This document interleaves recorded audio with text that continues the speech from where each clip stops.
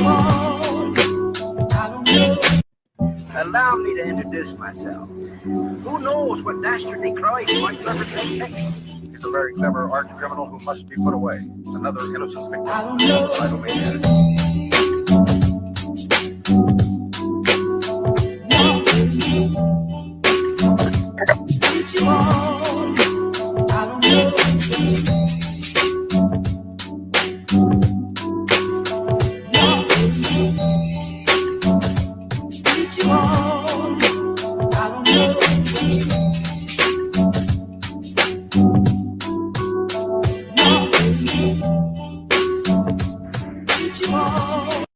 Allow me to introduce myself.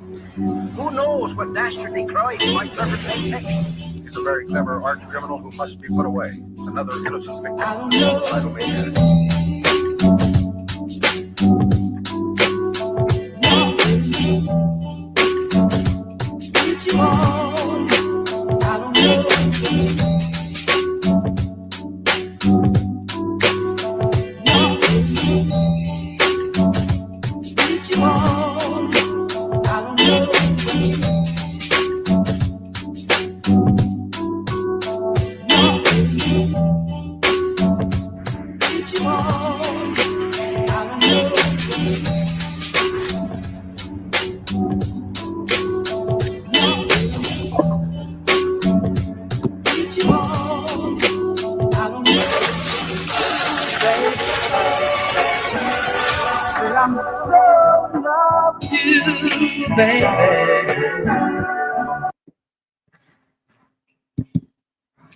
All right. Good morning. Good morning. Good morning. Good morning. Welcome back to YouTube World. I haven't been on here for 2 weeks. Actually went to Miami, and I went on a Sunday and I returned on a Sunday, so I couldn't do the show. All right. The first things first, man. Shout out to Mo. Let me actually put his face on the screen. A brother by the name of Troy Mason passed. He's the brother that taught me about the what do you call it, the Z Black card and all that stuff. He was the owner. He was the orchestrator. And I just want to give him a shout out because good or bad, whatever he did, he actually was an entrepreneur who tried to do something as a brother who tried to do something. And I want to give a shout out to Troy Mason. He's the one that did the whole Z Black card stuff and all that good stuff. And I want to say, my brother, rest in power, rest in peace. And I wish your family the best moving forward. All right, that's Troy Mason. All right, and of course, with so-called bad news also comes good news. I want to let you guys know that my youngest child, is the #1 spelling bee champion in this entire school. When I mean #1, I mean numero uno. I mean, like, he won the competition. He's the best speller at 9 years old in his entire school. Let me just play this part right here. This is the kids and his class who had like his cheering squad who was cheering for him, and that's the title in his hand right there. Hold on, let me see if I could get a video. Here's a video. I think this is a video. Well, how he won? Well, actually, him and the gentleman in the competition is going to represent the school.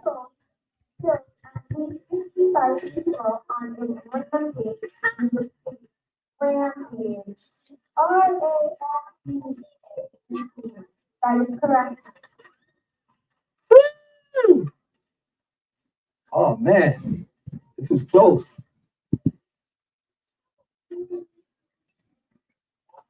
Let's call it a time and it. Are ecological superheroes filtered up to 50 gallons of water a day. OYTERS. That is correct.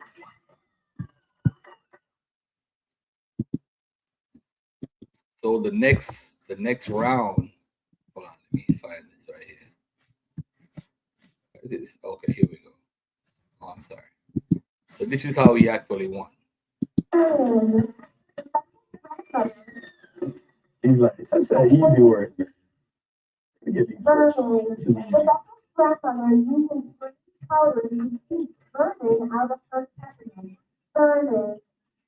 B-E-R-N-I-N. Woo! Woo! Boy, good. Laurel. One more Laurel was added to Danny's Rose collection when he was voted the basketball team's most valuable player. Laurel. Moral. Correct spelling of Laurel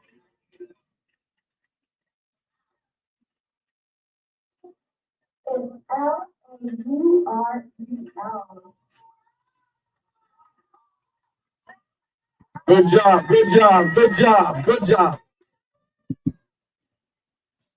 Wait, don't even say that. That's right. Talk about it. The spelling bee champion is Amir Reed.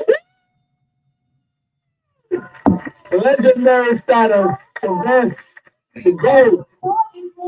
Look at my boy. Look at my boy. Look at the GOAT. Look at the GOAT. Oh, man.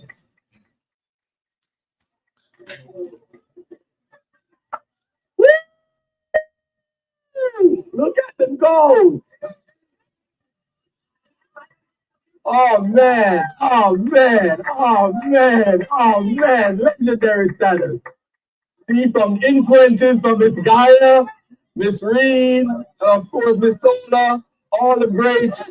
They came out to see the GOAT. I'm practicing for you.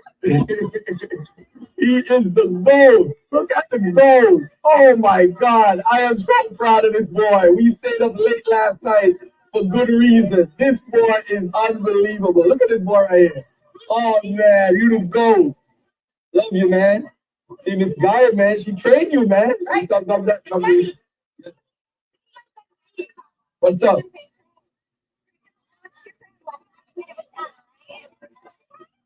Oh my God. Look at you. Never underestimate the GOAT. This is Amir Reed, the champion of all champions, the #1 speller in his school, PS68. Oh, this is amazing. Wow, you are the best in your school. Look at this right here. Look at this, look at this, look at this. PS68 spelling bee champion. Wow.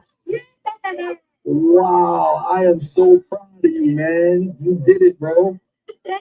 You did it. You did it. You did it. And you said this morning, you said, Dad, I'm spelling enough words, man. They thought you wouldn't win, huh? But you did it. And guess what? You're gonna represent the school. Let's go with the Miss Berlin.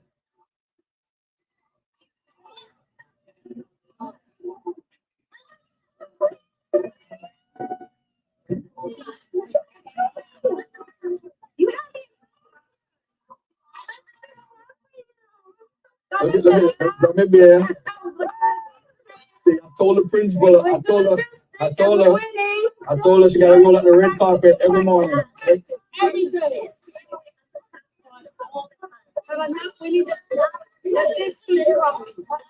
Listen, every day you come to school, y'all gotta have a red carpet with gummy bear, green red carpet with gummy bear for my son.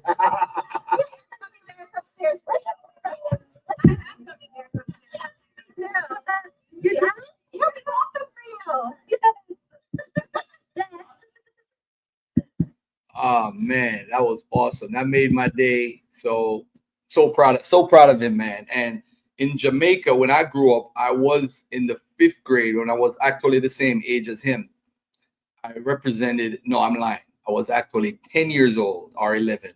I represented Calvary Prep because I was the best speller in prep school at Calvary Prep. And I came 3rd in the entire country of Jamaica in spelling bee. So it runs in the family. I am a good speller. I am definitely a good speller. And he's good. All right. Congratulations to him. But anyway, let's move on from the that to whatever. And I want to tell everybody, listen, man, whenever you watch Garfield's channel, everybody's right, but nobody's wrong.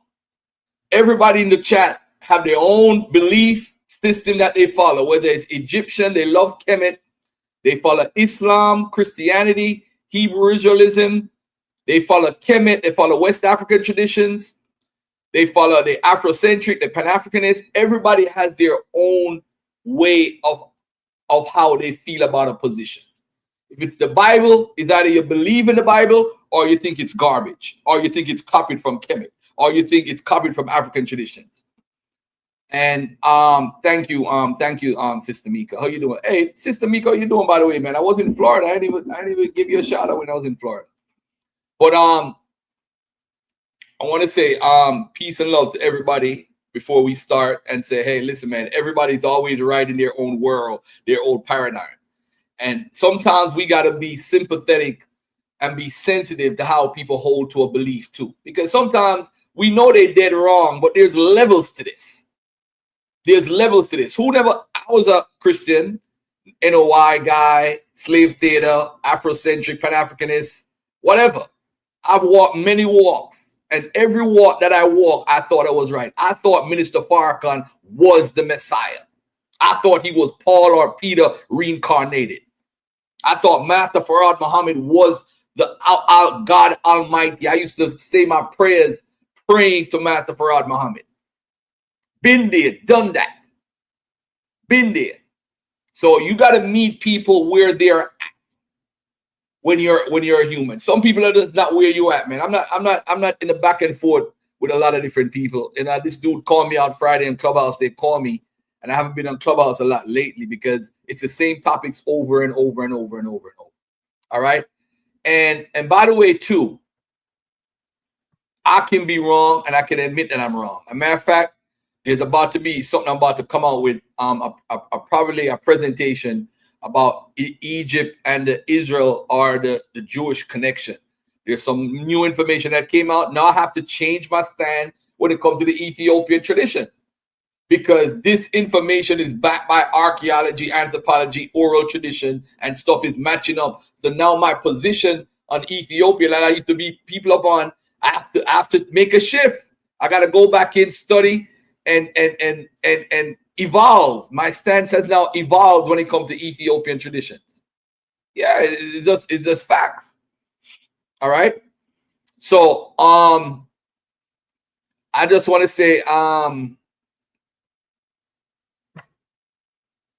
just want to say to everybody out there, you got to meet people where they're at.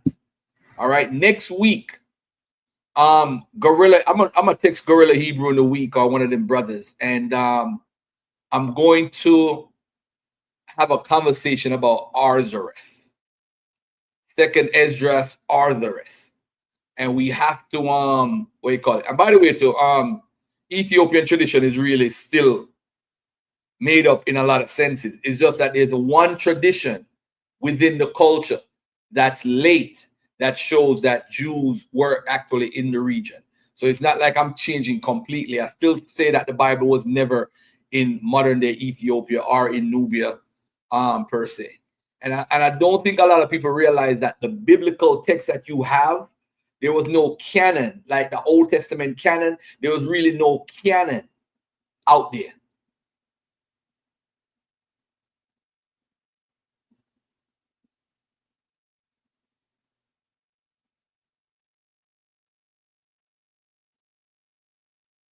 Yeah, that's my son. Yes, that's the same one. I always want to speak to Thunder. Shout out to my brother UK, by the way, man.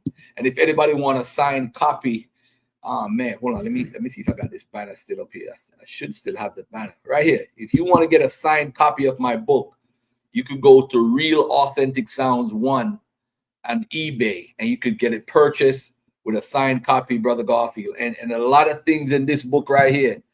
Matter of fact, let me put it on the screen. Put it on the screen properly. A lot of things in this book here is what I use to dialogue. And I don't think a lot of people know Arzareth. That word Arzareth is a compound word. It's two words that made up Arzareth. The person that invented that concept of Arzareth combined two words from Deuteronomy to make it one. So Arzareth is really a word that represents another land. but they talk about it in Second Ezra like it's a literal place. So what happened is my Christian Hebrew Israelite brothers like to use Second Esdras as a reference. Say, hey, they came to Americas and all that stuff. All right.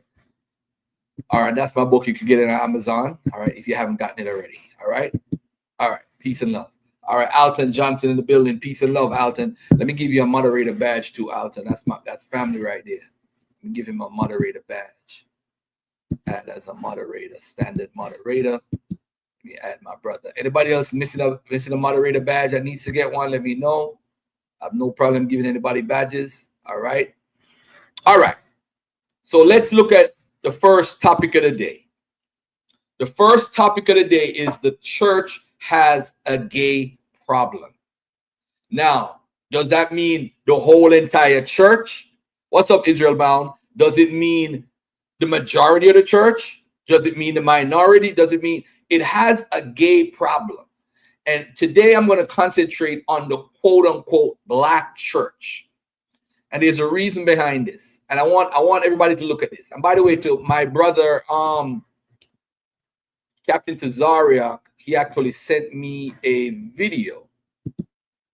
And I'm actually going to play some of that video because somebody tried to infiltrate a Hebrew Israelite camp, a transgender.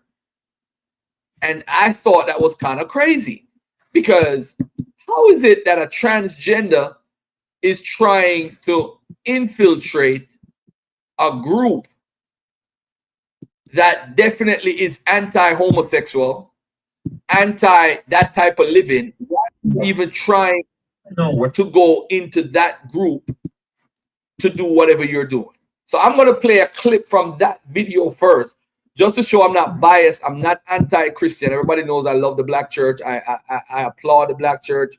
They're the reason why I'm in America today. So I love the black church, and they're the reasons why we're actually free. Because the black church in Jamaica were the stompers, the one that have in 1831 with Paul Bogle and all those different heroes that we have who revolted and used the church as a pulpit to inspire humans to do what they did in Jamaica. And the church did the same thing here, whether it was Nat Turner, whether it was Denmark VC's movement, whether it was David Walker, whether it was Moses Dixon. It's still the black church. You got to give them their props. All right. I hear a lot of people saying, hey, we should stay in segregation. And I used to teach all this stuff when I was in NOI. I used to teach all this stuff about we should still be, we was better under separation or segregation. Really? If we was in segregation, do you think Garfield would have been on YouTube right now? Captain Tazariak, all these Hebrew Israelites that got thousands of subscribers, you'd even be on TV. You had to be an entertainer to be on TV. So if they had YouTube, do you think you would be on YouTube with a channel if there was segregation? Come on, we got to stop this foolishness, man. All right. And by the way, Mr. 707, I was never an atheist. Never. I've never called myself an atheist.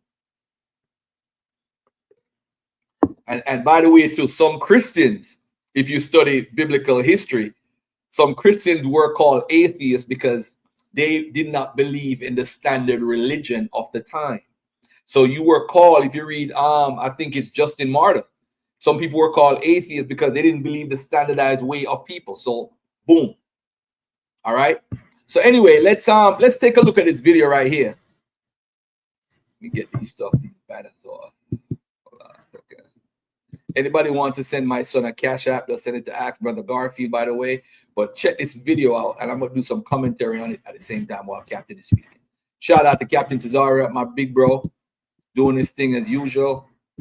And he made a video about it. I don't know. I didn't see any other camp make a video about it, but I want y'all to check this out. All the brothers down here, Shapat, Malak, Wav, Gabawar, Tyler Doc. If I forget your name, I do apologize. It's a lot of brothers down here. My right-hand man right now, big up to 144, Captain Cod, always rocking and rolling. The Body Buttercream, fourth dimension is popping. Appreciate that. What I'm going to talk about today, right? So I had got a call. I had got a text. This was, I'm going to give y'all the best timeline that I can on this subject, right? And so I was hit up.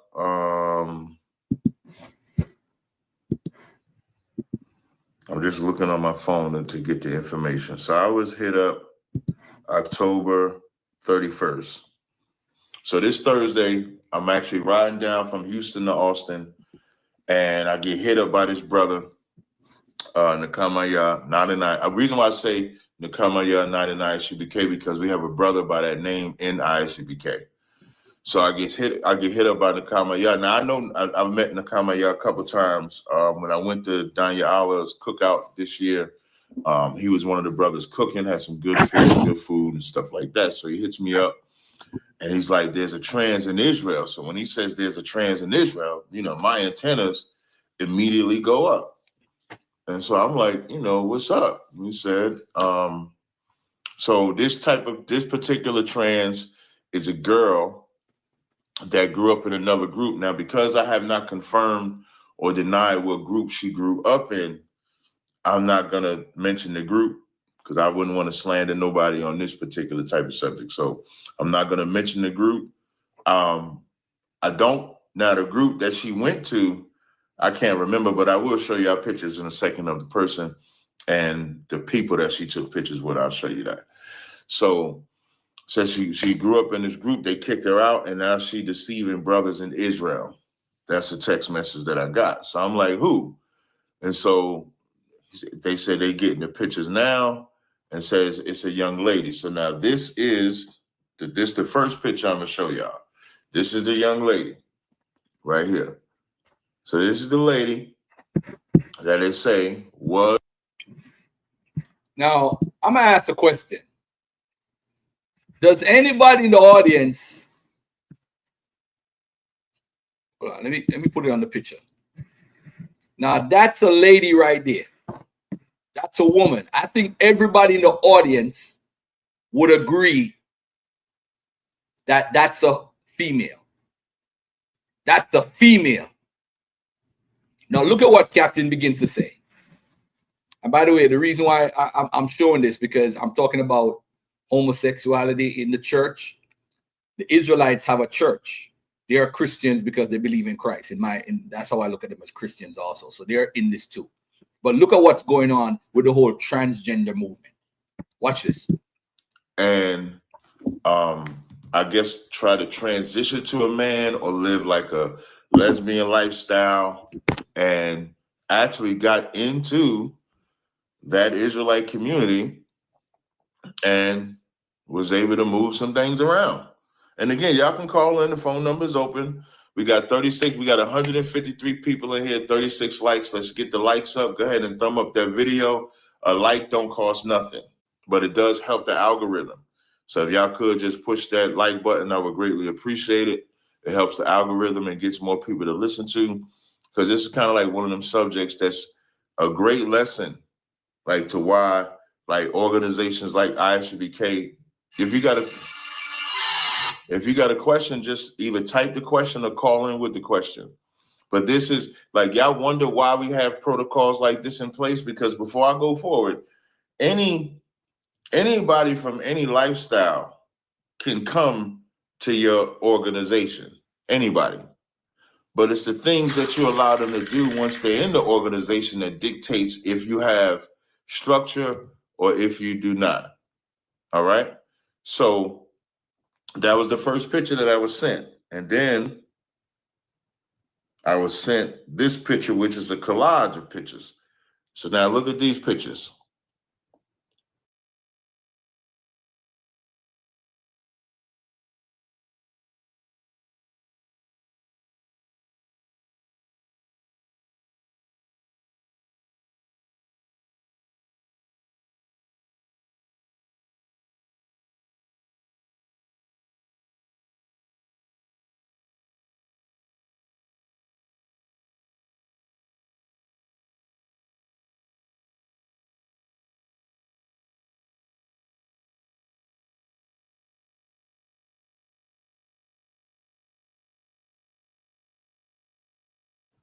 So this her right here is the same her right here, is the same her right here, is the same her right here, is the same her right here. Look at that face, look at that right there. This is the same person. This is all the same person. That's this person right here. Now, when I'm hit with this here, you know, and so I'm gonna tell you how I'm explaining. So I'm breaking it down, like what you mean by trans, and then this is the group.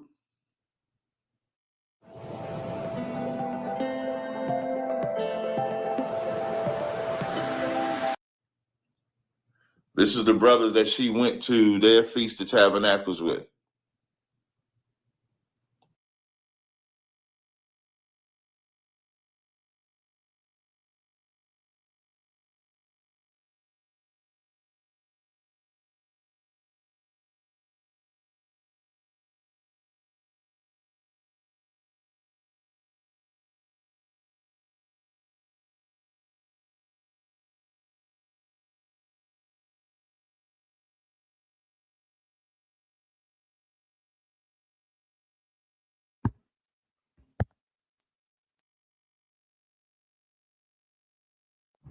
All right.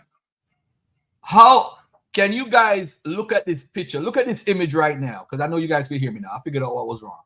How do you miss this?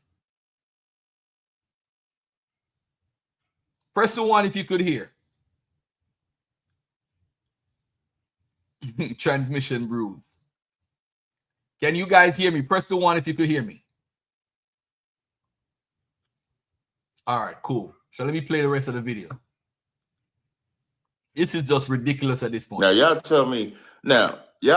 Maybe I'm tripping. Now maybe I'm tripping, but I'm a zoom this picture in.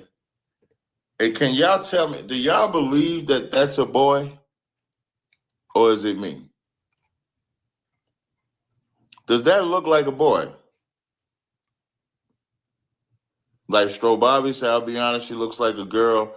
Like, look at this picture right here. Now, y'all tell me, how did y'all believe that that's a boy? That's not a boy.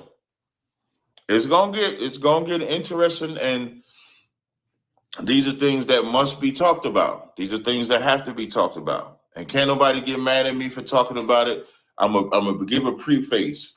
I remember when, and people still bring this up to this day, I remember when Will Smith slapped Chris Rock and Gentleman Hyman gave a hypothetical 2-part class about what Chris Rock should do, and everybody and their mama talked about it. When I'm saying, so now, that's the one picture I showed y'all. You can clearly see that that's a woman. Now, if I scroll, that's the collage. Now, that's her. That's the girl. Hold on. Let me see. Oh, I think I went the wrong way. Hold on. Look, that's her. And listen, this woman came to their Feast of Tabernacles with another woman. Right? I'm going to say it again. This woman came to their Feast of Tabernacles with another woman.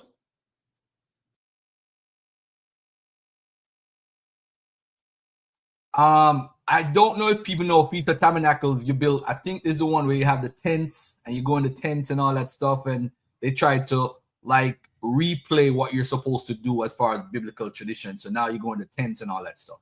All right. Yo, look at great job by the cat, by the way. But check this out. They went together as wife.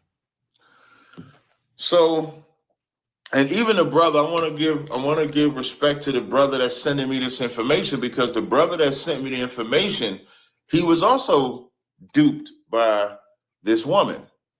So what do I mean when I say duped? When I mean by duped, this woman was allowed to infiltrate through Clubhouse. From what I'm told from the brother, the sister, I'm gonna say sister. I'm gonna try to, if y'all get confused, because of course when you start dealing in the transgender world, I'm just gonna say girl. But when I flip, if y'all get confused, just let me know. So this girl comes through Clubhouse.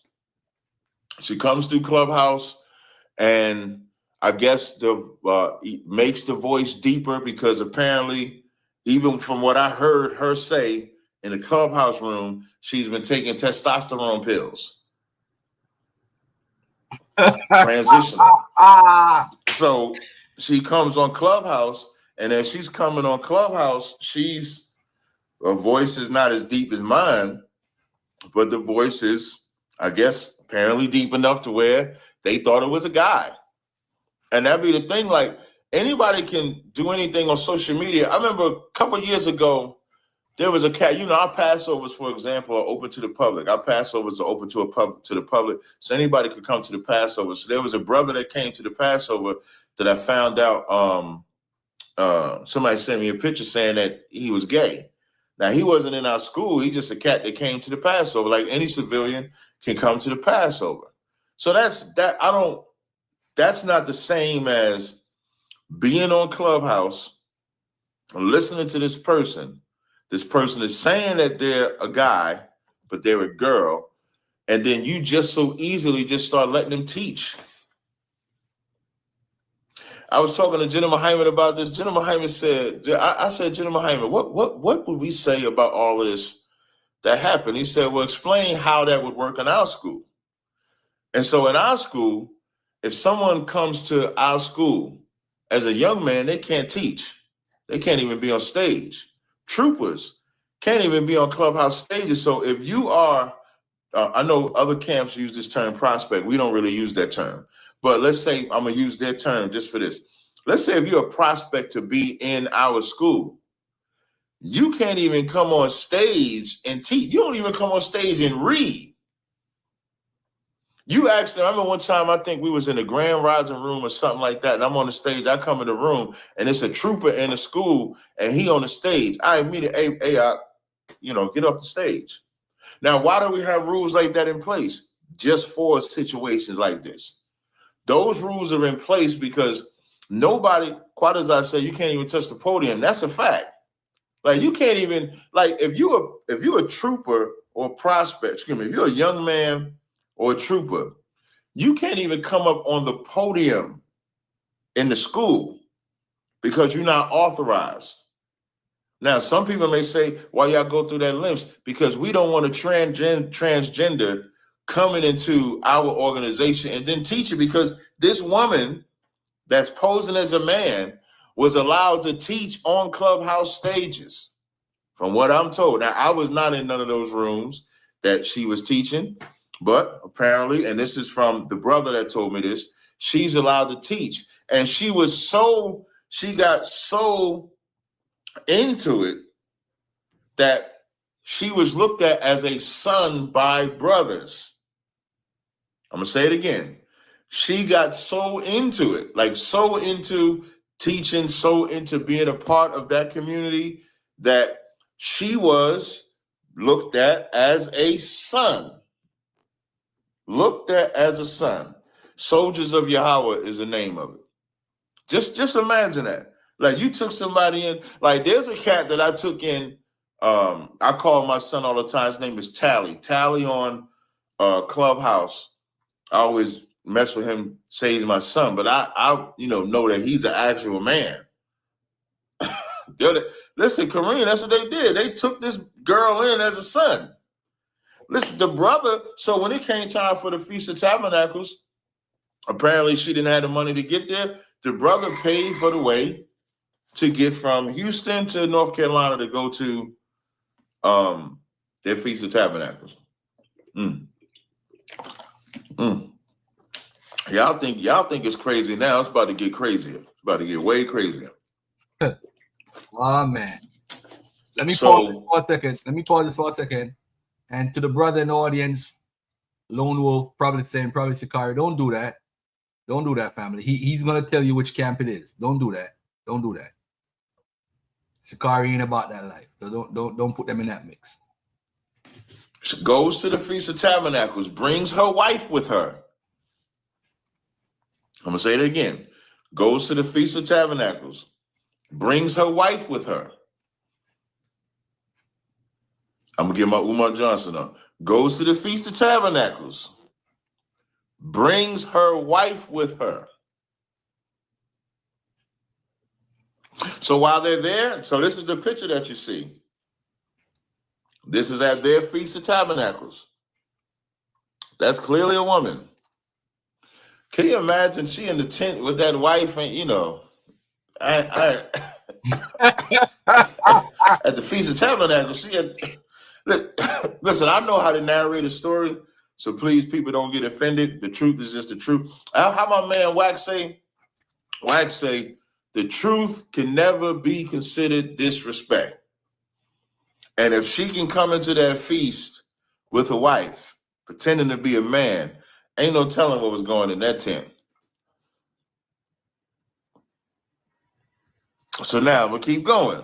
So then they get so the brother told me they called him saying that, yo, we think this is a we think this is a girl. Here's where it go left.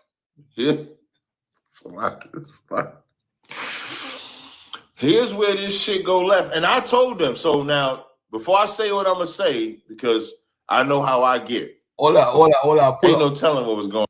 Pull up. Listen to Captain carefully. I didn't hear this part yet, but my homegirl Mika in the chat said, wait till they're trying to see the D.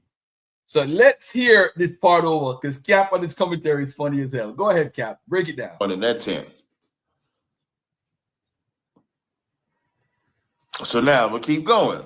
So then they get the brother told me they called him saying that, yo, we think this is we think this is a girl.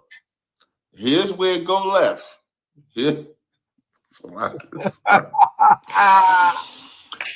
this shit go left. And I told them, so now before I say what I'm gonna say, because I know how I get. Before I say what I'm gonna say, I'm gonna jump ahead. So they had a clubhouse room about it, and a lot of people took issue with the method that they did to try to resolve what this person was. Was this person a man or was this person a woman? Right? And so real quick, before I get into this, we got 86 we got 252 people in here. Let's get them likes up, please, when you come in, because what I'm about to drop is a doozy. So if you haven't thumbed up the video, if you haven't liked the video, can you please like the video, because it helps the algorithm immensely. It helps more people see the video. So if you got love for your brother, let's go ahead and thumb up the video. Let's go ahead and like the video. I would greatly appreciate it, right? So now, look at that. Jump right up to 102. Shout out to y'all, man. If I can get up to about 250 likes, I'll do a 50% off sale. That's going to be crazy if we get up to 250 likes. So now, look, Black Dazzle said, I'm afraid to hear what you're about to say. Y'all, it's about to get, when I say it's about to get insane, it is about to be absolutely insane.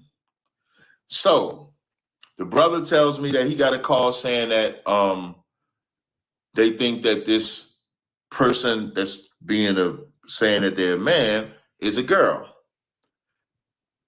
So the first thing they did,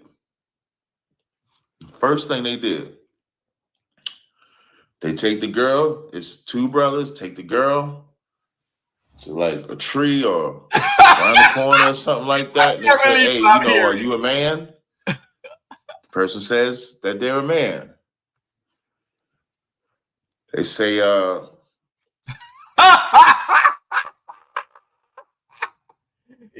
this is hilarious, yo. They take her out to a tree and say, you a man? Yeah, I'm a man. You're going to have to show us your rod. You got to show us your rod. Do you own a home and are still paying for electricity? You could be missing out on free government assistance to go solar. Most people don't know this, but You can't make this up. Around the corner or something like that. And they say, hey, are you a man? The person says that they're a man. Yo! They say, you're going to have to show us your rod. Yo! I'm dying. Yo, who's going to come on stage and laugh with me, yo? Come on, yo. That's what they said. Yo, let me pull it back. First thing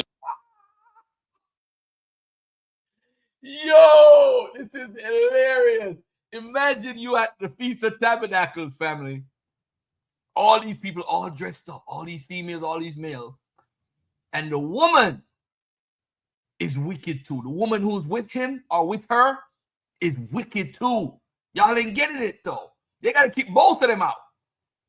Because the woman knew this. So when she went in that tent, what was they doing?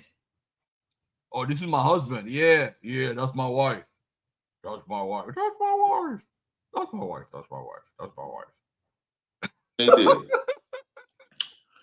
They take the girl. It's two brothers. Take the girl to like a tree or around the corner or something like that. And they say, hey, you know, are you a man?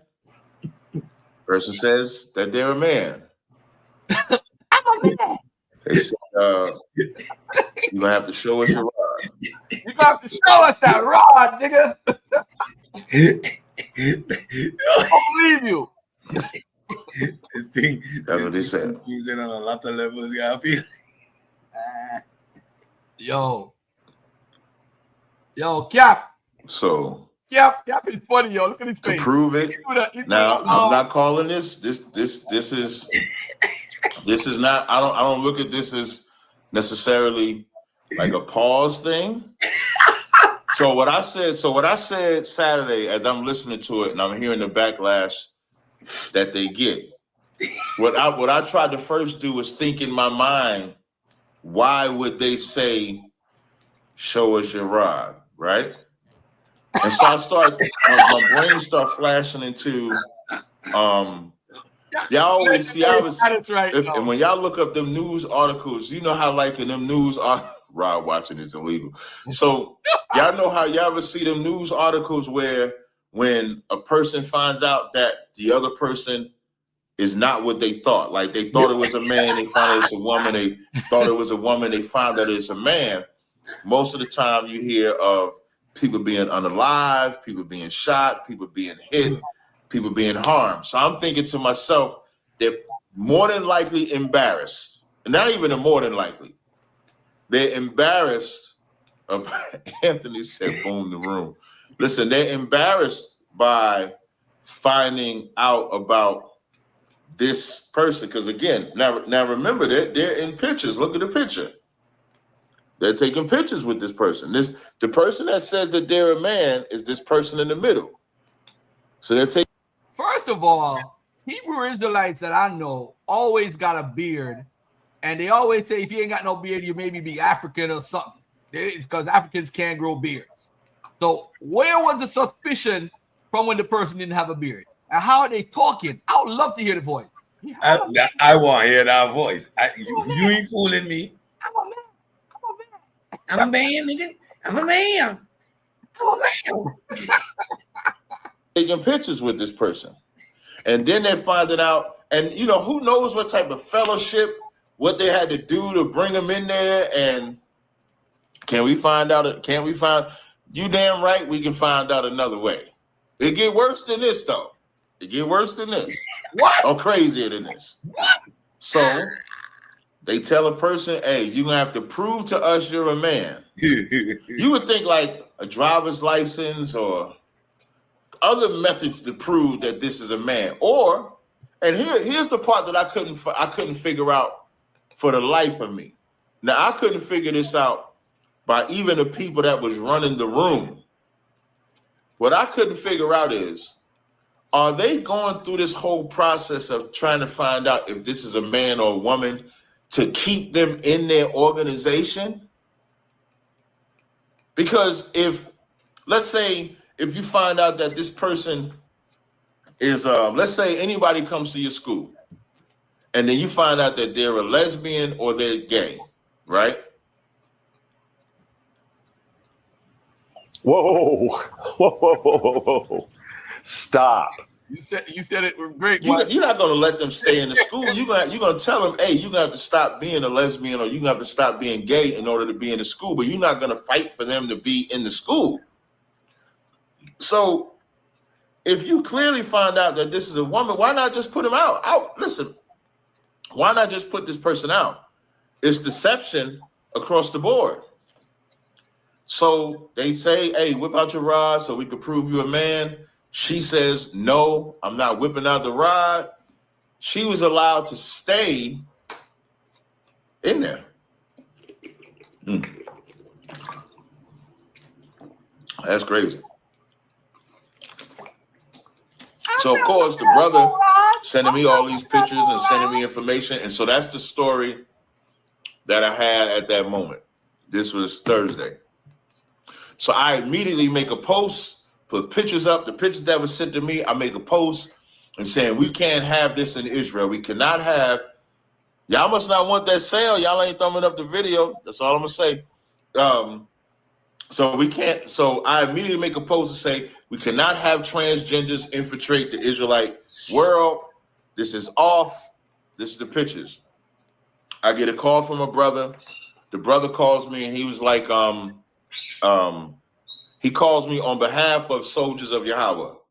And so he calls me and he says, listen, Salakia, Cap, the brothers is investigating this story. They're not sure if this is a scenario of a man.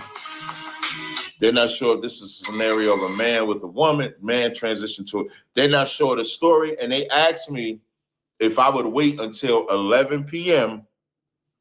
before if they asked if I could take the post down until 11 p.m. as they try to work out and get to the bottom of the story. So I said, fine. I said, if y'all want me to wait till 11 p.m., I'll wait till 11 p.m. So because I was on Central Standard Time, I actually waited till 12 p.m. And then I put the story right back up. And then the only other person I saw that did a story on the subject was Inside the Nation. Oh, let me get their channel. Let me go ahead and plug my brother in. Inside the Nation. The only other people I saw that did a story on this was, hold on.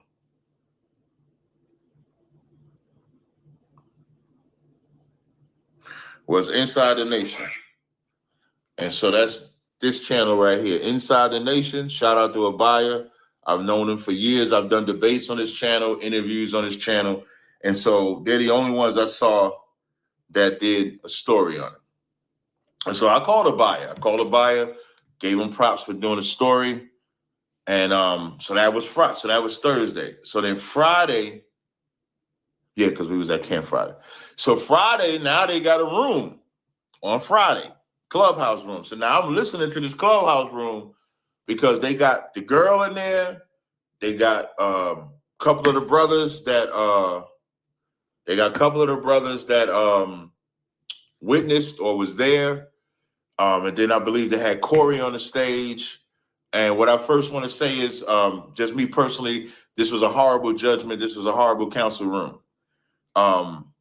It was not run. I don't know. It just wasn't run properly to me. That's just my opinion. The room wasn't run properly to me, and I'm not the only one of that opinion. The room could have been a lot better. Everybody's not a judge in Israel. They're not. Everybody's not a judge. Everybody's not a counselor. And what this should teach everybody is Clubhouse is not the truth. Clubhouse is a place you can go. Clubhouse is like any other social media place where you go to try to find where the truth is at, but it's not the truth. Just remember this. This person was allowed to go on Clubhouse and then just start teaching. And then y'all went into the rooms and listening to this he teach y'all the Bible. Just think about that. Like I said, when I talked to General Hyman was like, how would this work for y'all? General Hyman said, well, how would this work for us? I said, well, if a brother or sister come to class, they here to learn, they don't teach, they don't do nothing. You sit in class. There's a structure. There's an order. There's everything. That's what you do. We ain't never had no crazy nigga teaching on our stage. Teaching in our room? Hell no. Thought they was trying to settle the issue. And that's the problem. My damn throat itchy as hell, man. Why she teaching? Where my book bag at? Oh, it's over there. So as I'm listening in the room, now the story this lady gave was that she was a hermaphrodite. What? Hold on. Let me The stop. story this lady gave Let me stop. Let me stop. was that Let me stop. So what do you do in a situation like this? In my Big Daddy Kane voice, what do you do in a situation like this? What do you do in a situation if it's literally if the person is a hermaphrodite? Because I don't know what he's about to say. I didn't watch the whole video. If the person is a hermaphrodite, what do you do? Make them take a. Make them do what, Sabio? Make them take a Yerrick oath. Yo, you funny. Israel bound. What do you do if the person is a hermaphrodite? Man, I would almost say I agree with the brother. Like that's wild. You know what I'm saying? Like no. I went to high school. You can't make. Let me say this, Garfield. I'm not saying make them take anything or whatever, but you know what I'm saying. You would have to go within yourself to see what that means. What that means to you as far as you and God. Like I couldn't even decipher what you're supposed to do about that. It says as far as like you know what I'm saying, you have to, because usually what happens, I think with hermaphrodites is either one organ or the other is non-functional. But in a situation, right? I went to high school in Jamaica with a hermaphrodite. And we used to tease him. I seen Pottinger. His last name was Pottinger. I don't remember what his first name was.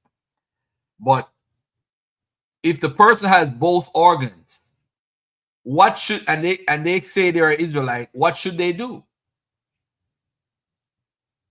Yeah, Lone Wolf. No. Hold on 1 second. Lone Wolf, I don't know that.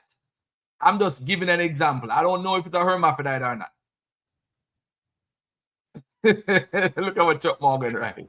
When you have these cases of ambiguity, and I don't know if she's a full-fledged hermaphrodite that has both organs or on the spectrum of sexual ambiguity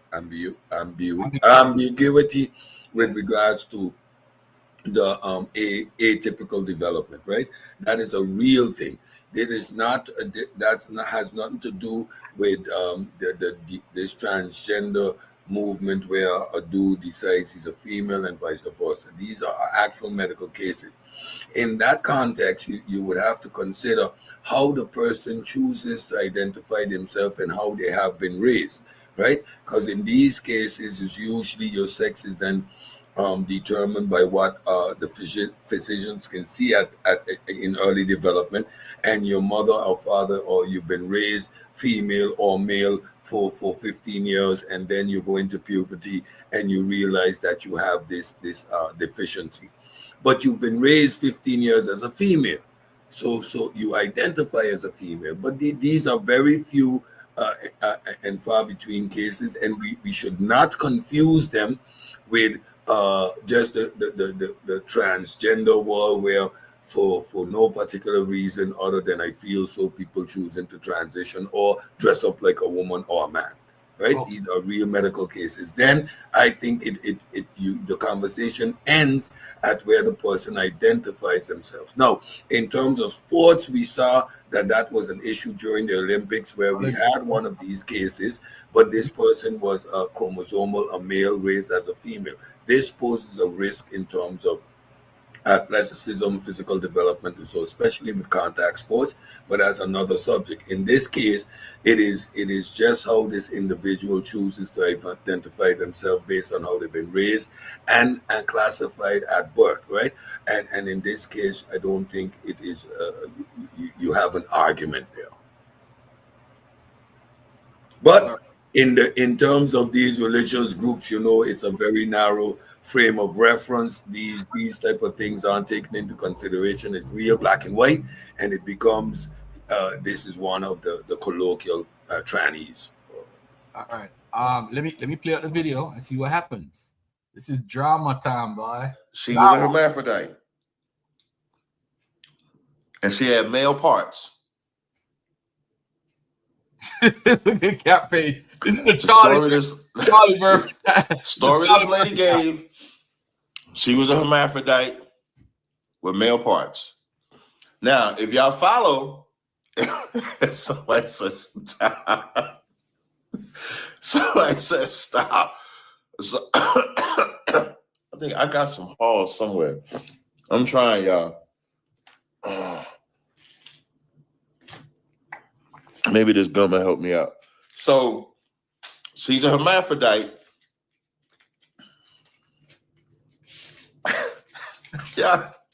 Y'all couldn't have did this, y'all. I couldn't have did this, y'all. I couldn't. Lord be with them brothers. That's all I'm gonna say. Lord be with them brothers. So she said she was a hermaphrodite, but she was born with the male parts. Now, what I needed to look it up. I'm gonna look this up now. Hermaphrodite. You could tell I'm that. gonna look up the percentage. You could tell they don't know what a hermaphrodite is, the person, that girl, because she's trying to say she deserved to be in the camp, but she's a hermaphrodite with male parts. Why would you say a hermaphrodite with male parts? We already know a hermaphrodite has male parts and female, unless there's something I don't know genetically as far as, I mean, you wouldn't even be considered a hermaphrodite if you don't have both parts. Am I correct? Yeah, that's right. That's exactly right. Why would she say with male parts? So if that was the case, you should have showed them your rod. Uh-huh. So hermaphrodite. Rod go. Here's my rod. Yeah, hermaphrodite is a special one of these cases within the spectrum where you physically and visibly have both from birth. Maybe one or the other underdeveloped, but both are physically there. So you wouldn't need to mention that you have a penis because you're hermaphrodite, which means you have both parts being visible. So to say I have a penis, now you're making me question if you're accurately describing the situation. Or you're right. But the person is saying I'm a hermaphrodite with a penis. That person is flim-flamming. They don't know. They don't know what hermaphrodite is. Right, and making it up. Right, so exactly. How you could be diagnosed with that syndrome and you don't know what it is? I don't think Cap knew that. That's why he said, "Let me read it." All right, let's hear this part. Nah, he said, "Let me look up the percentages of them, like how many of them there are." Right. Hold up. If you own a home in Westchester County or upstate New York, you could get the latest solar panels installed at no cost. Now, I'm not saying this is free, so let me. I'm trying to see, like, what's the percentages of hermaphrodites being born? Hermaphrodite percentage. Let me see. Experts estimate that up to 1.7% of the population are born with intersex traits. 1.7. So it's like hitting the lotto. But that's what she said. So she's up there talking about she a hermaphrodite, but she was born with a rod, but she looked more feminine than masculine, saying the father rejected her because he didn't want to accept her as a he, and because she looked like a she. And so he comes into the Israelite community, the Israelite truth, and she leaves the Israelite truth in like 2019. And as she leaves the Israelite world and goes into the world, where do y'all think she went? She went into the community as a transgender. So the question that they asked, and this is what I mean when I say I don't know, it's 1.7%. Here's the number right here. You see that? 1.7%. You know, so it's funny that Cap would refer to a scientific article. And when you ask him about science, we don't mess with the white man science. It's funny in this situation, they run to the internet and Google something to get a scientific study. But when it comes to science or genetics and stuff, we don't believe in that. We got to be careful, man. I would say if it's a hermaphrodite, obviously it's a small percentage. I wouldn't even have to look it up. I would say it's a small percentage. I've met one person in my lifetime or encounter one, and that was in high school in Jamaica. And we grew up together from first form to fifth form. So I knew him for 5 years. And he went to a boys' school. He went to a boys' school. So you take that. I want you to remember. I want you to remember that point for when you drop the video, man, about science, Garfield. I want to speak on that for a second. Go ahead. All right. Let me All right. She leaves and goes into the transgender community. So they ask her, so who this says, who cares? That's his business. It's a her. The reason why it became the Israelite community's business is because she came into the community as one thing, trying to be one thing, but she was lying. So we'll keep going. So they asked her a question. They say, well, when you went into the transgender community, was you going as a man transitioning to a woman or a woman transitioning to a man? What do y'all think she said? First thing she said is, I went as a woman transitioning to a man. So at that point, judgment is over. And immediately when she said that, she was like, hold up, wait. What did you ask me again? Because she knew that she messed up when she said that. Mm-hmm. She knew that she messed up when she said she was a woman transitioning to a man, because she told them Israelite brothers, look, Tekoa said, damn, I'm confused now. Because she knew she told them Israelite brothers that she was a man and born a man. So now you can't say you're a woman transitioning to a man. And then the other thing I wanted to type in, do hermaphrodites, hold up. Yeah, how you talking about transitioning if you're hermaphrodite? There's no transitioning required. It was all a scam. It was all a scam and a sham. So she exposing herself.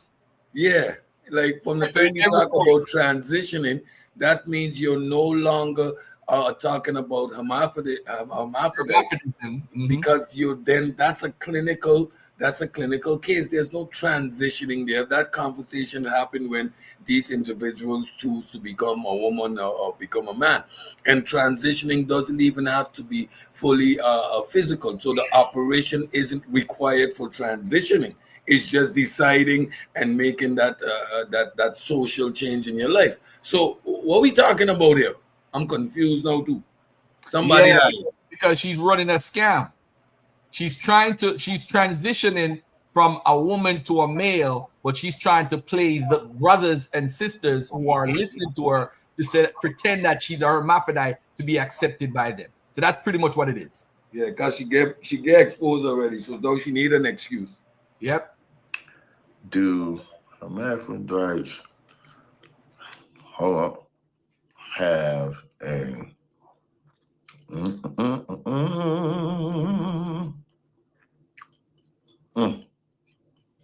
It says, do hermaphrodites have penises? It says no. Intersex people have a wide range of variations in their genitals, and not all intersex people have penises. Genital variations. Some intersex people have both ovarian and testicular tissue, while others have atypical genitalia that falls outside the male-female categories. But this is what she said. So, yeah, y'all ready for the doozy? So the whole time they try to get this proof of if this woman. So apparently they talked to the father, but they don't ask the father. So they claim that the father was in the Israelite group. And again, I'm not going to say the Israelite group, and I don't even like. Excuse me. I'm not going to say the Israelite group because I don't have proof that this person was father is in the Israelite group. So I'm not going to do that. So they, but when they call the father, they never ask the father if he's in said group. And the way they replay it, it's like was a setup. So I'm not even counting that. I don't believe that they ever actually talked to the father whatsoever. And then also some of the sisters that's in the chat, I'm looking at the sisters in the chat, and the sisters are saying that her wife saying that she's gay and she's a lesbian. So I'm still like the whole time, like, well, like, what are we sitting here for, man? Just ostracize this person. We ain't got to deal with it. It was embarrassing. Yes, it was embarrassing, but why keep going? Just let it go and just move forward. Brother comes in, so brothers start coming in on the stage. And a brother said, yeah, I saw the video. Huh? Video. So I'm like, video? Hold on. What's the video? There's a video? Hold on. Brothers and Hold on. Before I play the board. Hold on there, Mika. There's a video, Mika? There's a video? Hey, Keon, what's up, Keon? You want to say something real quick? What's good with you, man? It's been about a month. I ain't seen you in a minute. How you doing? Peace and love, man. Good to see you, brother. Peace and love. Good to see you too. Yeah, to the whole situation, man. I mean, I ain't gonna lie to you, man. If she was really a hermaphrodite and we was in biblical times, she would have got stoned. I ain't gonna lie to you. They would have did her like in 300. They would have threw her over that cliff with all the rest of the kids. It wouldn't even be. That's probably why there is no mention of hermaphrodites in the Bible. Unless I'm wrong, I don't know. But anyway, it just ain't no mentions of those because it's just that would be seen as an abomination. She would have got thrown over that cliff. No lie. But why? What would be the reason though? The reason, okay. Biblically speaking, what would be the reason? Okay, biblically speaking, there is no reason. But the reasoning why is the people who believe in God themselves. They believe He creates human beings perfect. All this other, it's good, yada yada yada, from Genesis 1. So for them to see something that's out of the ordinary would be seen as something as being imperfect, something not made by God. So that's why they would. But how would they know though? They don't. they don't. Because I'm sure hermaphrodites existed. As a matter of fact, I'm gonna Google it after the video. I'm gonna Google it and look at the wiki article because I'm sure in history somebody talked about it. Somebody talked about it. And ancient Near East. But thanks for that piece of knowledge. I appreciate that, bro. Thanks for the honesty. Let me finish this video. We got 20 minutes to go, but boy, I'm trying to cut the video and I can't because he keeps coming up with more shit. Hold on, let me fast forward a little bit. Let me see where this video he gonna show. I know he ain't gonna. Hold on, let me see what he gonna show. Oh man, he got a lot of shit to show. I'm gonna play it out. I cannot tell this part of the story without ad-libbing. I'm sorry. So y'all gonna have to. So like when they say video, and I'm in the clubhouse room, so they say tell them about the video. So I'm thinking, okay, is they about to have a video where they was watching? Was it sex involved? Like is this a freak off video? Like what? What in the P Diddy shit is going on? Like what in the Diddy world? Just like me, is going on right now? What the hell is going on? I'm like, there's no way. Oh my God, yo! I might have to pause in a second to go get my halls. This is crazy. So I'm like, nah, there ain't no damn sex video. They about to it's either R. Kelly, Diddy, something a video. So the video. So at first she ain't want to say nothing about the video. Brothers ain't want to say nothing about the video. Then they like, nah, tell them about the video. The video is now. Remember, they asked her to whip out the rod at their Feast of Tabernacles.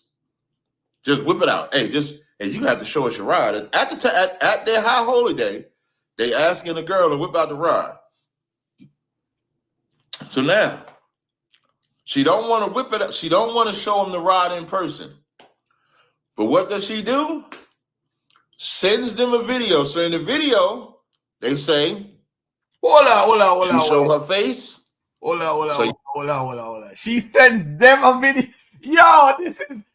This is better than any Diddy video, yo. This is crazy. What the hell is going on, Israel? She sends a video. Oh man. She do? Sends them a video. So in the video, they say, she show her face, so you see her face in the video. Then I guess she angles the camera down, and a rod pops out the boxer hole. Oh, What the fuck? Straight betting beats parlays every single time. Let me tell you guys why. Because when you have those 3, 4, 5 team parlays, you can't make this up. Yo, she show her face.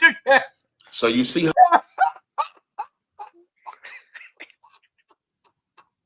Yo, you can't make this shit up.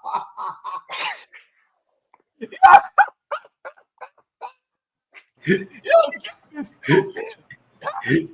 Yo. What did I just hear? I'm playing peekaboo. Yo,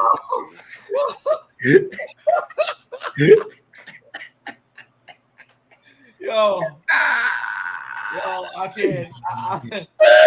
Oh my, Yo, And they had to watch it more than once, was Garfield. a wild hermaphrodites out there, I apologize for laughing, but this shit is hilarious. Garfield, you know they watched it more than once, man. That's what. Yo, I can't believe what I'm hearing, yo. What am I watching on Sunday? What it is going on in these YouTube kids? Yo, King Simon, big up to King Simon in the building, man. Yo, I can't believe what I'm hearing, man. What? I can't believe what I'm hearing. I gotta make King Simon a moderator too, man. So he can post we got something going on soon. Yo, this is bruh. I can't believe what I just heard. I can't believe it. Popped out. I'm somebody pinch me. I must be dreaming, yo. This shit is crazy. Man. I must be dreaming. This can't be correct. How? What the? Yo. The most manliest men, you know. Are you serious at this time? Yo, hold on. Let me call the Zariak right now, man. I can't do this, yo. I can't. Yo, hold up. No, I'm not even gonna call it. Let me finish playing the video. Let's go back to this again. Her face in the video. Then I guess she angles the camera down, and a rod pops out the boxer hole. What's up, King Simon? Yo, where did you get these people from, yo? I can't believe what I'm hearing right now. I don't know what the hell's going on. What in the name of rabbit holes is going on here? Yo. What part of the game is this? Mika, do I need to play anymore? You gonna torture me some more, Mika? Do I need to play any more of this? I don't think so. I don't think you need to play no more. Yo, I text Tazariak and say, what's going on in this video, sir? What it is going on in the what? Yo. I just wanted to play. Listen, y'all know me already. I don't play videos on my channel if I watch them. I watch the piece of it. Bruh. So the dude finally come show them. I'm confused. What's going on here? It popped out, Garfield. What you confused? It popped out. What pop out? Oh, Yo, they need to make a movie off of this shit, yo. This shit is crazy. Sometimes you just gotta pop up and show niggas. Exactly. And then you gotta. Hey, King Simon, what you got coming up, man? I know you probably got something coming up. What you got coming up? No, baby. No, I'm actually just, my new books and all that stuff coming out in 2025. So, I'm just chilling, man. I just came in because it was funny. And maybe they do need to do a movie about that. And then she lying on top of it. She trying to say how you transforming if you're a hermaphrodite? She killing her own self. Yo, you transitioning and you're a hermaphrodite. What you transitioning to? Then her girlfriend is switching on her, saying she's a lesbian, and they don't allow that in Israelite camp. So she already killing you already. Killing you. I would kick both of them out. I would have kicked both of them out. And the camp is stupid unless they lack members or something. Because why do you need these two people in your camp? It's too much controversy. It's too much question marks. You gotta ask, show me a rod and all. What are you talking about? Nope. Get out. Garfield. I remember when I was living in the Ansarullah community years ago.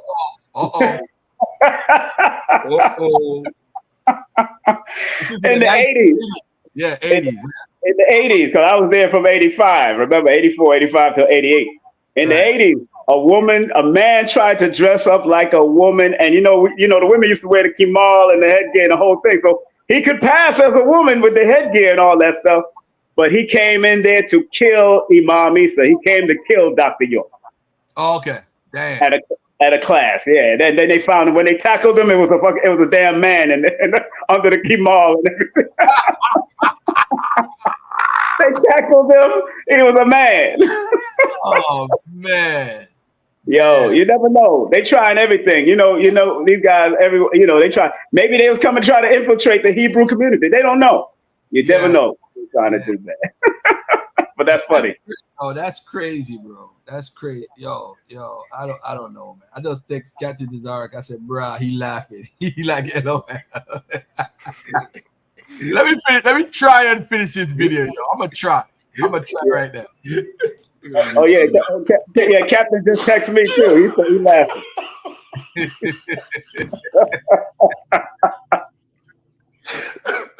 I'm gonna say it again. You gonna do what? I'm gonna try to say it one more time. Let me calm down. So they show so in the video they show a face right here. So they see that it's her. And then I guess she angled the camera down or reversed the camera, and boom, Rod pop out the box of holes. And so now we got Rodgate. Now we got Rodgate. Is it a Rod? I don't know. I don't the know. brothers come up on stage. They discussing the Rod. 5 brothers saw the video. 5. God. 5 brothers saw the video. And all of them like, nah, that don't look like no Rod to me. They know what a Rod looks like. Hold up. They know what a Rod look like. I'm trying not to laugh. I'm trying not to laugh, right?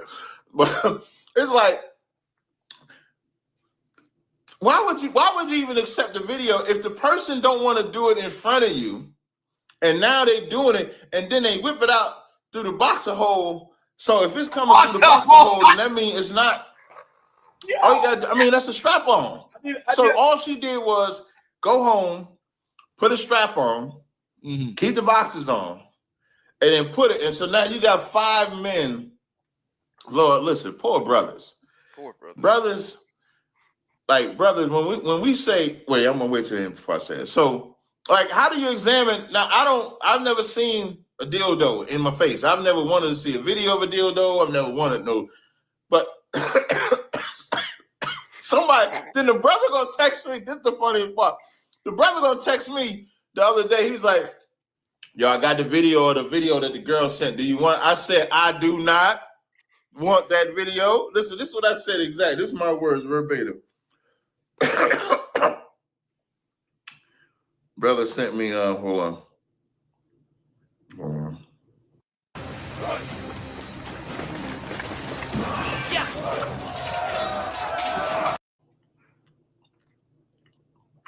He said, do not, don't send me.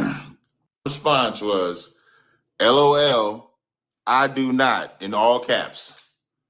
I do not. Don't send me that. I do not. You're not about to fornicate my eyes. Brother, you still can't teach. At some point, you'll get your officer's test. Even that's based on how we see you, because even as a trooper, you can make mistakes. There's a trial and error period. But when the leader doesn't vet enough, just think about that Feast of Tabernacles that they're keeping. You're bringing people outside in tents to live. You're bringing your children there. You're bringing your family there. You're bringing your wives there. You're bringing yourself there. And you're living amongst each other for a set amount of days. You're sleeping. You're in tents. Where's the security, Shamar, if this person really wanted to infiltrate and do some wild shit?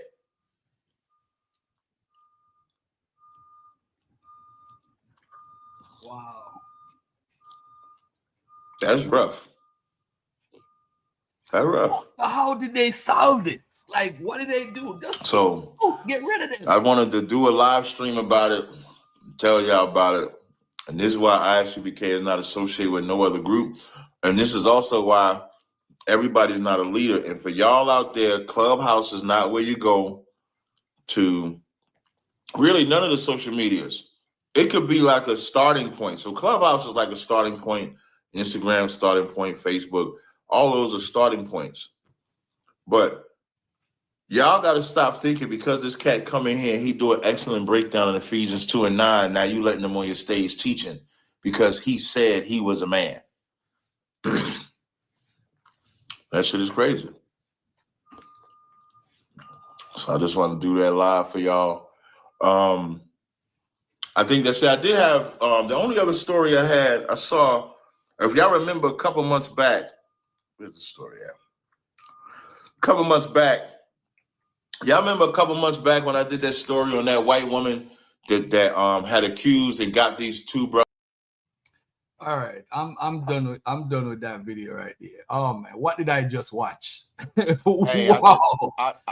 I just want to say that sometimes you gotta pop out and show niggas is diabolical. Yo, this shit is for real, for real, yo, for real. Bro, Now, I lost it. I couldn't even come back on. hey, before I play this next video,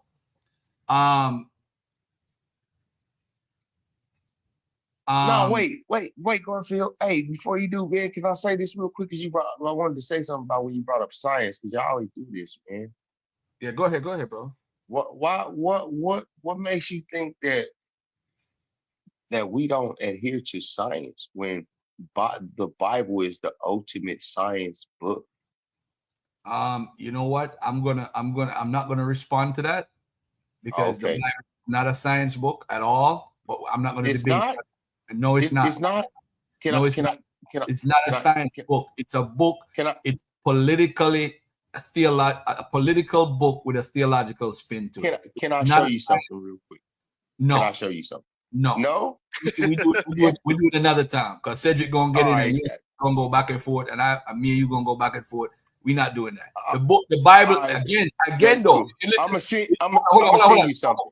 No, hold on. No. You don't have to. What I'm saying is your worldview is based on the Bible.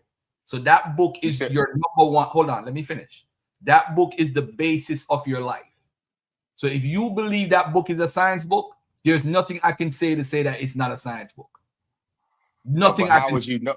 How would you? I've read the Bible for 30 years. It's not a science book. It's okay, can I ask you a question? That's not on there. Hold on. Listen. Okay. Do you listen? This is simple. It's the book that orchestrates your worldview. You want it to be a science book. The Bible is about fiction, bro. It's about fiction. It's about theology. It has some truth in it, and it has a lot of theological spin because it's trying to prove that they're the chosen based off of their worldview. That's all it is. The Bible being connected to us today is just totally way out there, but people believe that, bro. So your belief, your standard is that. All right, go ahead. Let me give one example and go ahead. Go ahead. Give me one example. Okay. So one example would be, the first thing is that in Proverbs 25:2, it says, it's the glory of God to conceal a thing, but it is the honor of men to search those things out. Right. So if you, for example, if you go to like First Corinthians. I just said one example. No, they told me Proverbs. That's obvious, not the example. Why we going to another? The example would be, for instance, circumcision itself, right? In circumcision, we understand that circumcision is performed according to the Bible on the 8th day, and that's for a reason. And due to the writings that we have from Moses being such a long time ago, when there was no medical journals and no medical fields and schools to attend to learn these things. So tell me how Moses knew on the 8th day that vitamin K12 produces at 100% along with prothrombin on the 8th day at 100%. Time out. First of all, and I'm just going to close the conversation by saying, first of all, we don't even know if Moses is real. The second thing is, whenever that part of the Bible was written, yes, it does make sense to circumcise on the 8th day. And by the way, there's nobody in my audience or anybody who's quote unquote a black Hebrew Israelite that got circumcised on the 8th day. We all got circumcised while we were in the hospital on the first or the second day, a decision made by the parent. No, that's not true. I got circumcised on the 8th day. I got circumcised on the 8th day. Hold on, family. I'm not even going to debate you on that. I'm not going to argue with you on that. All I'm going to say is most of us here in the world, where we're in the Western world, and by the way, the most of the world is not circumcised. So the people who are circumcised are normally circumcised the first and second day. In Africa, you get circumcised like in the Igbo culture. The women used to get circumcised, some of them. That's culturally. And the men, sometimes it happens on the 8th day. It could happen even when they're teenagers, depending on which tribe they're a part of. So it could happen in the first day, the second day, the 8th day, the 10th day, and the meaning behind even the circumcision is totally different in African culture. That's not true, Garfield. Let me. What is not true? Go ahead. Sorry. It's not true that you can circumcise on anything other than the 8th day. Because if you go to the hospital today, hold on. You're saying in the hospitals in America they circumcise you on the 8th day? Yes, they will. Yes, I have plenty of examples and proof of it. So what I'm saying is that, and they tell give me one piece of evidence of that. Listen, they tell you. No. Forget about everything that we talked about. But we don't know when Moses. Hold on. Circumcision on the 8th day is written where? Where in the Bible is it written? It's in the law. It's in Deuteronomy. I can't pull it right. I just asked a simple. I'm not even arguing, bro. Garfield, I am just asking. Hold on. Give me 1 second. Give me 1 second. All right. Now, Herodotus, who's a historian, he wrote that you guys got circumcision from the Egyptians and the Ethiopians, right? In his time period. That's what Herodotus said. He said the people in Syria, Palestine, which is the same thing as Israel, in that area. But I'm saying to you, first, hold on a second, bro. I'm just telling you what Herodotus said. Relax. He's writing in the 4th century or the 5th century BC or the 4th century, whatever he's writing. And he's saying that circumcision was given to the Israelites at this time period. Now, in the Levant region, Egyptians used to circumcise. Phoenicians or Canaanites also used to circumcise. In fact, if the Egyptians caught a slave and the slave was circumcised, they would get treated better than people who were not circumcised. In fact, they would cut off your hands if you weren't circumcised. The Egyptians did that. That's on record. And this is in the New Kingdom era. All right, this is before Israel even existed. So circumcision was done by cultures around. Herodotus says that the people in the Syria-Palestinian area got circumcision from Egyptians and Ethiopians. Now, as a Bible believer, you're like, nah, Moses gave us that, but we don't have any evidence that Moses existed. So this is why I'm saying to you, your Bible is a political book with a theological spin to it. That's all it is. If you want to believe that they knew science at the time, that it's on the 8th day, go ahead and believe that, bro. I can't tell you nothing that's going to convince you. Nothing at all. You asked me to tell you where it was at in the Bible. Now you're going to something else. It's in Genesis. It's in Genesis what, my brother? Genesis 17:12? Genesis 17 and 11, 12. Leviticus 12:3. Okay, thank you, my brother. All right, let me get to this video real quick. And before I play this video, let me just say this. When I say the church has a gay problem, I think people who are gay are trying to infiltrate the church. I don't think the church supports homosexuality, but you do possibly have down low brothers who are trying to implement their nasty lifestyle onto other people in the name of God. So let me just make it clear. I think it's a minority, but at the end of the day, the church overall doesn't support homosexuality, but there's some people trying to change the whole feeling of the church. I accept you as a crook, I accept you as a thief, I accept you as a robber, so I accept you as you are. So if you're a homosexual, you could join my church, but I'm going to try to join your church and try to make you accept my lifestyle when it's against the way of what the Bible teaches. So I don't want nobody. That's a lot of churches in America. Hold on, brother. Hold on. So yeah, you have some Roman Catholic priests. You have what they call it. But let me just play this video and then we could come in, have commentary on it. All right, let's just check this video out for a second. All right, and then we could comment. And for the record, I am totally against that lifestyle, but I'm not against somebody being that, that's just their choice. I'm just not for that type of lifestyle. That's just me. I can't speak for nobody else. A follower of Jesus because you do not follow the ways of God. And I'm telling you that in love. You can't say you love Jesus and you love sin at the same time. My name is Vermey. I am 24 years old and I am from Atlanta, Georgia. ATL. Yo. Don't you got a YouTube channel? Yeah, I do. I'm a content creator. Wow. You know this kid? Yeah. You I sent you a video of him. You young guy got married recently, right? Not too long ago. Yeah.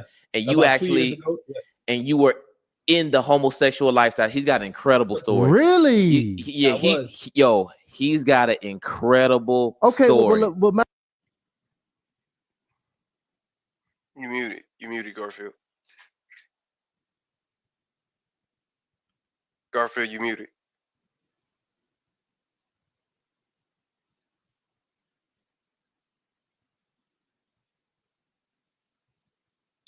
What happened? He's muted. I'm sorry. Watch the guy's reaction. I don't like this guy at the top with the glasses. I don't like him. Just by his action. I've never watched his video before or anything, but watch his reaction when the guy said he was a homosexual and he changed and got married. Watch it. Look at his face. In the homosexual lifestyle, he's got an incredible story. Really? He's got an incredible story. Well, matter of fact, let's get into it. So it sounds like you're currently married, right?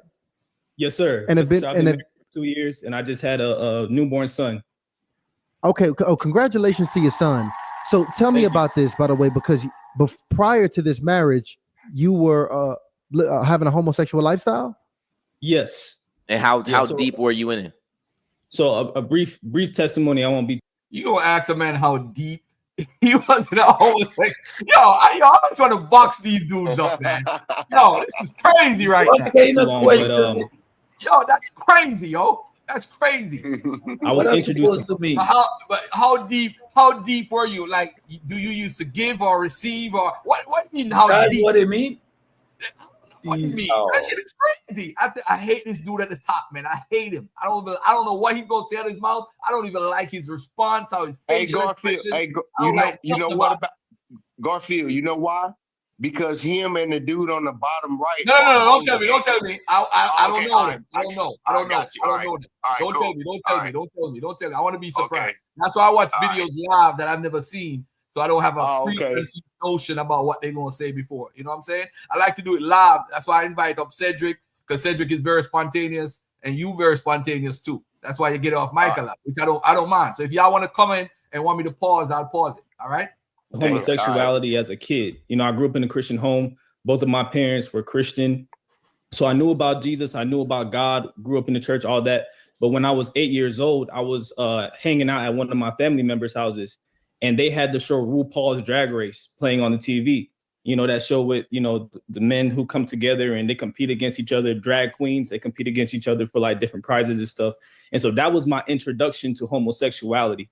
Later on, when I was 13 years old, two of my peers introduced me to pornography. And so now, watching pornography as a 13-year-old, I started roaming the internet and came across gay porn. And that's when the spirit of homosexuality really started to work in my heart. And then going into high school, I played basketball. So what I would do, guys, I would use my talent in basketball, and I'm a pretty big kid as well. So I would use my talents in basketball to kind of put it as a mask to hide my sexuality and the perversion I was dealing with within. And so when I turned around 17, before going into my senior year of high school, I end up getting into a down low secret homosexual relationship with two males who later on planned to transition to females. Nobody knew about it. I would leave basketball games. I would leave practice to go have sex with these men. And going into college, I got a college basketball scholarship. So now I'm on college. I'm by myself. I'm on my own. And now I don't have that, that Christian, example around me. I'm not, in a Christian home anymore. And so I'm on my own, and I started getting into this relationship with this girl I was with at the time. So I'm fornicating with her and then also having sex with men at the same time. And this went on for about 2 years. And, I'm a strong believer in soul ties. And so, the men that I was having sex with, they were men who later on planned to transition to females. And so I started having that same spirit within me. You know, I started dressing like a woman, acting like a woman. This was around like the end of 2020, going into the beginning of 2021. And that lifestyle, it just never brought me. Is it me or he kind of looked like the dude in the Zaria video, the girl? Is it me? That girl that was playing them niggas in the cab. He kind of looked like her, yo. For real, for real. I'm not even kidding. Any peace. It never brought me any joy. I mean, I was dealing with depression. I was dealing with anxiety, so many different things. And because I grew up in a Christian home, I was just thinking to myself, I was like, you know, let me go back to my roots. Maybe what I'm missing in my life is Jesus. And so one day I said a simple prayer. I said, Lord, I know if I die tonight, I got a free ticket in my pocket to hell. But the only way I'm going to serve you, Jesus, is if you show me that you're real. Because my mom says you're real. My grandma says you're real. My pop says you're real. My pastor back home says you're real. But the only way I'm going to serve you, Lord, is if you show me that you're real. Because I understood, guys, that if I gave my life to Jesus, I was going to have to give up the homosexuality. I was going to have to give up the fornication and the sinful things. But why would I give these things up for a fake God? And so I said, Lord, you're going to really have to show me that you're real. So a few days after I said that prayer, and that's the power of prayer, you know, a few days after I said this prayer, I go and hang out with one of my friends at the time. And this specific day, like I said, I was, you know, dressing like a female, acting like a female, all these things. And I was possibly going to transition to a female. That was what, you know, now thinking back on it, that's what the enemy wanted to do with me. And so this specific day, I had a crop top, a jean jacket, silk pants, and white acrylic toenails. Like I said, I was like totally going, you know, I can't even imagine this. I can't imagine this, dude. Yeah, you was fully in. That's my shout out to you for the fact he started laughing. Hell of a test. Go ahead, y'all. Y'all want to comment? The fact the dude in the white shirt, I guess the host, he just started laughing. I don't know. This seems. I'm gonna watch the rest, man. But it just don't seem right, though. I'm gonna be real with you. It don't seem right. You mean the transition? Can't draw no the dude in the red? Yeah, I don't know. I'm getting you don't get like a script vibe. Something like you don't. He has a channel, so he basically goes and talks on YouTube all the time. I'm assuming because they said he has a channel, so maybe he's just scripted because he's told the same story over and over. Sometimes when you tell a story, you just have it just flow off your tongue. You know what I'm saying? So you know what I'm saying. So that's why I said I gotta watch it because I don't know. To me, it just doesn't feel genuine at first. But that's because I mean we probably ain't watching. Oh, so you think you like my man in the glasses at the top? Then you not. Oh, is he against them or something? The one in the white shirt. I gotta watch it. The one in the white shirt. Yeah, he's just listening. He just listening. His skepticism is up in the air. He just yeah. It just seems. I'm just a little skeptical. I ain't messing with it. Yeah, I'll watch it. Y'all about to be shocked. All right, I never seen it, but let me watch the rest. All right, let's see what's going on. We got 10 more minutes. Simone. Yo, yeah. I'm sorry. Go ahead, bro. I cannot even imagine that. Go ahead. Yeah, so you know, I'm there, you know, hanging out with one of my friends at the time, and I go in my truck. And remember, a few days later, I prayed that prayer saying, Lord, if you're real, you know, reveal yourself to me. So I go in my truck, and when I go in my truck, I felt a presence. I didn't know what it was. It was like something was in my car.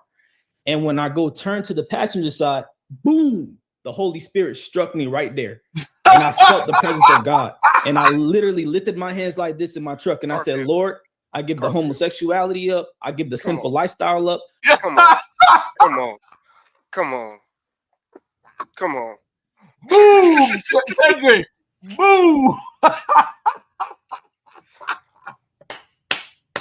Yo, let me hear the rest of this, man, because this is funny as hell, yo. This is funny as hell. You see what actually happened was the pinched nerve in his brain finally released.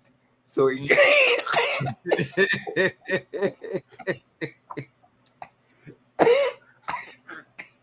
oh man, I tell you, I can't. Boom, the gate go. You can't out of nowhere. Boom! He froze in the car. That's why, you know, I had a stroke, right? And so he had a mini Tia. That was a mini brain hemorrhage. He felt like a boom. That's why. But Garfield, don't you think this kind of proves against the choice, the choice, non-choice debate that they be having in the gay community? Like, if you're born Do you gay think, type situation. you think people are born gay or whatever? Do you think I that? don't think so. I don't think so personally.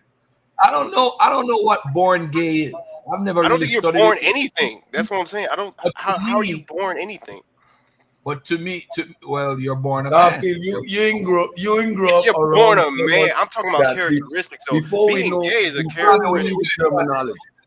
Say that Before I again. knew the terminology, there were boys that grew up in the neighborhood around us that were just different. We're He like pink a and girl. He a little girly.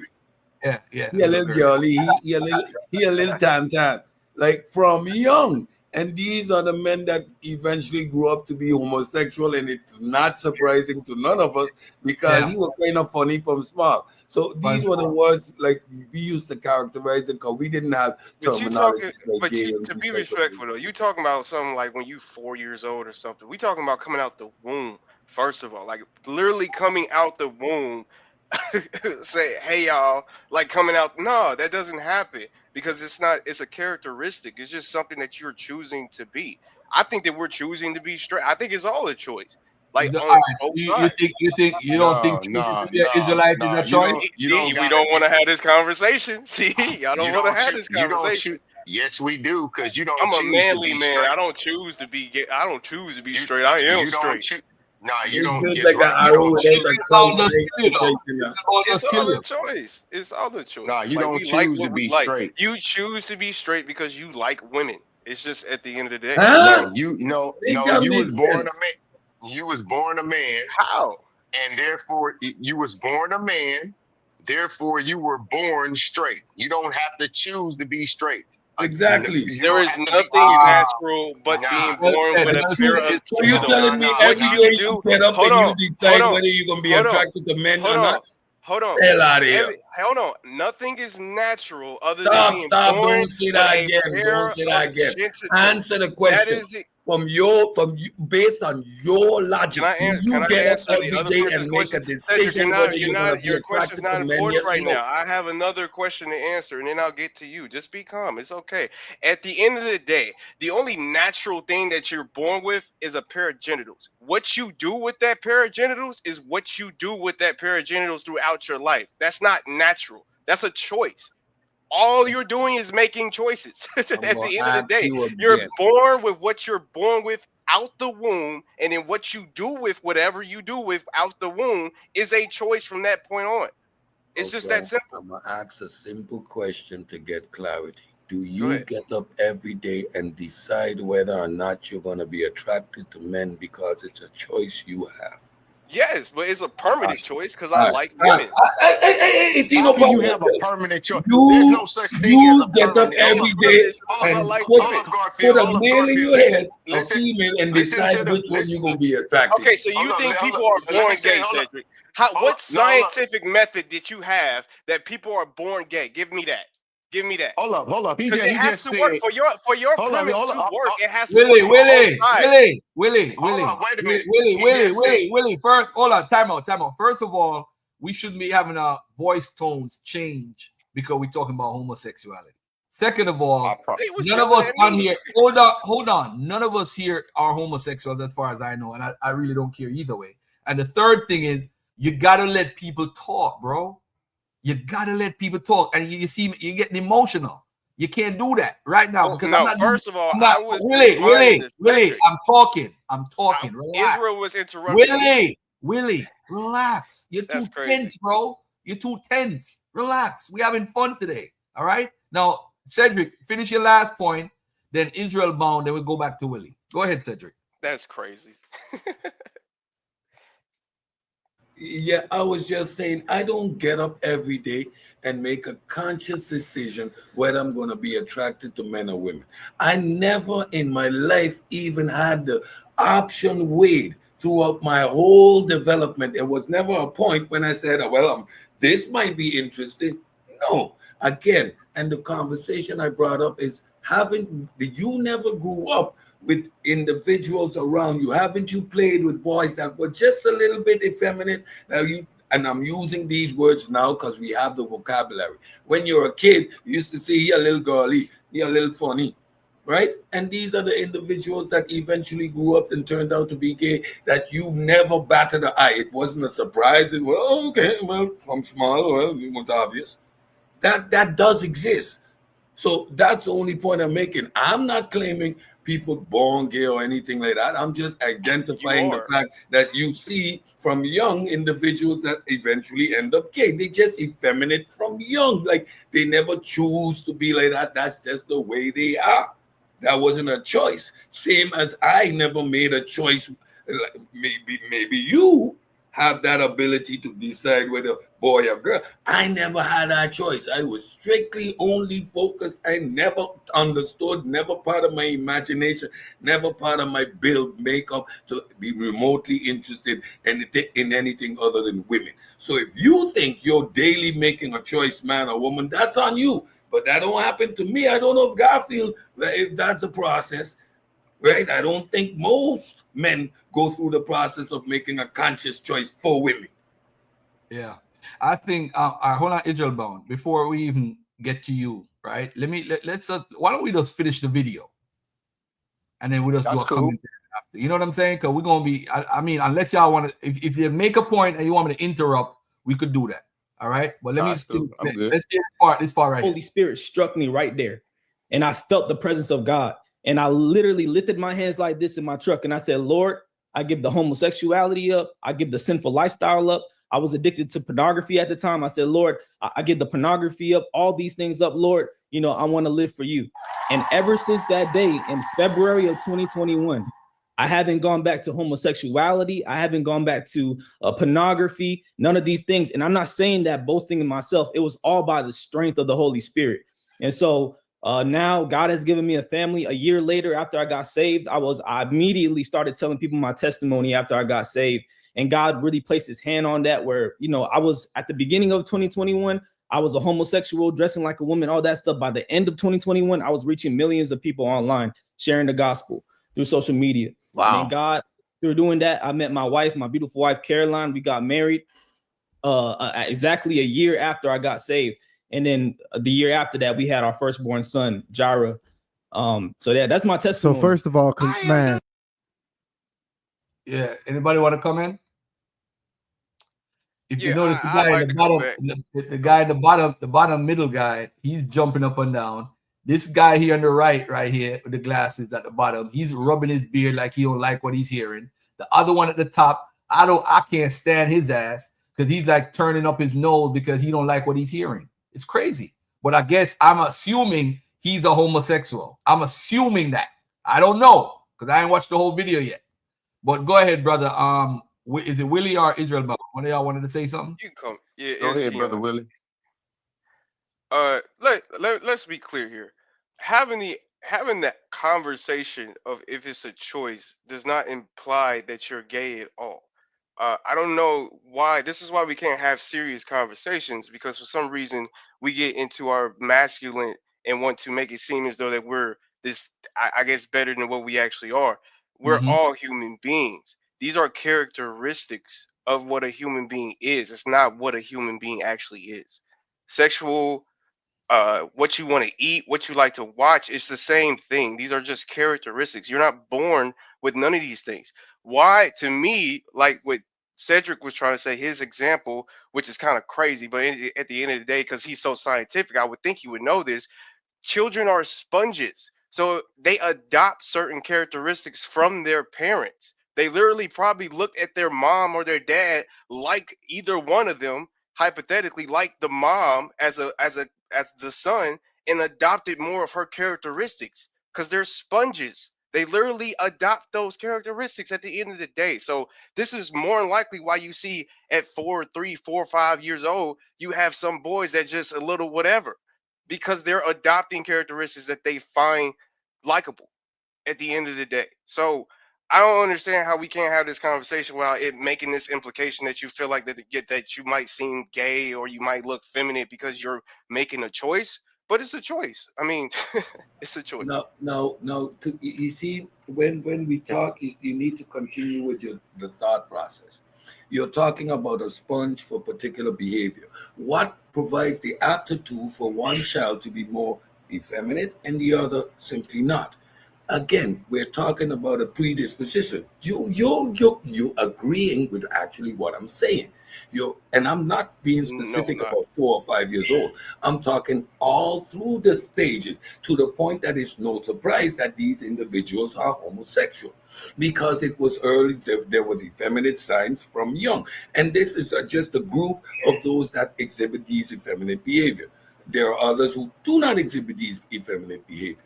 So again, Why though? You're I not think it's explaining why. You're doing the same thing that you're. you're proving my Why? point. You're proving my point. What does he have to do for one behavior versus the other? Cedric, hold on. Isn't it natural? You're not explaining why. Nature and nurture.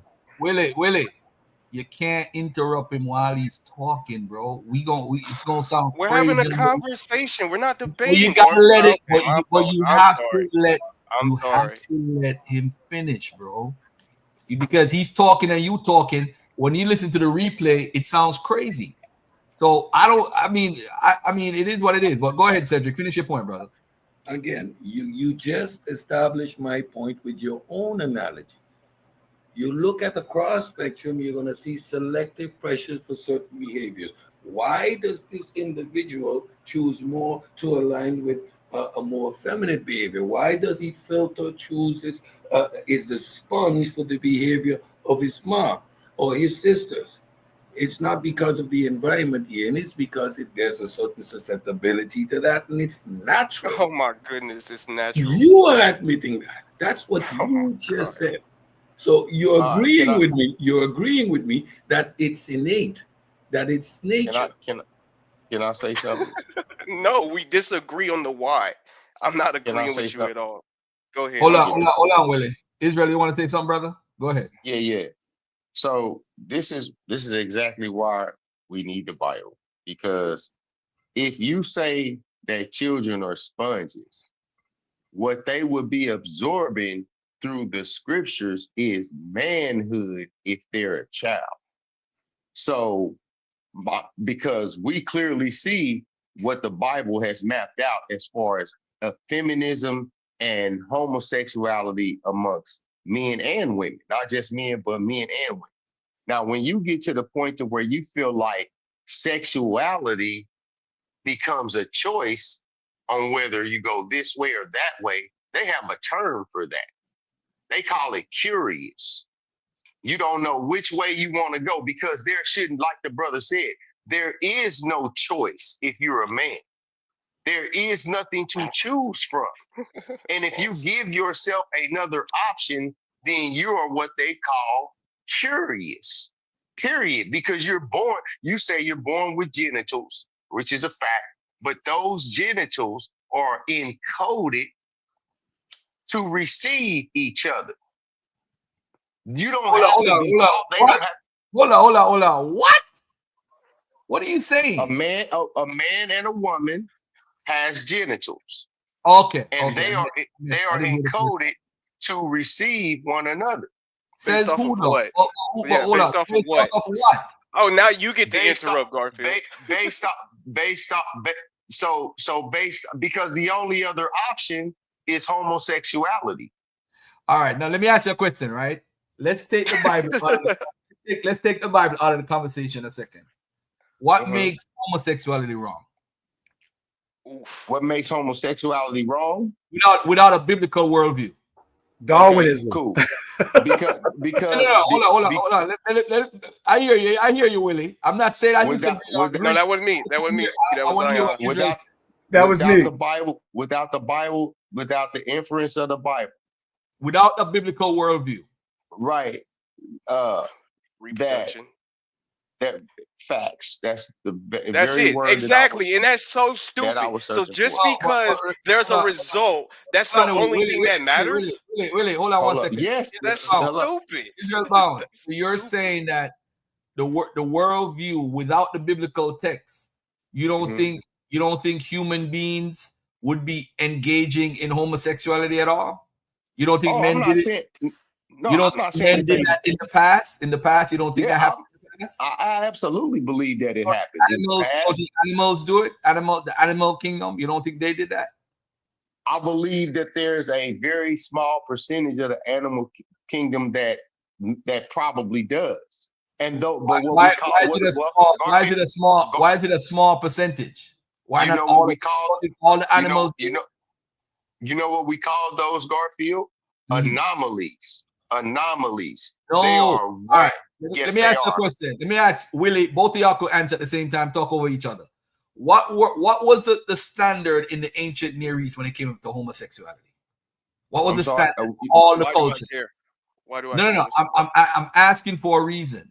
I'm asking for a I reason. get it. I'm asking You said for what the was reason the though. standard? Yeah, for homosexuality. What was the Where? rules, laws in the Where? ancient Near East? Like in Greece and Rome, or in like Africa? In the ancient Near East. Okay. I'm not sure. Go ahead. Yeah, I'm not sure either. Okay. The standard was homosexuality was okay, but you can't have sex with your family. Okay. That was the standard. Now with the Persians, the Iranians, right? Like if you look in Second Kings, there's an area where they talk about a male prostitute, depending on which translation you have. The male prostitutes were outside the actual temple. I guess they were doing homosexual stuff, whatever, in Israel, whatever. But not that they supported it. But watch this though. In Persia, they wanted to kill people if they had sex with men. In Assyria, you could have sex with men, but you couldn't have sex with your family. And that's how it is standardized. It wasn't like banned or you'll get killed and all that stuff. So I don't know what the rule is in the Bible, how you guys, if you guys The Persians was gay though. Hold on. You thought the who was gay?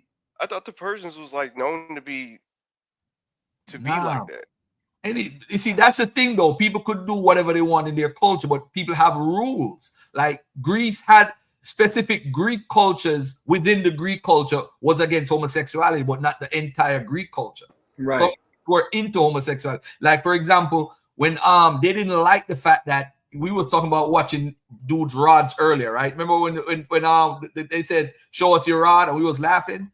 In the Greek culture, when you run in their symposium or their gymnasium, you had to run around naked as a man. Right. And they used to spot the Israelites, the Jews, having circumcision. They used to hate that. So they're like, nah, you're going to get locked up or whatever for circumcising your penis. So they was rod watching. The Greeks was rod watching. But anyway, I wanna finish the video and then we could get in some more. If somebody want me to stop the video, I'll stop the video. All right. We're at the 6:18 mark. The dude just testified, and this dude is celebrating. Look at the dude at the top. And the year after that, we had our firstborn son, Jara.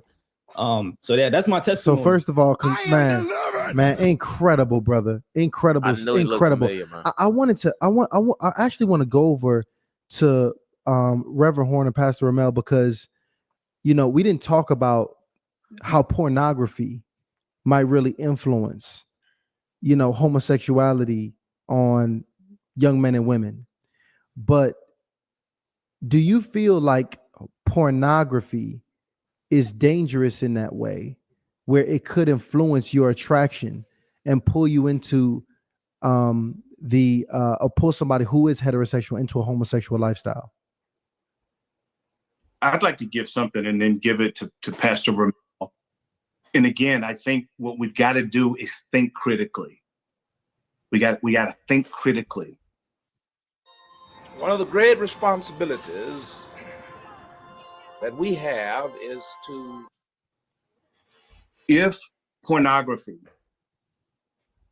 different people have different ideas about why they consume that, but if pornography is that powerful to change someone's orientation, the question would be then, why would heterosexual pornography not encourage or beckon homosexual people to change their orientation? Because again, the way we posit this idea that homosexual pornography can cause someone to be gay, it says that you believe inherently that homosexual sex or the influence of homosexual sex is greater than heterosexuality, which you call God's design. And so it seems that if pornography had this power, it would be the exact opposite. That someone who is struggling with the oppression of homosexuality, if there was going to be any influence, it would seem to me that heterosexual pornography would be more powerful because you say that that is God's plan. And I would add that in many ex-gay ministries and people, you know, they're making people straight, they actually show in ex-gay ministries now, they actually show heterosexual pornography to gay people in order to try to help them to turn straight. And clearly these people have still come out of these ex-gay camps, first of all, even more traumatized than they went in, but they come out still gay. And so, no, I do not think that pornography changes a person's sexual orientation. Satan can't cast out Satan. Anybody want to comment on that? Yeah, All that's right, false. yeah, there's some interesting points he made.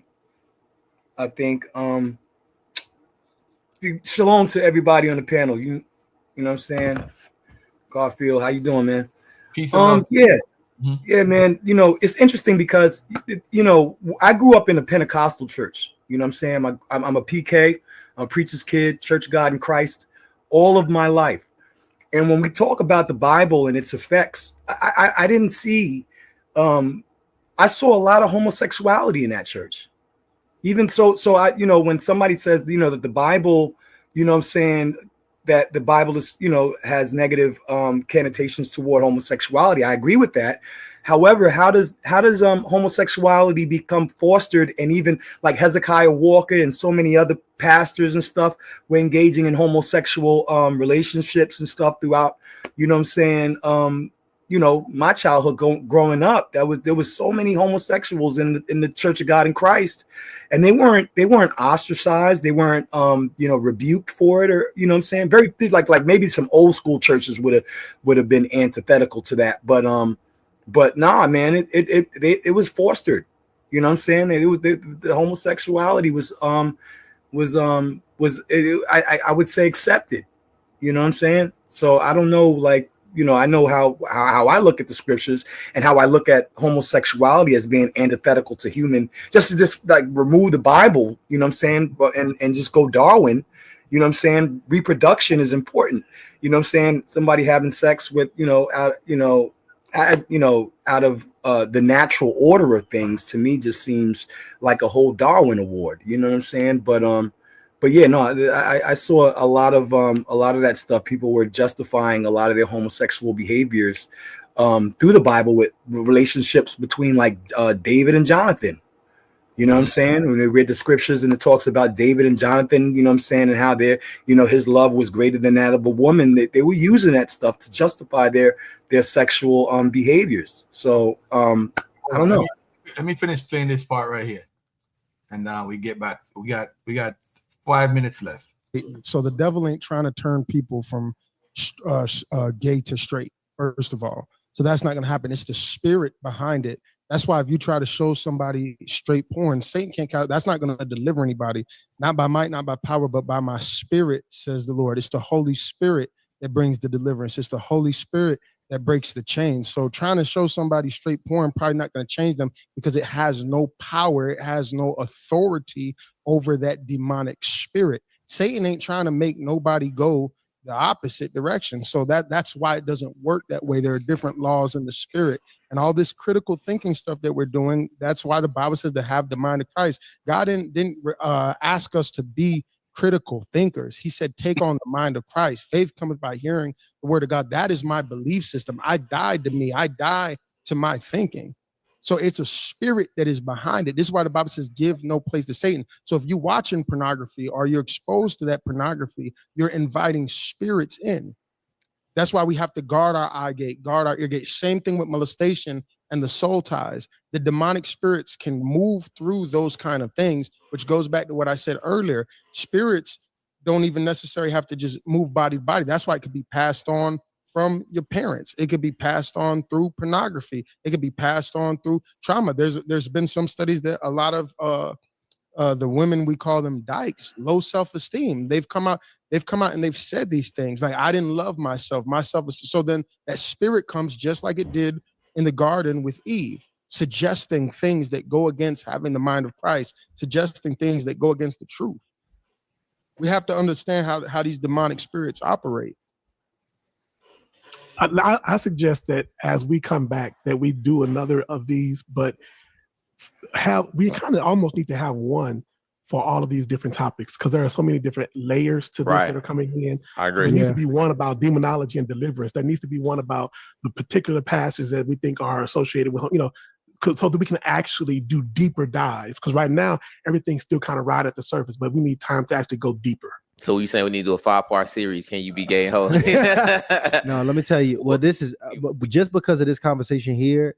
I know for a fact there is a lot of confusion on this topic. Yeah. Because the fact that I'm hearing these are thoughts, Reverend Horn and Pastor Ramella bringing concepts that I've never heard or considered. So I know there are people in our community that are having these differences of opinion, these differences of thoughts, pure flat out confusion is what I'm sure it is. Because if you're not convicted in anything, or if you convicted in the wrong thing, you're not really gonna get the results that you need in life. It's insane. So I really think we really need to drive this conversation to the max. We got about 100 people backstage right now, which just shows you how powerful this conversation is. Yeah. And Rashad, I want to ask you real quick.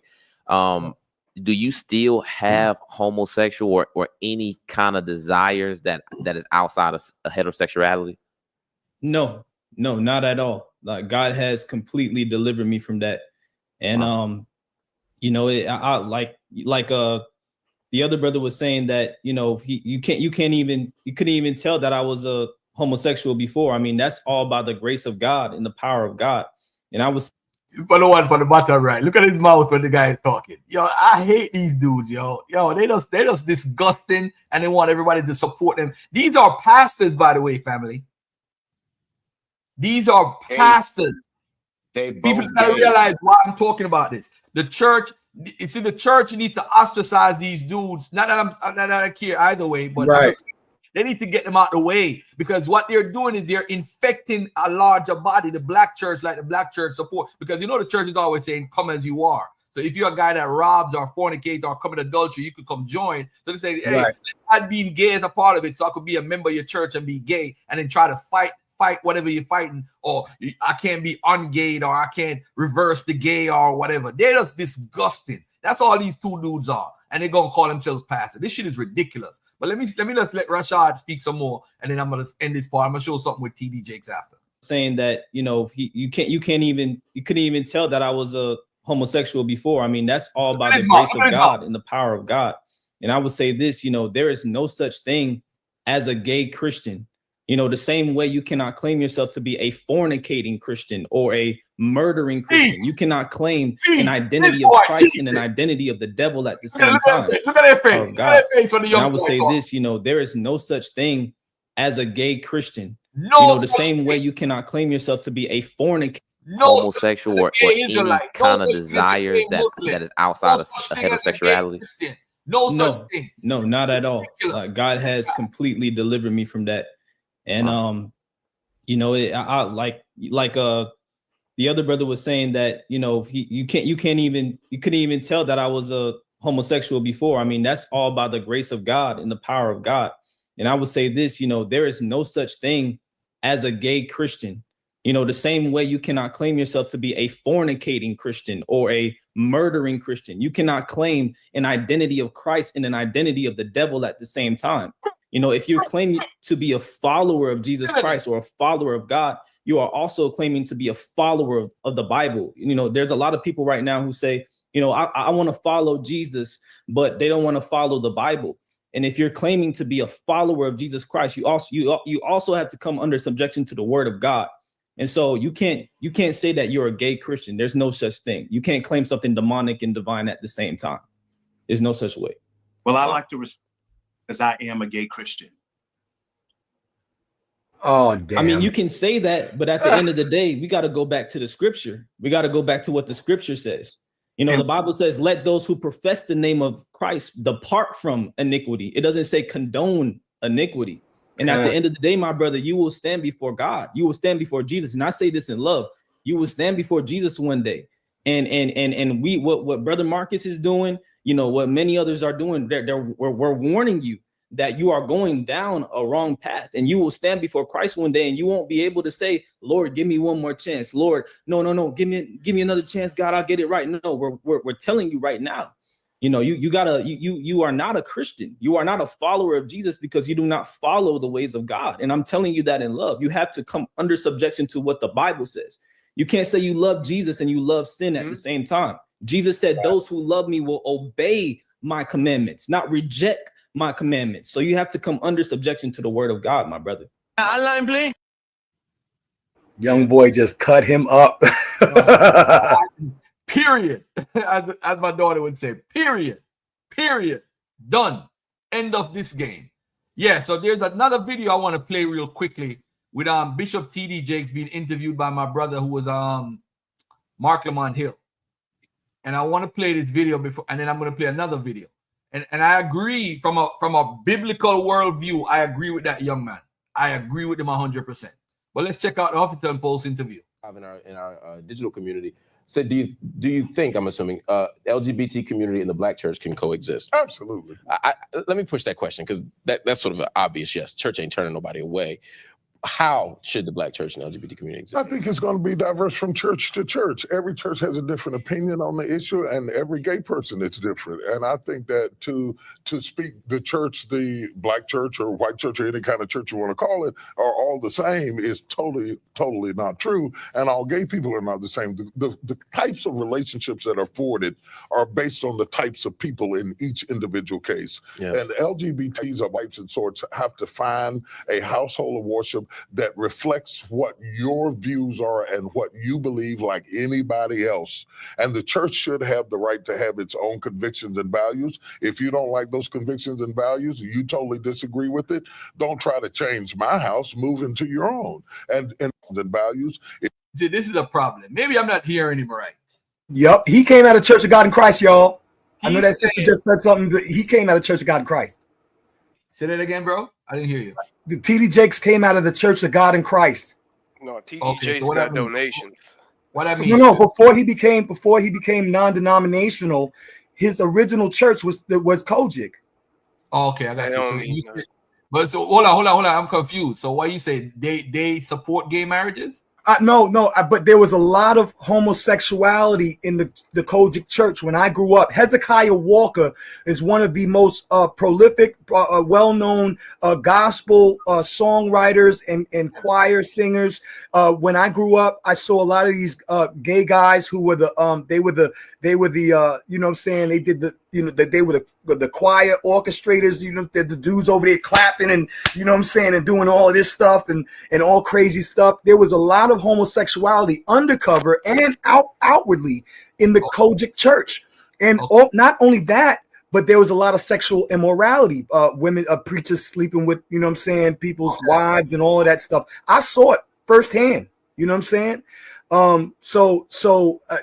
Potter's house is not Kojic, but he came out of the Kojic church, and here he is saying that it's okay. Yeah. A couple months ago I had an argument on Clubhouse about this because I don't think it's the majority. That was my argument. I agree. It's not the majority. It's not the majority. Yeah. Hold on, guys. Hold on 1 second. Time out, guys. Time out 1 second, please. Yeah, Yarataj is right. A couple months ago, Garth was saying the Black church don't condone homosexuality. But the thing is, when you say Black church, Yarataj, you're talking the whole body of Black church. You're not talking about certain churches. Now, the reason why I'm playing this video because I don't like what T.D. Jakes is saying from a biblical worldview. Right? Listen to what he's saying. I'm gonna get to you in a second, bro. All right, hold on 1 second. If you notice, look at what Just Say says. I totally disagree with Bishop T.D. Jakes. Because he said if you're a homosexual, you need to go into a house where you could practice what you practice, but don't come to his house and say that. Now, that's not, why would you say that? Why not? If you say that you follow Christ, why would you encourage a church for gay people? That don't make no sense.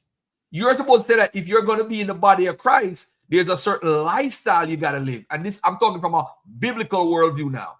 Because you can't, you see, this is why I got to look at certain people kind of funny when it comes to this homosexual question. If you're against homosexuality from your biblical worldview, you got to stand with that as your worldview. If I call Captain Tazarek right now and say, yo, what's your view on homosexuality? Yeah, nah, you can't come around me with that shit. Boom, boom, boom, boom, boom. You can't come in my temple. Da, da, da. And if you are in that lifestyle, you got to come out of it. Same thing with the Nation of Islam. But TD Jakes is not against homosexuality. Listen, I'm going to get to that in a second. All right, let me play this part back again. So this is the question. Do you, the LGBT community and the black church, can they coexist? Okay. The LGBT community and the black church can coexist. Absolutely. Let me push that question because that's sort of an obvious yes. Church ain't turning nobody away.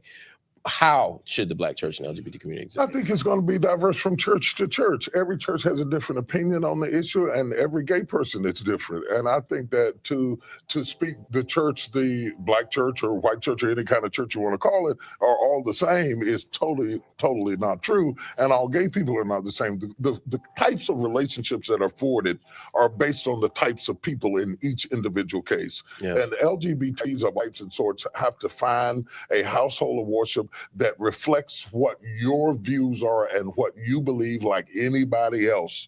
And the church should have the right to have its own convictions and values. If you don't like those convictions and values, you totally disagree with it, don't try to change my house, move into your own and establish that sort of thing and find somebody who gets what you get about faith. And trust me, I've talked to enough LGBT, they are not all the same. Oh, for sure.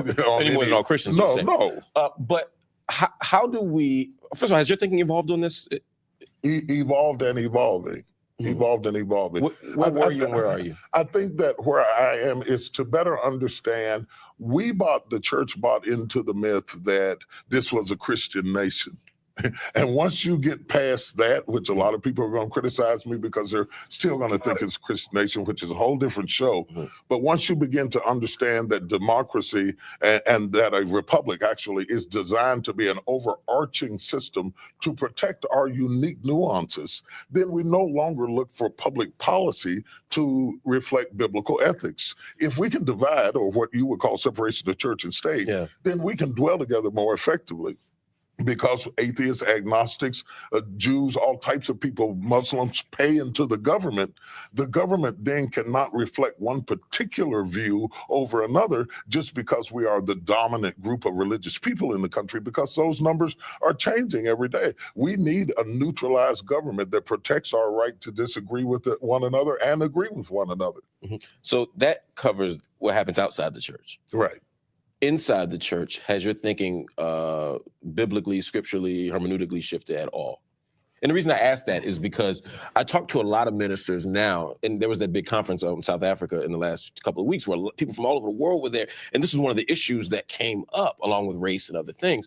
And one of the questions was, is there a way to approach Christian tradition, Christian scripture in light of a new understanding of LGBT? For example, 18th century, there might have been a particular understanding of what slavery meant in relation to Paul, in relation to the New Testament, et cetera.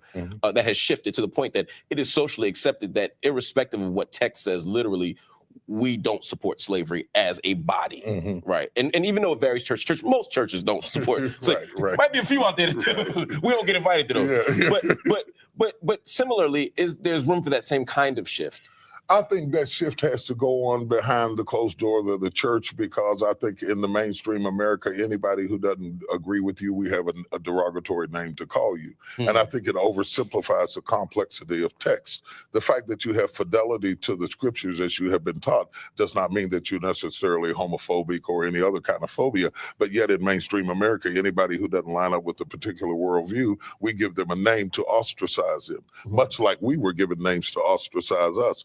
This name calling does not depict the struggle that many people have theologically. I think the argument has to be theological and not sociological. The fact that the world has turned that way doesn't mean that the word has changed that way. The argument for clergy, fundamental clergy, has to be a theological argument. It cannot be a sociological one. If I wasn't out of time, I would push you on this. And one day I'm gonna bring you back just to talk about this, because I'm fascinated by your take on it. And I want to not just challenge you, I want to understand your thinking on this, because the thing I appreciate about you most is that you operate in good faith. You're honest, you're transparent, and about your struggle with these things, and about your convictions about Well, these it's a things. complex issue. It's a real complex issue, and it was in the Bible days. Sexuality versus spirituality.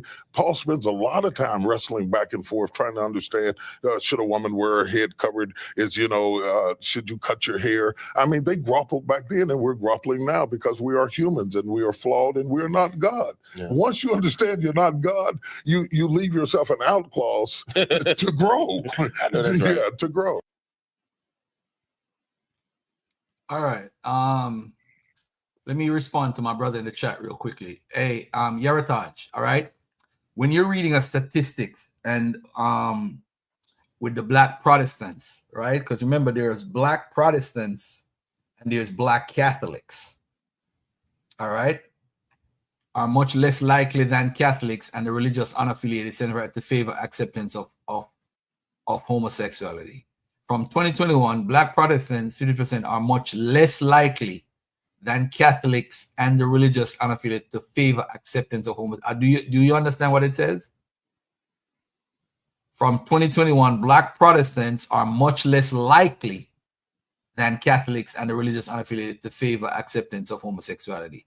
You know what? I need to, but listen to this though. They might accept the lifestyle because if their kids or whatever come out, that doesn't mean they accept it for the church. It's two different conversations. So when we read in the statistics that Black Protestants say same-sex marriage should be accepted, that doesn't mean, is it a biblical question or is it a political question? That's all I'm saying, Yarataj, when you're looking at that question, because that question is very vague. Is it a biblical worldview? Do you think that Christians should be gay? That should be the question. Not that, because everybody, remember, they're asking a question. They're asking a simple question. Simple question. Should the church accept homosexuality? It has nothing to do with the church. It's a general question for a church member. So you can't put it on the church. All right? Just relax. Just relax. Because if you ask a Christian, are you against homosexual, referring to yourself, do you accept Christians being homosexuals? No. No, they're not going to say that. All right, but just to figure that out. But hold on, before you go ahead, Supies. The whole question of homosexuality and Christianity, to me, I find hypocritical. We know that homosexuals existed in the time of Jesus. There's no doubt about that. We don't need to bring up any reference on that. And Christ being the head of the church, or Christ being the church, because without Christ, there's no Christianity. There's no place in the New Testament where Jesus actually spoke on homosexuality. It was so I would take that as a dead issue, as a non-issue. If a man wants to do what a man wants to do, it shouldn't make him less than a man. But we find that people outside of the church or members of the church, I don't know what it is about them. Anybody, you can't call me gay, no, but I know that none of you here ever do what I did growing up young boy in Jamaica. But you can't call me gay for my stance. I don't have a problem with it. Because Christ never speak on it nowhere in the Bible. So Christ had it as a non-issue. He spoke on that's not true. Thousands of other things. That's not true. Paul spoke on it. Where did Christ speak on homosexuality in the Bible? Jesus Christ, I'm talking. So the good thing about that's not the question. It's not a so. Where in the Bible did Jesus Christ speak on homosexuality? Sir, can I answer your question, please? Go ahead. So when you look at the teachings of Christ, Christ says literally, think not that I have come to destroy or change the law. I have not come to destroy, but to fulfill. I may have butchered that a little bit, but that's the gist of what he said. So just by making that statement, he's telling you that everything that's written in the Mosaic law that you find, what the word fulfill mean? What the word fulfill mean? Because I love when Christians use that word. What the word fulfill mean? It so means meaning end. that It means put it, fold it up. No, I So am the meaning conclusion of the law. Jesus is the conclusion of right. the law. That's fulfillment. Yeah. He concluded the law. What conclude mean? Honestly, Could Jesus you not read to talking us about under it the law? kind of goes against your argument, because if he Hey, doesn't hey, talk hey, about it, hey. that means it Time stands. out, time out. Let me just play this clip with Dwayne Why Youngblood. every time I talk, you interrupt? Yeah, all right, I got you. Let me just finish with this because y'all going in a whole nother direction that I wasn't even going in. All right, we just heard TD Jakes, and this might be the reason. I don't know if this is true, but this might be the reason why his stance on homosexuality is the way it is. Because he's a power bottom. All right. Kind of close with Bishop Jakes. And we decided in one of the times he was there, it was going to be his birthday. I was able to convince my mother to let me drive her car as I didn't have a vehicle. I said, well, we're going to take him out to eat. I want to drive your car. And so we did. We took him out to eat.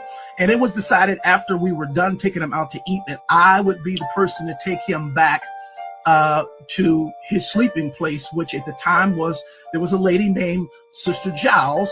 She always wanted to house and take care of him when he came to that church. And so I came in there, drove him to eat, and then took him back to her home. Well, after taking him back to her home, he says, come on in, let's talk. You can't even imagine being 18, 19 years of age. This person is killing it, and they're saying to you, come on in, let's talk. And so I did. I went in. We sat down at a very long dining room table in a room that she had.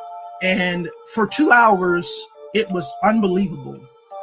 Pouring of heart, crying, him talking about my father. We're talking about these scenarios. And I inwardly just knew I had finally found someone who could get it.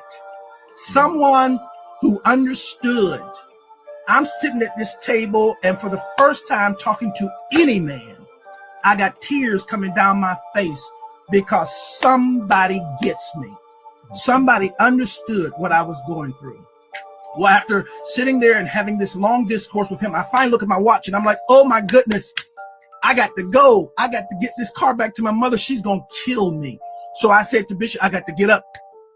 And I got up from the table. He got up from the table. He walked around toward the way I had to exit quicker than I got over there. And when I started to walk past him, he pulled me to himself, wrapped his arms around me and tried to kiss me. And in that moment, I literally died. I could not, I tell you, to this day, I can't remember how I got out of that place. But I remember driving home with all kinds of crazy thoughts and what in the world am I going to do now? And I finally get home, get in the house, get in the bed. I'm going to try to go to sleep. And I get to sleep and get up in the morning. And in the morning, I step into our bathroom and my home phone rings. My mother answers the phone and she says to me, Wayne, it's Elder Jakes. And I get on that phone. And when I get on that telephone, I can hear water. He is sitting in a bathtub. And in that thing, he says to me, without any hesitation, there's 3 things I need you to do. The first one is, when I come to Pittsburgh, you're going to be the only person I sleep with. The second one is, you can't sleep with anybody else because I don't want to give my wife anything. And thirdly, I will take care of you the rest of your life. I can't to this day remember how I got off that phone, but I do know I made a decision that I wasn't going to the service that night. And eventually I told my mother, I'm not going to go to the service tonight. She says, no. You know, we got a rule in this house. If we go, you go. I never told her what he had done. I went to church, and the most humiliating thing imaginable happened that night at church. Bishop Jakes, getting up to preach, speaks into that microphone. I'm going to ask young minister Youngblood to read for me. And after all of that drama of the last 24 hours I had to read before he preached. We befriended kind of close with Bishop Jake. Okay. Yeah, baby. That's your Bishop I Keeney. was wondering if you was going to play that, because surprisingly, that didn't take over the internet. That story came about 2 weeks ago. It went quiet. I was waiting to see when the great TD Jakes was going to be brought to the firing squad, because Cat Williams had already warned us. Now we got brother showing his face, and he got dates. Sure, he got receipts. How come nobody talking about that? See, You don't want to That's be right. swallowed, Cedric? You don't want to be swallowed? That's his famous talk. You don't want to be swallowed? Nasty. That's crazy. Just say this is Lone Wolf Lion Club up here, and I'm gonna tell you, 50 years I grew up a PK. My grandfather's a bishop, you know what I'm saying, in the Pentecostal church, and the homosexuality was rampant. Rampant. Bun that out, yo. For real, yo.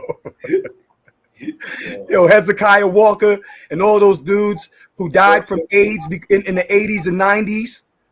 The one Miles Monroe. All these Said, yo, big shout out to you, yo. The other night, yo, you was tearing that boy up. Yo, that was good, man. That was good work. Man. So Wano, TD Snakes. Silky smooth, you was slapping that boy up. So Garfield, I think it's important to talk about what area or what, because it might be different. Like, are you talking about churches in America, like black churches, like Christian black churches? Yeah, definitely. Yo, in the Church of God in Christ, their main headquarters, where the convocations were in Memphis. And when you go to Memphis, a Memphis convocation, the preachers and the men are dressed like pimps. It's like a player's ball. I definitely believe you, brother. Yeah, it's ridiculous. I was talking about with Garfield. I'm asking him what churches was he talking about being infiltrated, because it's common knowledge that homosexuality is widely accepted in the Christian church. It wasn't always out in the open, but you did see a lot of effeminized men, a lot of effeminate men. I'm assuming that he's talking about like currently. Oh yeah, no. Now it's far more accepted in the church than it was even when I was growing up. You know what I'm saying? However, it was still there, even though you know what I'm saying. Yeah, it was still there. It was still there. I agree for sure. So it just like you said, it just. When you say it's accepted, like, are you saying they're accepting homosexuals in their churches? Oh, now, yeah, they got women preachers who got wives and stuff. Yeah, for sure. Yeah, man, it's crazy. It's way worse. My grandfather was old school, so he didn't like it. He didn't care for it, but he couldn't. You know, like we go to different churches and stuff like that. We visit other churches and stuff. As a kid, I had to go to church like 3 times a week, man. I had to do, you know what I'm saying, Tuesday prayer services. I had to go to freaking daggone choir rehearsals. I had to go, you know what I'm saying? I had to go to all of the daggone, every time there was a revival. My uncle is a preacher to this day. You know what I'm saying? Church of God in Christ, Huntington Church of God in Christ. You know what I'm saying? Long Island.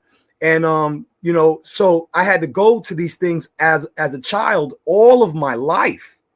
And the homosexuality was always there. It was always there. Yeah, they wasn't like transgender, like men dressing up as women and people accepting, you know, that kind of thing. But, you know what I'm saying, you did see a lot of the effeminized men. It was just, it was so freaking crazy, man. And then, you know, the sexual deviance with a lot of the pastors and prophets who would go back and forth to different churches, you know, in different states and stuff like that. They were sleeping around, you know what I'm saying, with other women, you know what I'm saying, behind the closed doors. You know, they go to the daggone diner after church was over, after the revival was over, go to the diner, and then, you know what I'm saying, then they disappeared over to the hotel. Right. So the My sexual only stuff point. was always there. It was always underlying issue. One of the reasons why I became a Rasta, you know what I'm saying? Because we didn't deal with that bumble clot stuff. Yeah, but see, that's my whole thing is that I just say that anything, whether it be church or whatever the case may be, if homosexuality got something to do with it, the Bible ain't involved in it at all. Period. Exactly. Yeah. I was gonna say I'm a Baptist 12-year minister here. You know Yeah. what I mean? It's been I've never encountered none The of that type Baptist of stuff. church, the Baptist church, I didn't really never seen it that deep in the Baptist church. Really, Yeah, not like in the Kojic church. none of that. Not like in the Kojic church, yo.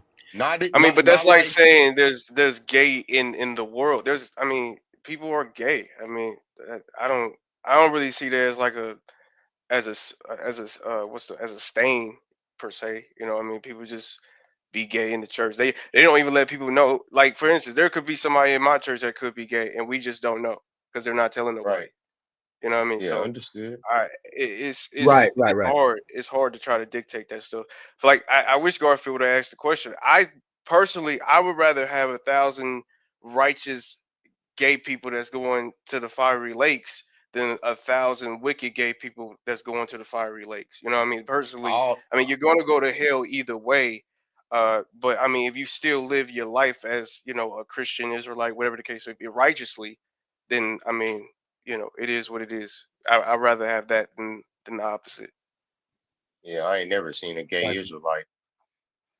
Nope, Hey, never you seen a gay never Rasta know. neither, man. Never seen a gay Rastafari. Never seen a gay Israelite. You You will not see that, yo. if y'all can put those allegations on us, I've never seen a gay Rasta, yo. Never. I have a video. Paper towel, bond them up, hang them up, hide them up a line. I have a video up right now on my channel with a gay Israelite. I have a video. You said what now? We have another video where this dude who's a homosexual that's trying to get into camps for the longest. He lies on a couple of people in camps, but he's a homosexual trying to get in camps. But look though, but my argument would be like, okay, you can say you're anything, but what you are, and that's fine. But nobody in no camp in any state is going to accept you. Nobody. And anybody that speaks with you or anywhere you're at, you're going to get the business from any Israelite camp from anywhere on the earth. Somebody let that he in. Somebody made that decision. Well, to be fair to them, they had no way of knowing. They checked the rod. Why they handled it the way they handled it was a little suspicious. I give them, because you could easily just say, "Where's your birth certificate?" Hey, Garfield, let me ask a question real quick, right? Israel bound. Don't you say that everybody is an Israelite, regardless if they know it or not? Who said that? Who said that? Israel bound. The Israelites. What do you? I'm asking Israel. No, not everybody's an Israelite. Israelite is supposed to be a genealogical thing as well as a Israel bound said that. Yeah, I don't know who said the that. Israelites say that. What you mean? I done No, heard Tazariak say that a couple of times. Not everybody's an Israelite. You got Hamites, especially if you're talking like ISUBK and my One West brothers. I'm not One West, but you know what I'm saying? I rock with them. You know what I'm saying? But they'll tell you straight up that not everybody's an Israelite. But ISUBK says that only Negroes, Hispanics, Native Americans are Israel. That's what they teach. I don't necessarily believe that. Yeah. Okay. We got differences on who we got differences. My fault. We got differences on who we might believe those people might be. But make no mistake about it, all Israelites believe that the lines are limited. All right, cool. Hold on. Right. Pause for a second. I'm gonna move in a different direction. Oshay, Jax, does anybody want to make a last statement about the homosexuality and the church? Anybody want to make a last? Stupid.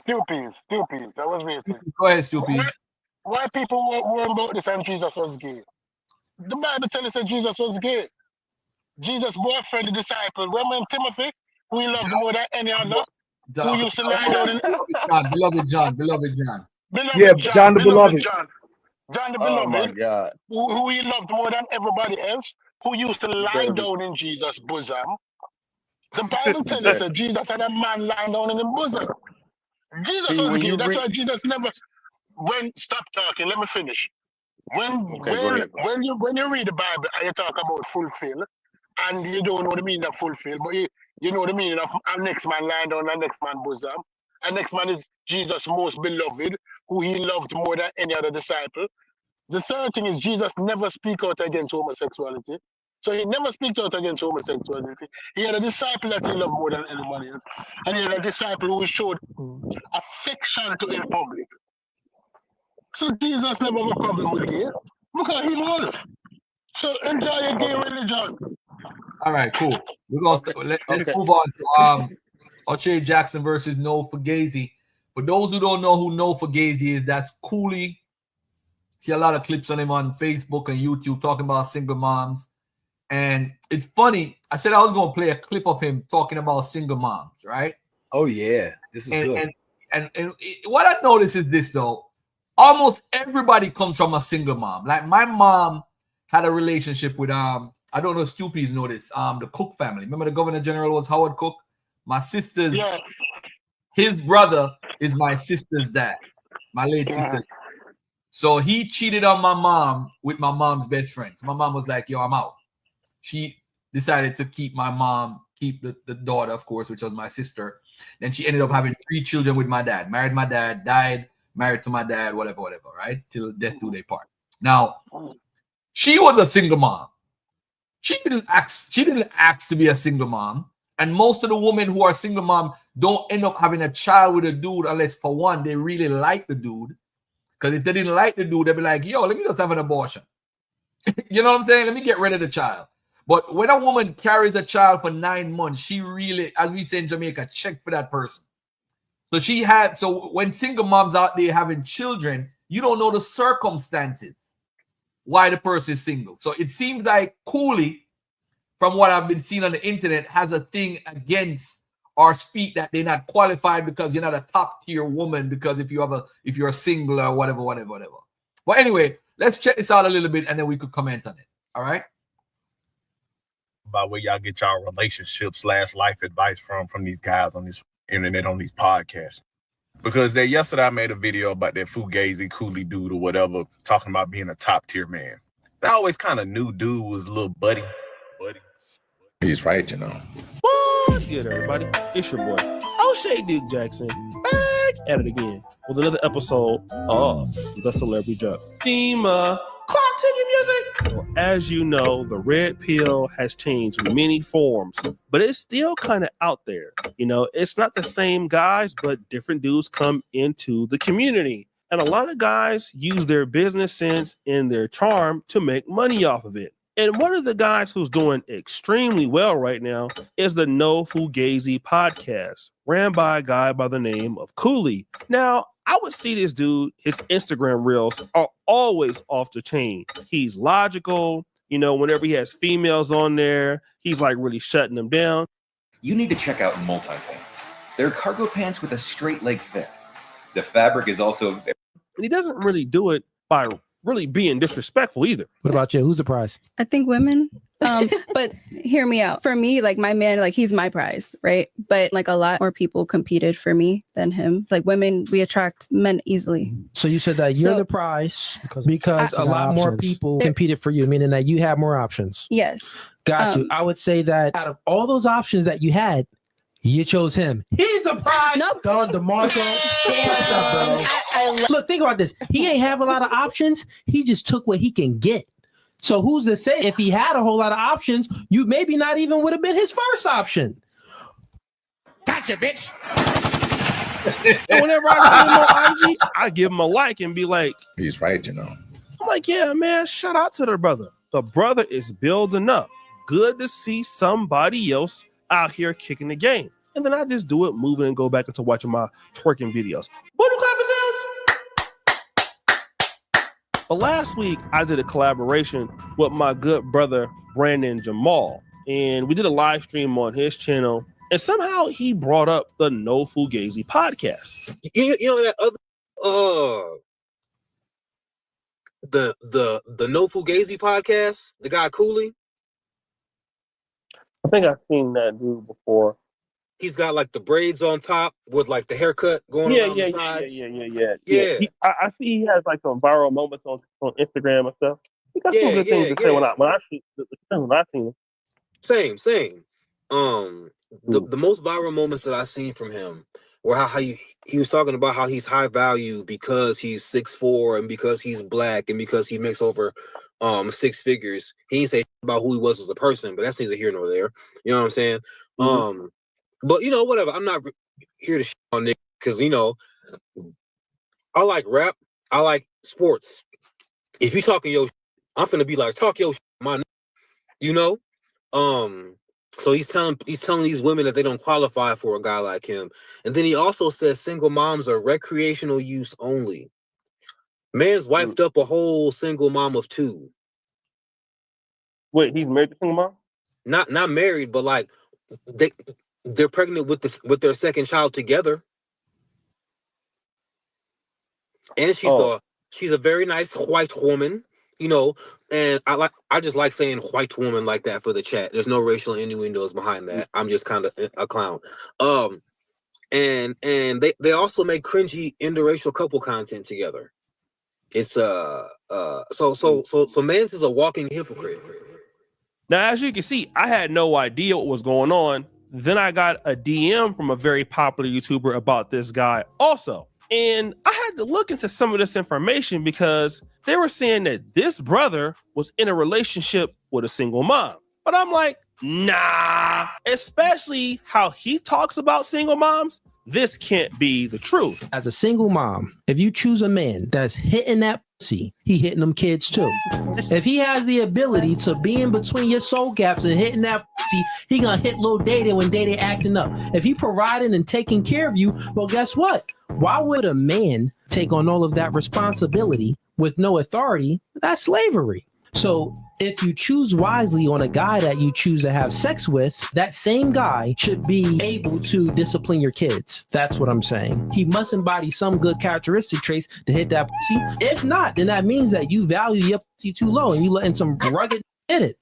Okay, you heard that? What about this one? As a single mom, you don't know what I had gone through. And sometimes we don't even choose to be a single mom. It's like, well, let's pick one point by point. You do choose to be a single mom. How? A man can't have sex with you unless you grant access to sex. And not only that, how many times has a man broken up with you? No. How many? None. Zero. So no men broke up with you. Right. How many men have you broken up with? A little bit, a lot, what? How many men have you broken up with? It has been a mutual No, listen. How many men have you broken up with? Shit didn't work out. No, that's not the question. How many men have you broken up with?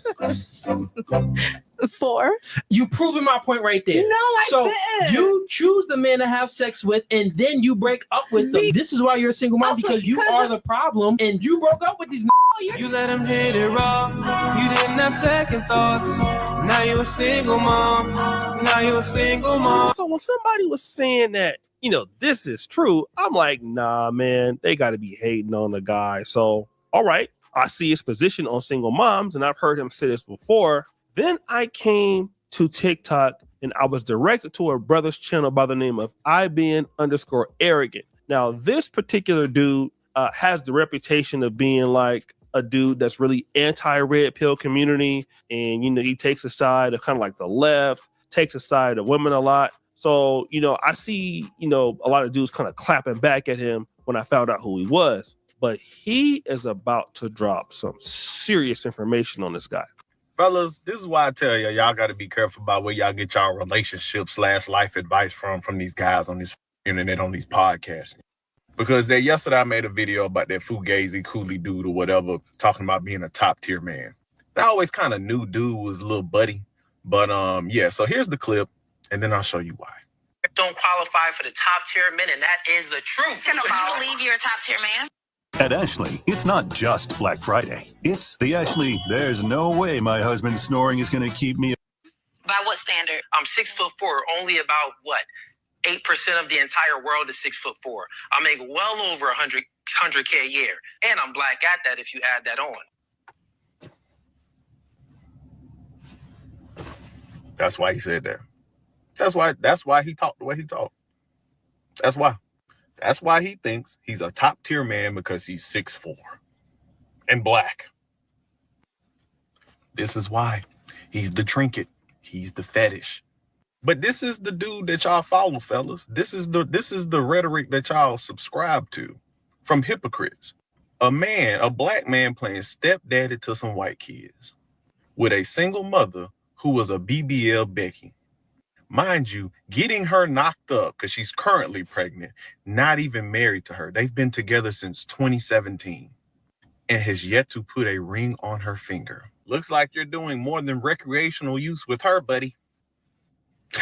Or maybe you're not, because you still ain't married her, but you're giving her those mixed kids that she enjoys to make content with, though, right? So again, it's still hard to believe, right? If you look at him in this picture with him, the white kids, and the lady, it looks like his daughter. I don't know if that's his daughter because they've been together since 2017. So that young lady looks a lot older than 7. So it's quite possible that she had the child by another black man. So it is very possible that this guy stepped into this woman's life when she had 2 white kids, 1 mixed kid, and this lady was a single mom. And then he has refused to marry her, as you saw in that clip, okay? But again, just to make sure that this is his family, because it could be, okay, listen, she's the white lady, she got her kids there, and like I said, you know, these could be her nieces and nephews. I came across this clip.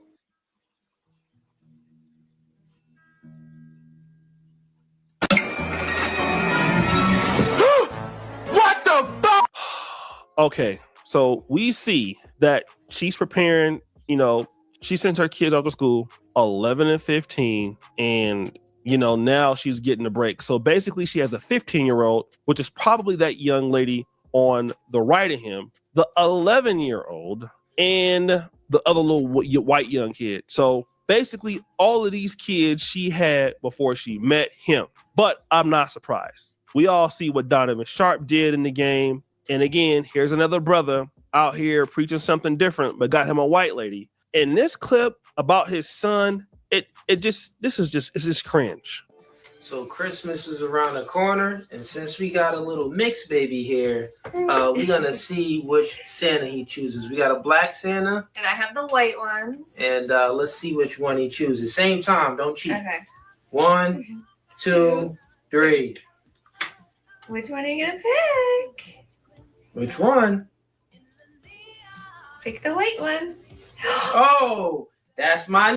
Oh, yeah. So man, not only is bruh a sellout, bruh's a liar, bruh's a simp. You got this whole channel with this white lady that you basically made a single mom stop the show. She's already a single mom. You won't marry her, and you got her pregnant again, but you're on the internet giving dudes relationship advice when you're a straight sucker, man. Like, I just don't get that. And again, I'm not trying to be rude to the guy, but it's just like, the guy's a liar. He's a grifter.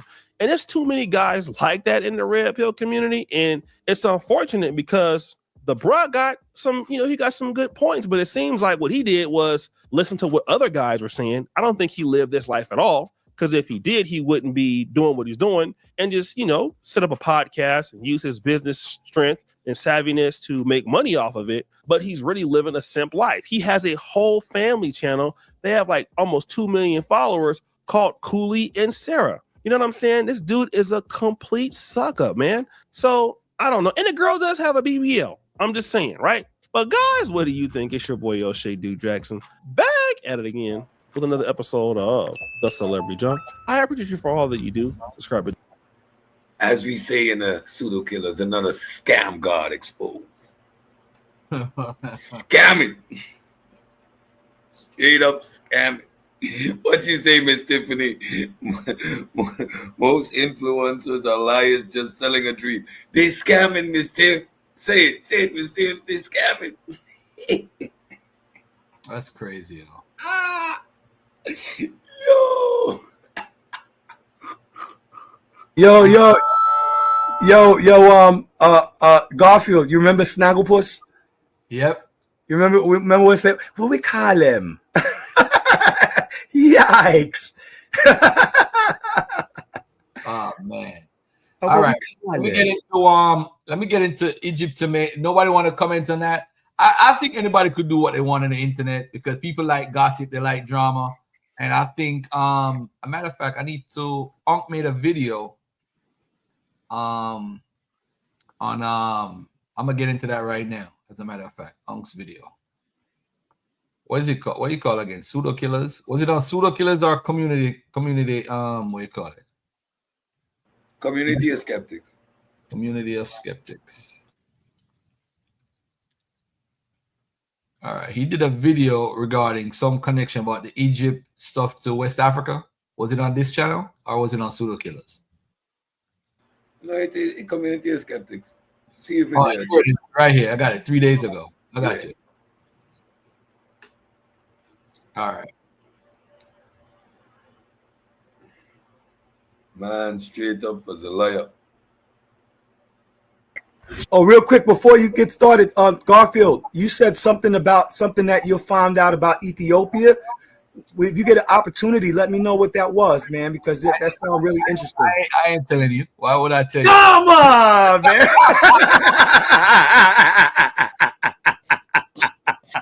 What? Nah, it was something in the 1700s. Some research that You was said something about the Jews being over there even before Christianity, right? No, Christianity had been there from the 4th century. That's when the Bible really got to what's called Ethiopia today. But I mean, it's still crazy when y'all think about that Ethiopia stuff. Because I have the actual research on the somebody who could read the Geese on there in the BC era, what they believed and what they held to and all that stuff. Them people ain't know about no Bible, man. That came later in the Common Era. All right, but let's take a look at this. This is a tape refuting misleading information on the Nile Valley to West Africa, how people misuse experts. Let me just say what my argument is. I don't support Diop's argument about the Wolof. I don't support it. A lot of things came from the ancient Near East because of the Arab trade, like cowrie shells. Hebrew Israelites sometimes bring that up, say, how did that end up in West Africa? Because the Arabs who were in control during their time period, 700 AD or 7th century AD, brought that over from the ancient Near East to West Africa. Because what happened with West Africa?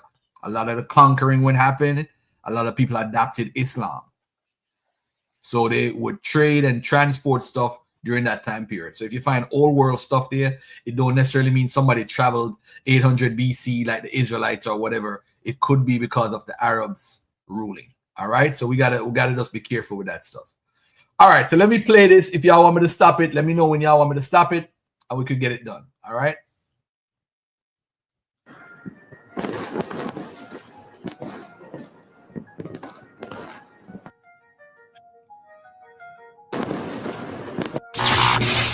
So they start going all over the place. They start finding PhDs getting big backfires. We do know that based on migration patterns, that many West African populations are descendants of ancient Egyptian populations. So every attempt, it was backfiring all over the place.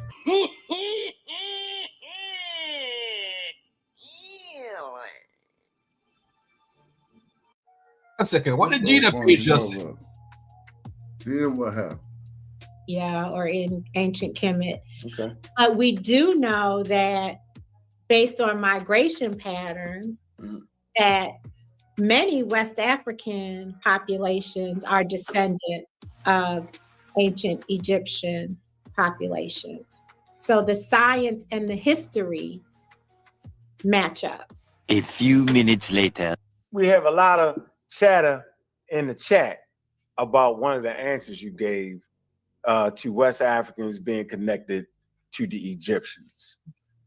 But before we address that, I want to take this little commercial break and y'all can get the test at a 10% discount, okay, at AfricanAncestry.com if you use the promo code Brother Ankh, BROANKH. Okay? That piece about Egyptians migrating to West Africa, we seem to have an issue with that. Do you have any way for us to kind of look into that kind of, because that's a, are you talking like during the for pharaonic periods, or are you talking about like Paleolithic? Like, what are we talking about? And I know this is kind of out of your scope. You're not a geneticist. I don't know. I want to open up my Nile Valley civilizations book. Dr. Ben. Yeah, Dr. Anthony Browder. Anthony Browder. Yeah. You know what? I ain't gonna put you on the spot like that. I don't want to do that. I want to stay in your expertise. So I came to this work as someone who had a corporate marketing career. Oh shit! I worked for Fortune 500 brands like Colgate-Palmolive and Sara Lee Bakery, and was responsible for building the managing the Colgate-Palmolive, the Palmolive dish liquid brand, you know, to wash your dishes, and pies, the frozen pie category at Sara Lee. Big backfire. But here's the thing: what you got? If we all know, well, that's not true. I know. See, if you believe, I'll get myself in trouble. Don't get in trouble. If you believe, in mitochondrial Eve and that modern civilization began in East Africa, yes, then it shouldn't be a leap to believe that there are descendants from Kemet in West Africa. Mitochondria Eve. Yeah, the first, they call her Lucy, the first woman, the first mitochondria. All right, so okay, let me ask you this question. I thought Mitochondria Eve was actually from South Africa.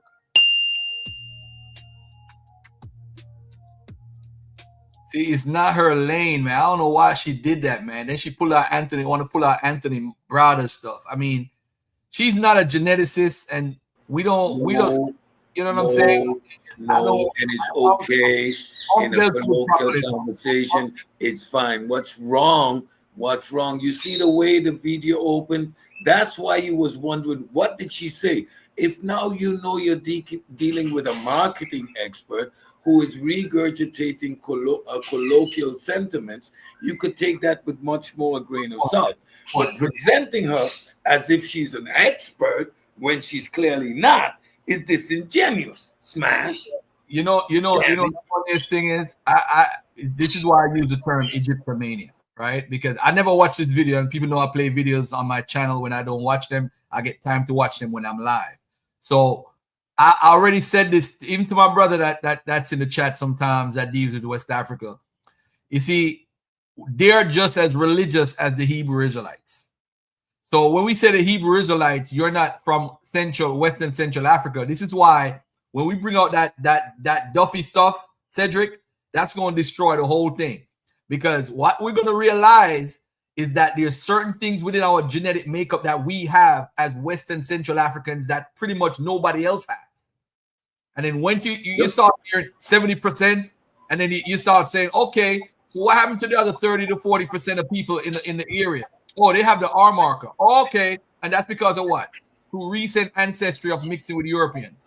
Then you start saying to yourself, okay, so this is why African Americans and black people have the R marker, because guess what? The slave master was sleeping with our woman, and the boy they have ended up sleeping with black women and carried on the African system, African genetic makeup within them, but they still continue with that Y paternal marker of R, because that's what they had from the slave master. Same, and by the way, so this happened with the Native Americans as well. If you look at Native American ancestry, you see that they normally have C and Q, but then they have R because of when the Europeans came over here and started sleeping with their women. So I think, go ahead, brother. Hold on one second. Who's Adonian? Who's that? Hey, this is the Black Adonian. Who's that? Hey, what's up, Garfield? It's the Blackadonian. I know, but where you know me from? I mean, you're all over the internet, brother. Oh, okay. All right, cool. What's up? What do you want to I talk wanted, yeah, man. I actually, since you're on the discussion of the Native Americans, and you're talking about the Egyptian. Hey, go ahead, Cedric. I know who that is. Go ahead. Uh-oh. Got time for crazy people today. The Blackadonian.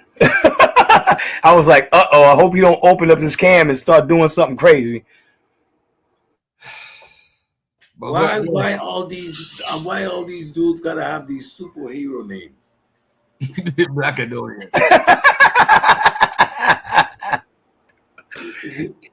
Blackadonian. It's on the internet. That is brand new to me, dude. Blackadonian. Yo, let me go back to this video, man, because I can't deal with these people. I can't. I have no patience.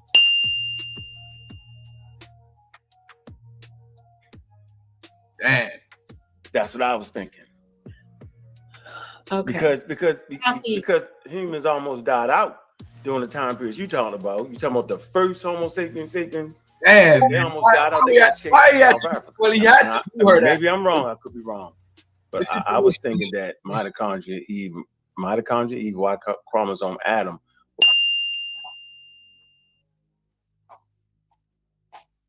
But it came out of that population coming from South Africa. And my understanding is that it's East Africa, but I'm not a scientist, so.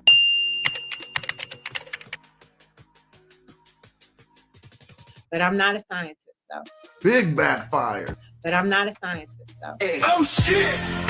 These niggas be scamming. Oh shit! Me neither. So we're gonna get off that. I'm not a scientist neither, and we're gonna get off that. Okay. Sitting on the block, ancient rocks turn white. The law keeps it gutter, rooted like a tree. Yeah, free the hard way. Free the hard way. Free the hard way. Free the hard way. Free the hard way.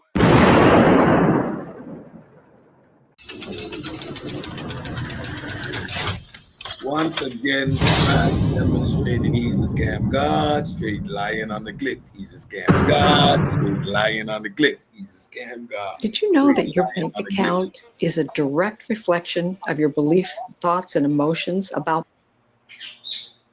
So this was in response to the chop up that Smash did, using her and mischaracterizing the lady, which of course we needed to clear that up. She was giving her opinion. She's not a professional. She's not a scientist.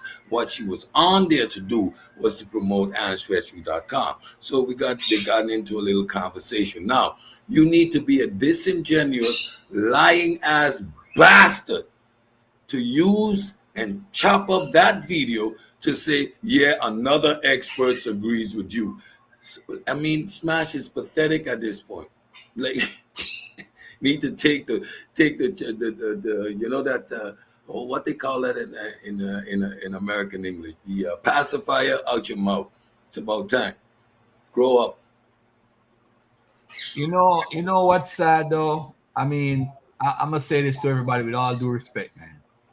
I have no affiliation with Egypt, and I see my brother in the chat, Tony Apsu. I don't know if you're hip to the updated information.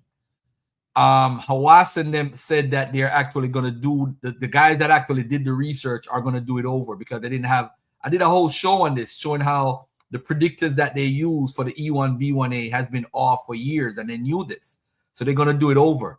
So Ramesses III and his son might not actually be E1B1A. More than likely, they are E1B1B. And I think 23andMe is the reason why we want to be E1B1A so badly, because it says that you have a ancestor that's related. And but why are they doing it over, my Tony Apsu? Why are they doing it over? Because they did not have enough. The predictor that they used was wrong. So the predictor that they use, Tony Apsu, before you go into conspiracy, If I put myself in the predictor, I might come up as G. If I put my DNA in it, it might come up as G. And I think a lot of people don't want to recognize that. Smash has a whole video about E1B1A responding to ISUPK about African Americans being. I think he thinks he's really an Egyptian. It's no different. And what a lot of Egyptomaniacs are mad when I speak like this. But the fact of the matter is, we are from Western Central Africa. I could prove it easily. It's too easy at this point. It's too easy. And what I do is I read a lot of Wikipedia articles and read their sources and go back and research and look at the sources and research the sources and find more sources. And that's what I do. Because at the end of the day, we're not Egyptians, bro. And if the Egyptians look like us, it so happens. So what? Black people can look like other black people all over the world. It don't matter. We can't have phenotypes that are similar. That's it. And you know what's funny? They don't want the phenotypes of what you call them again? The fourth dynasty. What do they call those people? The reserved heads. They don't want to look like the people in the reserved heads. So when you look at the reserve heads on the Wikipedia, let's take a look at the reserve heads for a second. Let's go to this page right here. They don't want to look like them. They don't want to look like these people right here. Like this is fake and this and that. They don't want to look like the people in the reserve heads. They don't want to look like these guys. These can't be Egyptian. This is from the fourth dynasty. And they drew, and these were the common people. These were not kings or people who are elite. These were common people. And again, this is a different, don't have the phenotype you have, so you don't want to be these people. You don't want to be them. You don't want to be this guy with this aquiline nose. He can't be Egyptian. He can't be. He can't be. 2024, we stuck with the with the ignorant colonial notion of what Africa represents. We can accept the diversity of Asia, but cannot accept the diversity of Africa. In 2024, we're stuck with an antiquated colonial racist mindset. There's only one way to be African. Somebody asked, what's going on with the petition with Reggie against Hawaii? You should know. Nothing. Oh, what happened with Reggie? What happened with Reggie? Reggie and his petition against Hawaii. You see, that's the problem. Listen, my bias is on display. Reggie has been rendered in a cocoon, in a bubble that he has allowed to live his last years out in peace. Let the man be. Don't leave Reggie alone.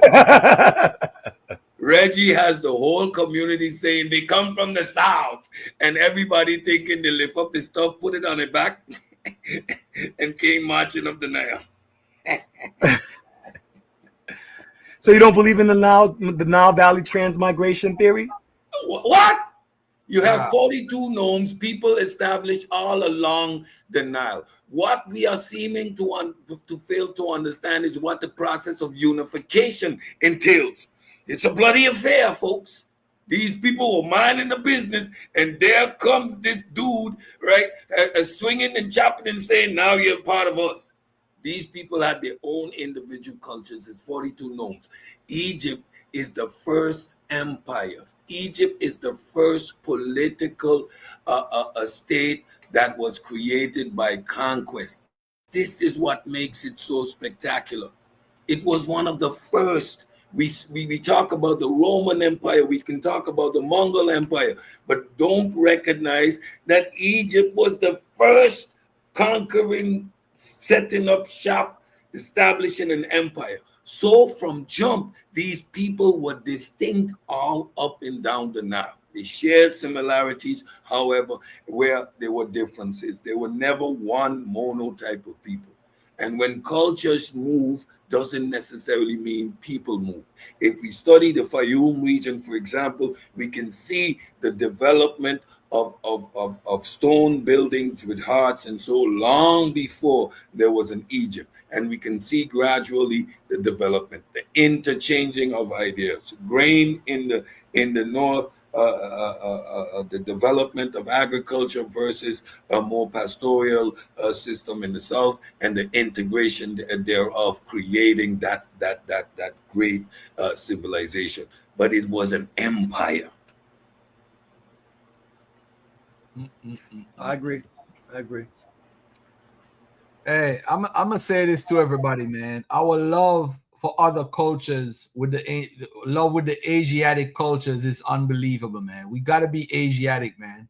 We can't be West and Central Africans. We run from it. We want to be Israel. We want to be Arabs. We want to be everything but who we are. Even if you come from Mansa Musa, you're still a West and Central African. You just was colonized by or adopted Islam. There's nothing wrong with coming over here with Islam, with some of the slaves did. But what we do is we want to fight, we want to be everything. And if you look at the oral traditions of Africans, you'll see that it has changed numerous times because of who is ruling. In Ghana, they talk about coming from Muhammad's cousin and all that stuff, because who was in charge at the time? What did they believe? They believed in Islam. So I think at the end of the day, you want to be connected to the greatness. Even if you look at the Dogon people, they have traditions that actually got influenced by Islam. I think I'm gonna study the oral traditions. That's why I say to everybody, I accept every single oral tradition in Africa in context. If you look at Prempeh is rewriting the oral tradition for the Ashanti. He adds Israel and he adds Egypt to it. Why? He said this was not in the original, but I'm going to add this to it because he wants to connect himself to royalty and to some high culture. So let me adapt it. This is in the 1930s. And by the way, he got his information from Hebrewisms in West Africa. Did y'all know that? The guy who is in charge of Ghana got his information from Hebrewisms in West Africa by Williams. Why are you getting information from a white man who never even came to the area where you live? But you believe it because it supports your doctrine, your Judo-Christian worldview. So it makes you more like, yeah, the Ashanti hated circumcision. Did y'all know that? They hated circumcision, but that didn't mean that they didn't do it. But it was never a part of their culture originally. You see, y'all got to study, man. This is why I'm going to tell everybody, I accept every single oral tradition in Africa in context. I accept every oral tradition with Native Americans in context. Look at the Native Americans over here in America. Their stories change in the 1700s once Europeans start rewriting their oral traditions. All of a sudden, their origin story sound like the Noah story. How did that happen? Because of colonialism. And of course, this is human nature. The Greeks colonized the Jews. The Jews were Hellenized, and they created their narrative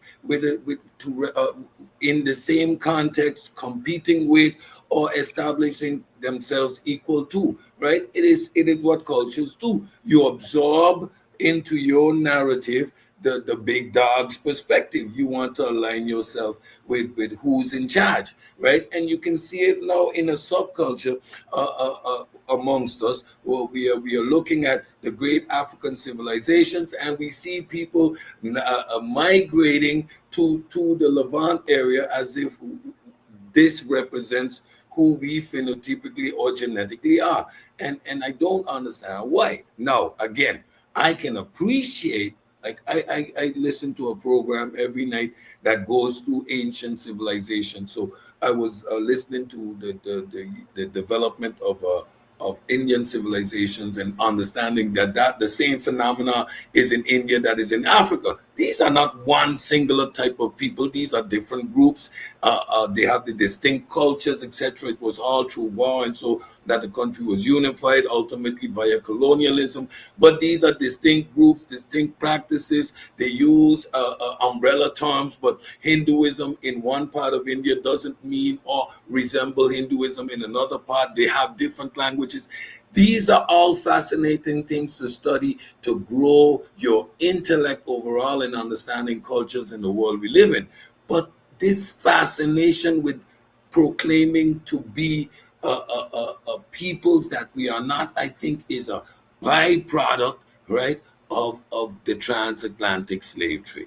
Fundamentally, you see, we're a distinct group that are everything other than what we are.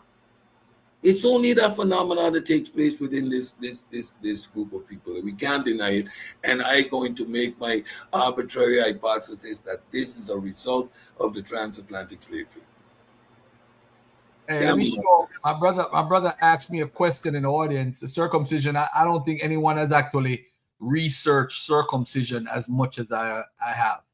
And I'm not trying to brag, but it is what it is, because I go not to use the word deep loosely on my channel anymore after today. Oh my God.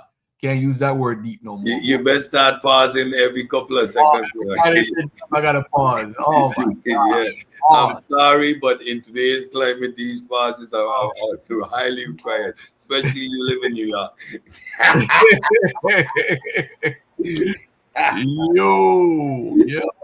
can't believe Captain. Captain really let me go through that. Mika should have said, Garfield, stop it. Stop it. Jesus. Now we got what you call it. Now we got Flashgate. Who see what he see what, and who know what look like. By the way, family, right here, let me share this real quickly with y'all. If you notice, when I did my debate with the homeboy about and brought out the homosexuals in Peru, and I talked about different cultures. If you notice the cultures that the Israelites like to claim here, who the One West ones and the ones that say the Native Americans are Israelites, and I started to show these homosexual pictures, right? Now, this is them drawing this stuff from like the 2nd century AD.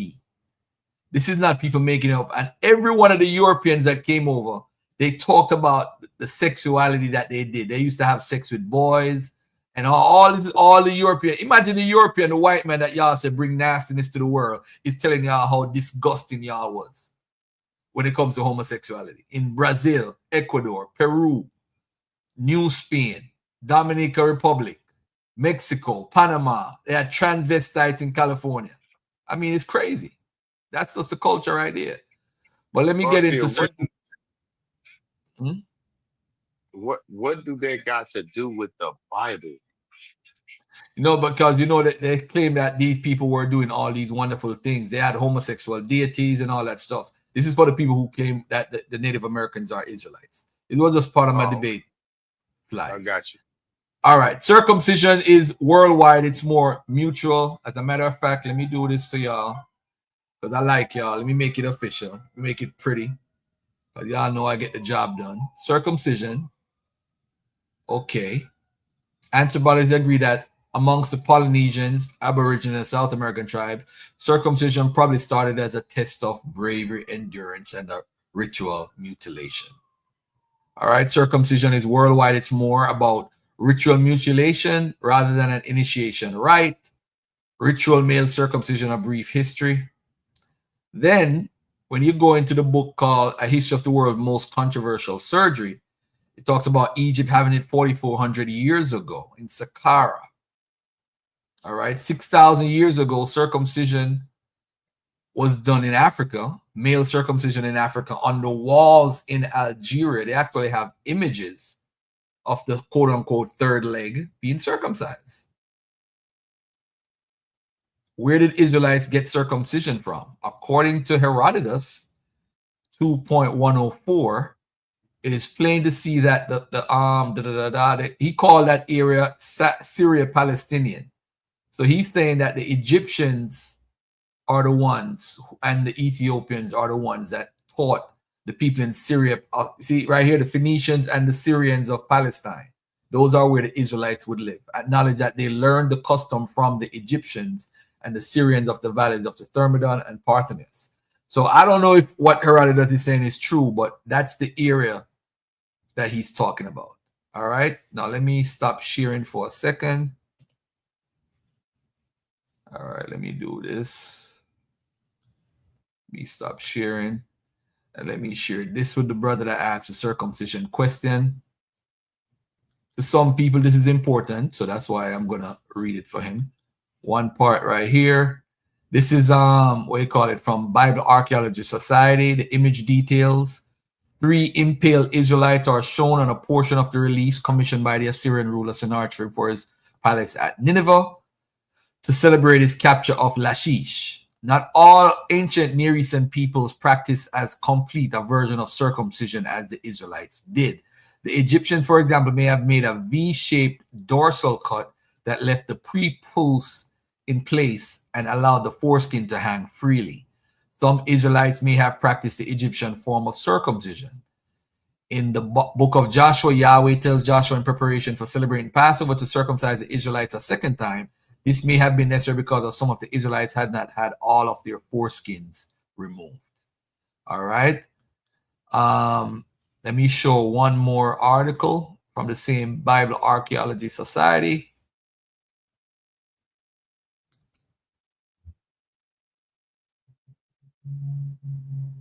I was the first to do the sources with sources. Oh boy, I can't. All right, circumcision. As you see the image right here, my brother, that's the circumcision. They found that in the Levant. That's before Israel even existed. All right, West Semitic peoples, including the Canaanites, the Ammonites, Moabites, Phoenician, Arab, were also circumcised. There is no clear evidence, however, that East Semitic peoples of Mesopotamia, such as Akkadians, Assyrians, and Babylonians, were circumcised. Although the Philistines were uncircumcised, other peoples of whom the Philistines were one did practice circumcision. According to the great Karnak inscription, 3 of the sea peoples, the Ekwesh, Sheklesh, and Sherdani, were circumcised. These 3 sea peoples are included in a list of captives and slain. In the Libyan Mediterranean invasion of Paramernapata, from the stele, we learned that the Egyptians treated circumcised prisoners differently from uncircumcised prisoners. Circumcised prisoners had their hands amputated. Uncircumcised prisoners had their genitals amputated. So I had it wrong earlier when I spoke about it. So they cut off your hands if you're a prisoner. They cut off like from the wrist area if you're circumcised. If you're not circumcised, they cut off your penis. The Egyptians were cruel. So I guess they were checking the rod. Oh, man. All right. So let's get to this video right here. So the brother who asked a question about the circumcision, I hope I helped you out in bettering your understanding about the history of circumcision. I didn't ask a question. I actually made a statement, but go ahead. Oh, not you. That wasn't for you, my brother. That was for a brother in the audience. Oh, okay. In the chat. Not you, my brother. What? Did you have another question? No, sir. All right, cool. All right. All right, so let's get this video out of the way. We're gonna move on to December 25th. My brother Gnostic Informant, he has a new video out about December 25th. All right, Egyptomaniacs might actually like this one. The oldest circumcision culture goes back to southern Algeria by that rock art, Brother Garfield. What's the oldest example that we have on record? But it's I think it goes back 15,000 years. They estimate like certain places, probably in Asia or whatever. I mean, who cares where it come from? You know, who cares? And you know what's crazy? The majority of the world is not circumcised today. That's kind of crazy. It's not really a major thing at all. Very interesting stuff. That's my point. It's very interesting. All right. Let me get to this video about December 25th and let's see what we can learn today. I didn't watch it yet, but let's take a look. Orthodox Church continues to celebrate on January 6th. I'm convinced by the calculation theory because it explains why 2 different dates, December 25th and January 6th, became the 2 dominant dates. The January 6th date seems so much more random without this explanation. The January 6th date seems so much more random without this explanation. Eastern Orthodox tradition commemorates on January 6th the birth of Christ, the Epiphany, wedding at Cana. For indeed the Savior was born in the 42nd year of the reign of Augustus. Christ was born 8 days before the calends of January. First in Alexandria in the so-called Corium. Cori is the mother of the first incarnation of Dionysus. Corey is Persephone. Right. That's the baby Zagreus. The type of stuff we find in the PGM, where Abraxas Yao Sabaoth is right next to Osiris. What the hell's going on there? Yeah. That's heresy. Pliny the Elder mentions what's called the Theodosia, God's gift day. Now, he mentions the same fountain miracle where there's a fountain of water that turns into wine, as we've mentioned in 5 other sources. Yep. But he says this happens in the city of Andros, and he says it happens on the none of Janus, which is either on the 5th to the 7th. If you own a home in Westchester County or upstate New York, you could get the latest solar panels installed at no cost. Of January.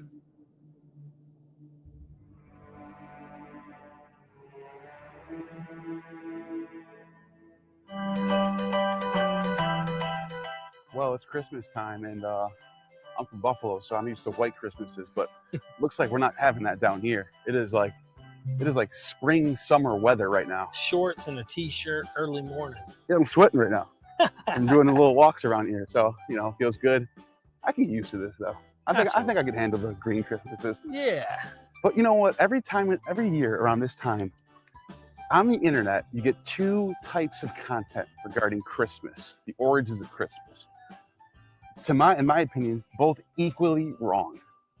The first one that everyone notices is these memes that go around. So they're sort of zeitgeist style memes where all of these gods, every god that exists, Krishna, Mithras, Jesus, Horus, Dionysus, all of them are born on December 25th by a virgin in a manger. They all have some sort of magi that shows up to them. It's like plagiarism style. Right. And there's just no evidence of this. Right.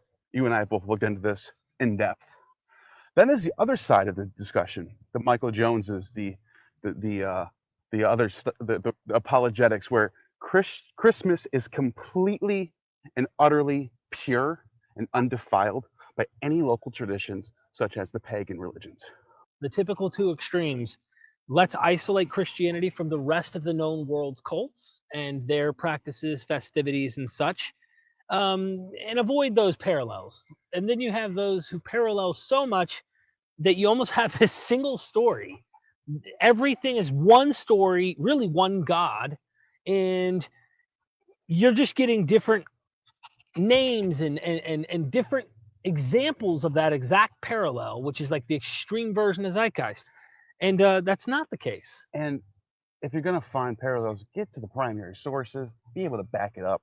For example, there is some truth to some ideas that some of these gods were born around or at the solstice. For example, Plutarch, in his On Isis and Osiris, states that Harpocrates, which in Greek means Horus the child, was born around the winter solstice. Right. That is a contemporary source of the Gospels before the tradition of the winter solstice birth of Christ ever came into fruition, which is the 3rd century calculation theory, right, which Peter Nothaf greatly points out.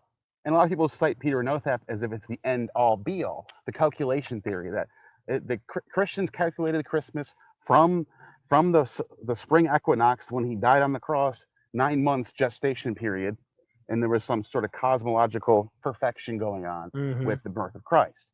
But it's like, what about before the 3rd century calculation when that took place? You have temples in Egypt from the Bronze Age, Iron Age, that have the sun sets on the winter solstice on an altar. Yes. I'm showing it on my screen right now.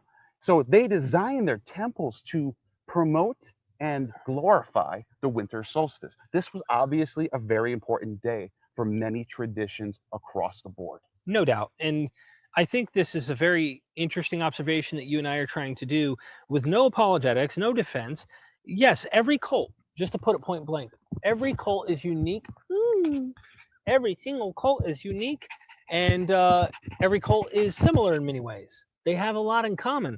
So apologetics wants to find those differences and therefore isolate it from having any influence or potentially even being inspired by the well-known established stuff. As we're going to dive into this video, you're going to see undeniable evidence to suggest that maybe the holidays of Christmas and the birth of Christ, the epiphany, the manifestation of a deity in those mythic narratives that are found in our New Testament Gospels may have found inspiration from the greatest God in the Greco-Roman period that tragedies left and right were made out of. I mean, this guy was the reason for suffering and for life, for death and life. I mean, he is everything that boils down to that for that ancient world. And he's beyond just Greek. This guy was said to come from the East. There's so much more to him. And I want to just say one thing, that there are scholars who are very balanced. Can you tell us a little bit about some of those academics that we actually... Good point, because on one side, you have the Michael Jones aspiring philosophy types, where there can't be any influences by any local traditions. Christianity is undefiled by pagans. It is pure. Their Christmas is their own creation, and nobody can say any otherwise, despite there being the similar giving out gifts and decorating your houses of greenery during the month of December, which the Romans did in Saturnalia. They had a king of Saturnalia, where they had this thing where they had the poor person become king for the day, which you find in Germanic medieval sources. Reversal of the societal norms. And then on the other side of the spectrum, you've got the Jordan Maxwell types. They're all plagiarizing with each other. Yeah. But you mentioned there are really good balanced approaches to this topic, and every year around this time, and I look forward to whatever he has this year, is Religion for Breakfast. Yep. Dr. Andrew Hendry. And I got some cute videos for him. He's got a balanced approach. Let's check out a couple clips real quick. You're not a child, you're a man. So stop wearing so many layers to go outside and get the bearskin tack. Every year around Christmas, Sol Invictus is brought out as an example of how Christians tried to conform their new religion to the pagan landscape of the Roman Empire. As one version of the argument goes, Sol's birthday was celebrated on December 25th. Thus, Christian authorities mandated that Jesus' birthday would also be celebrated on December 25th, perhaps in an effort to co-opt an already popular pagan festival day for themselves, either to directly compete against the cult of Sol Invictus, or perhaps as a conversion or proselytizing strategy. Different motivations are put forth. You also have an anonymous, probably 4th century Christian homily on the solstices and equinoxes that mentions December 25th as Sol Invictus's birthday. This evidence demonstrates that at least in the 4th century, and possibly starting in the late 3rd century under Emperor Aurelian, some Romans recognized December 25th as the birthday of the sun god, and that it was marked with some sort of festival. It's also evidence that Christians were aware of this day's association with the sun god. But is that enough evidence to support the history of religion's theory, that Christians consciously and intentionally aimed to substitute the sun god day for Jesus? I don't think this theory is supported. We don't have any Christian authority saying that they chose December 25th as Jesus' birthday to compete with Sol Invictus.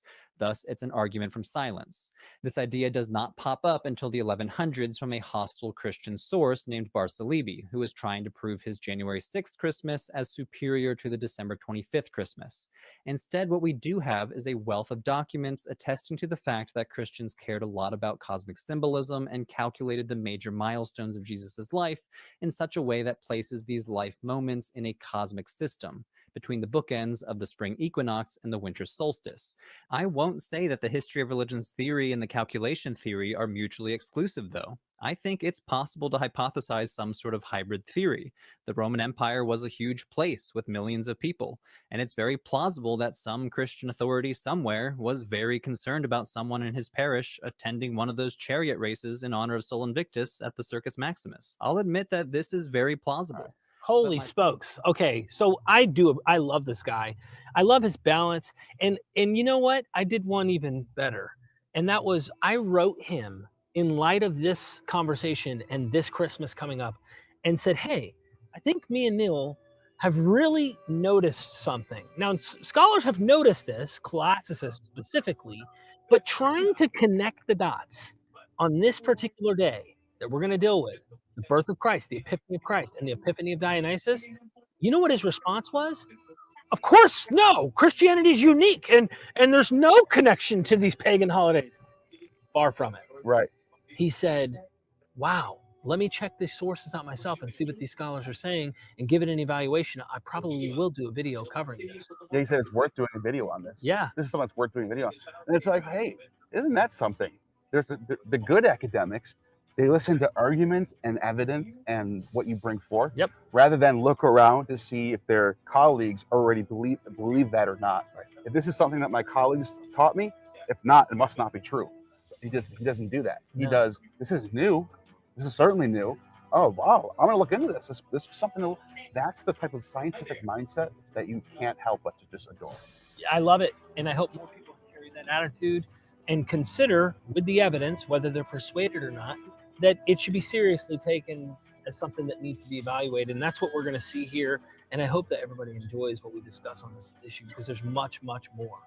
Well, we got a special Christmas special for you regarding the birth of Christmas, the origins of Christmas.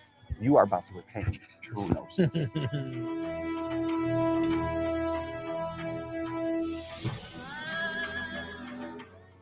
Welcome back to the Gnostic Informant, and you are about to attain true gnosis.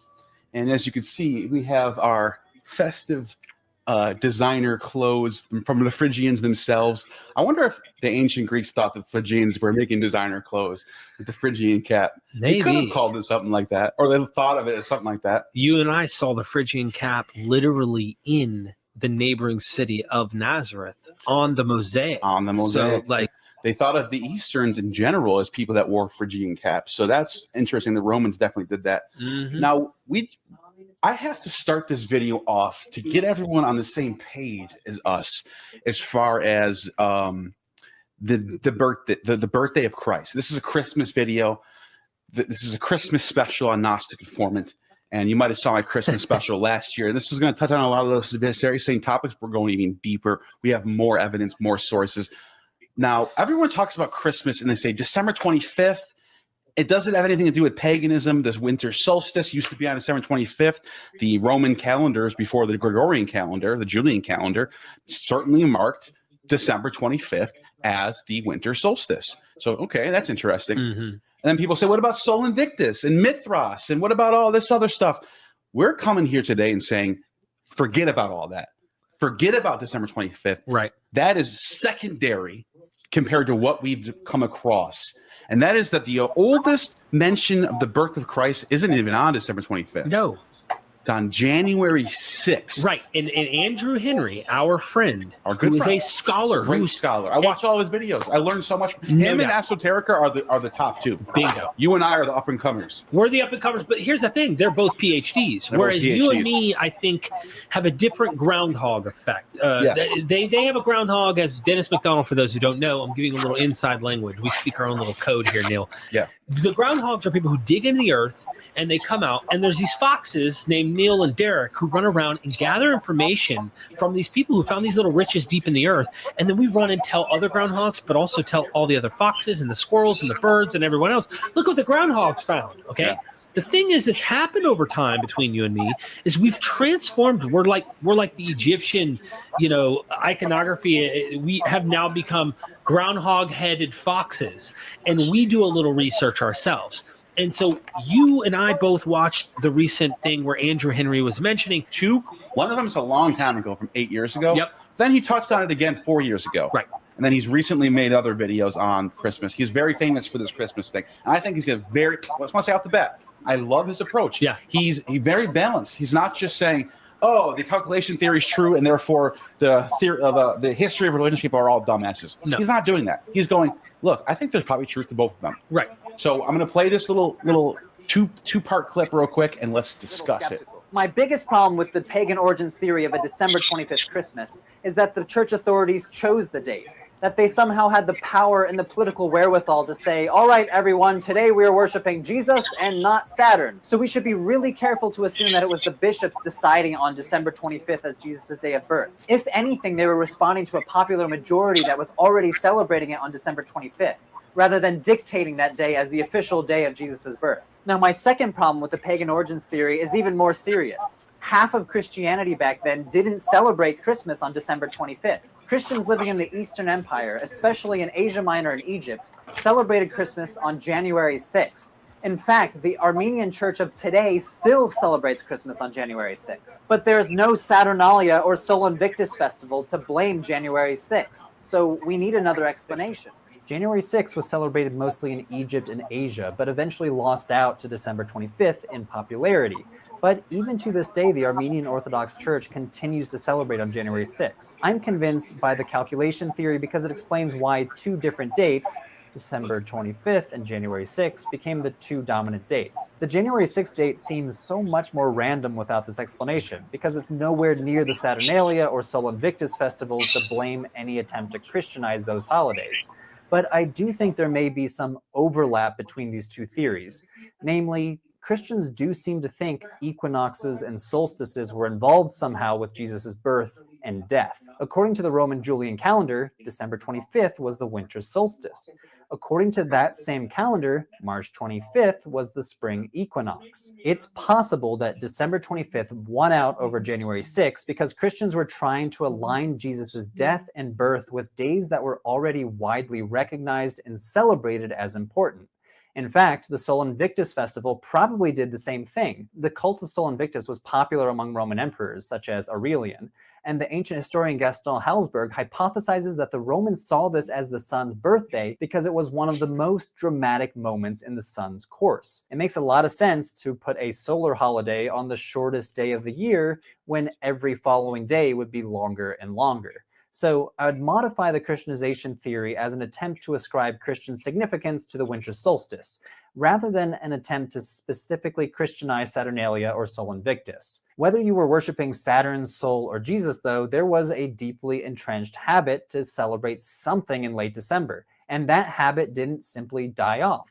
Macrobius was writing in the 5th century CE, well into the Christian period when December 25th was becoming the most popular day to celebrate Christmas. So we can reconstruct December in the late Roman Empire as a time of multiple festivals, which possibly involves some level of religious syncretism and competition around the winter solstice. The January 6th date seems so much more random without this explanation. Because Now, he left it off saying that January 6th is random. It's too random. Right. Therefore, the calculation theory has to be true. Right. Now, if that's true, that January 6th is so random that there's a calculation happening, then he'd be correct. However, is January 6th random? It is not random. And let me just say anyone this, who watches you and me already know what we're about to do. This is so important because this did not start as a Christmas research. I called you, Neil, and I said, hey, Neil, listen, man, we're trying to up and coming, do our new documentaries. And I said, I got to do a video. I found a claim in an apologetics conference by Michael Jones from Inspiring Philosophy, who stated that there is no myth of Dionysus transforming water into wine any earlier than the 3rd century AD. So sometimes they'll bring up Dionysus and they'll say Dionysus turned water into wine. Yeah, that comes from a 3rd century text. Postdates the New Testament. Shut up. It's postdates the New Testament, his words, not mine. Shut up. Mm-hmm. Well, you know me. I got to check that. He said shut up, too. He did. He literally said shut up. How stupid do you look when you tell someone to shut up because you think you're right about something? And in fact, you're not even wrong. You're wrong. There's about 10 primary sources that show that you're wrong. There's so much that we found that you and I started digging into. And one of the things we need to nail, we're going to get into other things about Dionysus, and there's no way we're going to cover everything. But one of the things we need to nail is the source that mentions this date. Right. And that is in Pliny the Elder. Yes. What I want to do before I talk about Pliny the Elder is I want to do a little rundown on the sources that show Dionysus and wine miracles. Okay. And how this ties into January 6th is very shocking. You and I ran into this. We weren't looking for this. No, we weren't. We ran into this and go, holy shit. Yep. This isn't even in any of my videos yet. This is coming out today. I think you might have a video out by now. I do. Yeah. By now, I imagine it's been a couple days. We're putting our notes together. And first of all, Dionysus is so old. He shows up in Linear B. And even back in the Linear B, by the way, anyone who doesn't know what Linear B is, it's the pre-Greek writing system from the Bronze Age. Before late the Bronze alphabet of the Phoenicians, period. Before the Phoenicians, yeah. And Dionysus' name shows up in Linear B in multiple places. And in one of the spots, it's associated with wine offerings. Yep. Okay. Homer mentions Dionysus in a wine sense where he's given wine offerings. It's an unmixed wine with the ashes of Achilles. So Yes. this is significant. Yeah.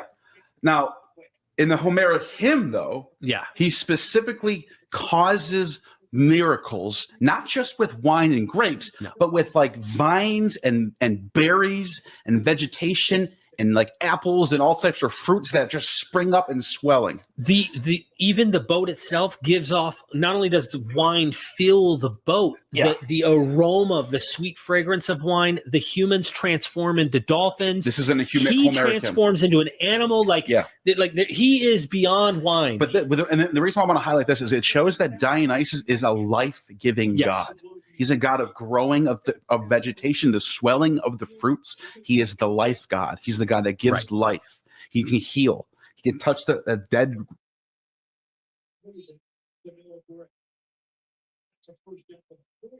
Ground with it, just dirt and soil. That soil could turn into green, luscious plants. Notice he turns. Jesus is depicted like this. A black wooden boat. Yeah.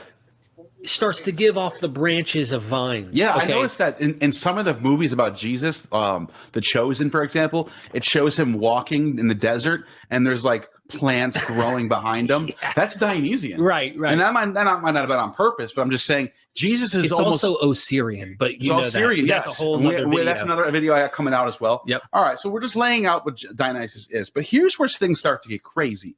In the 4th century BCE, we have two sources. One of them is a fragment from Theopompus, where he mentions Elis in the city of Elis. The priests take 3 empty vessels and they seal them up in the temple, and they come back on the appointed dates, it says, and the jars are miraculously filled with wine. Right.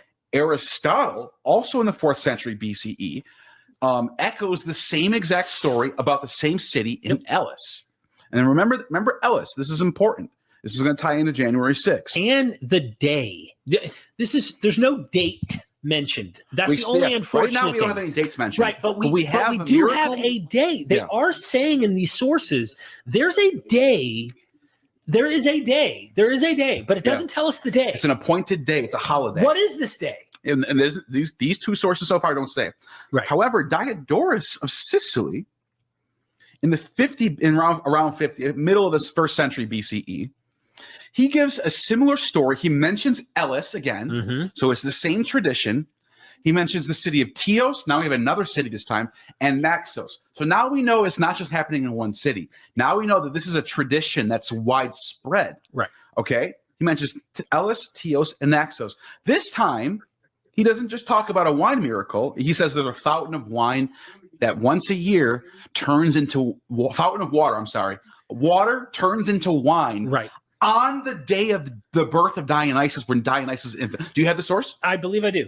Now, these accounts of the birth of Dionysus are generally agreed upon by the ancient writers, but rival claims are raised by not a few Greek cities to having been the place of his birth. The peoples of Elis and Naxos, for instance, and the inhabitants of the Eleutherae and Teos and several other peoples state that he was born in their cities. The Teans advance as proof that the god was born among them the fact that even to this day, at fixed times in their city, a fountain of wine of unusually sweet fragrance flows of its own accord from the earth. Now, this mentions him being born in these specific cities, but there's another account, and this is actually in Plutarch, I believe, who is actually saying that at the birth, the nymphs wash and bathe him in the water. But maybe we're getting ahead of ourselves here. Well, I was going to get to Plutarch. I also have on my list Seneca. Yep. So in the 1st century of this Common Era, during the reign of Nero, Seneca, that's when Seneca was in his prime. Seneca mentions a wedding in which Dionysus is with his mother. This is another one another one I want to read too. I promise, I know we're throwing out at you. I swear we'll tie it all together. You need to just follow along and you don't have to write all this down and memorize it.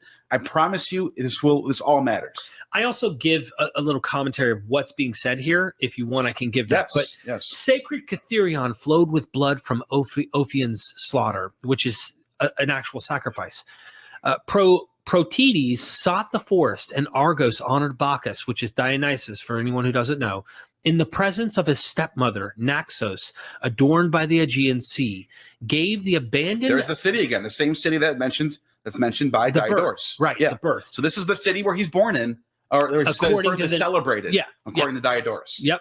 Adorned by the Aegean Sea, gave the abandoned virgin to the marriage bed, compensating the loss with a better husband. The Nystalian stream flowed from the dry pumice stone. Chattering streams cut through the grass, and the high ground drank the sweet juices. Wine. There it is. Pure fountains of white milk, just like Euripides describes, and lesbian thyme mixed with the fragrant herbs. The new bride is led to visit the heavens, to the vast heavens, sorry. Phoebus, which is really Apollo, sings the solemn hymn with his hair falling on his shoulders and twin cupids shake their torches. Jupiter, Zeus, laid down his fiery weapon and hated the thunderbolt with Bacchus arriving. So Bacchus is such a good. Yeah, this is echoed in Nonus's later Dionysica. Yep. This is the epiphany. This is the This epiphany. is the coming of the child god Dionysus. Yep. Who's it mentions the same city that Diodorus mentions, who talks about the child Dionysus is born. Yep. It mentions the same fountain that pours out and turns into wine once a year. Right. So this is clearly a tradition. Yep. These aren't separate. There's so much in common so far that you can't see these are all separate random things. This is a tradition. They all have so much. They all have a fountain in common, jars and turn into wine, and a birthday, and either the city of Elis, Naxos, or Teos. That's all we know so far. And there's other cities they say, but they don't really name all of them. Yes. But in this, it Pliny, says Pliny calls it the Theodosia. yes. But yeah. That's that source you were getting at. Yeah, that's the one I want to get into next. Yeah. Yeah, just to finish this up, it says, as long as the bright stars of the aged universe run their course, as long as ocean surrounds the enclosed world with waves, as long as the full moon gathers the scattered lights, as long as Lucifer foretells the morning's rise, and Anybody want to add on to what they're saying, or want to ask a question, or have a comment? All right, let me continue the video. the deep blue Nereus does not know the high Arctic. We will revere the fair face of beautiful Laius Bacchus. Wow. Now we're going. If you've been paying attention, we've been going in chronological order from the beginning to time. So now we're in the 1st century. The next source that mentions the birth of Dionysus or some sort of wine miracle is Pliny the Elder, not the younger, not the 2nd century writer. Pliny the Elder, who wrote this, he died in 79 CE AD. Right. So this is before that. This is before the Gospels. Yep. If Mark would have written in 70, then we highly doubt that he would have found there. By the way, the wine miracles are in John anyway. So it doesn't matter. This is before John. Right. Okay. Pliny the Elder mentions what's called the Theodosia, God's gift day. Now he mentions the same fountain miracle where there's a fountain of water that turns into wine, as we've mentioned in 5 other sources. Yep. But he says this happens in the city of Andros, and he says it happens on the none of Janus, which is either on the 5th to the 7th of January. This is the January, and by the way, we're going to get to this, but some of the Christian authors talk about the January 6th start actually being the day of they worship the birth, but they start readings on the 5th. Yes, the night of. Yeah, so he talks about this being a 7-day festival, right? Starting on the 5th of January, going all the way through the week. Yep. So we have a birth of Dionysus. Do you own a home and are still paying for electricity? You could be missing out on free government assistance to go solar. On arguably the same day as Jesus, January 6th, January 5th, if you want to get super technical on when the none, because the none is a word they use. It's like calends, or the Ides of March is the middle of the month. The calends is towards the end. The none is the beginning. It's after the first week is over. So it can be the 5th, it can be the 6th day, it can be the 7th day of the month. Right. It could be any of those days. So he doesn't say January 6th or January 5th. He says none of Janus. So we have smack dab in the same time of the year. We have a birthday, an Epiphany festival, with wine miracle happening, with water turning into wine, literally water turning into wine. Literally fountains or springs of water that are in. You know what's crazy? They're showing from a chronological perspective. They're showing from a festival perspective. And they're showing what the sources that when they allege were actually written, right? And it's trying to predate them before like the 1st century, then go into the 1st century and so forth. Pliny the Elder died 79 CE, right? When the folks in Egypt say it's come from Egypt, they never do this. They always find something on the wall and say, hey, they got it from there, they stole it. And the idea is when you look at the story and look at the ideas, they're not even the same shit. Craziness. Consecrated temples. Right. So these are important fountains that on certain days of the year, these special god days when the epiphany and presence of Dionysus shows up. Right. But now I want to make sure there's a couple more too. And before I even get to that, this is the first time we actually get a date. The other ones mention his birth. The other ones mention these cities, either Elis, Naxos, or Andros, or Teos. Mm-hmm. And they all mention this a similar wine miracle, whether it's fountains that turn into wine or 3 vessels, empty vessels, being turned into wine.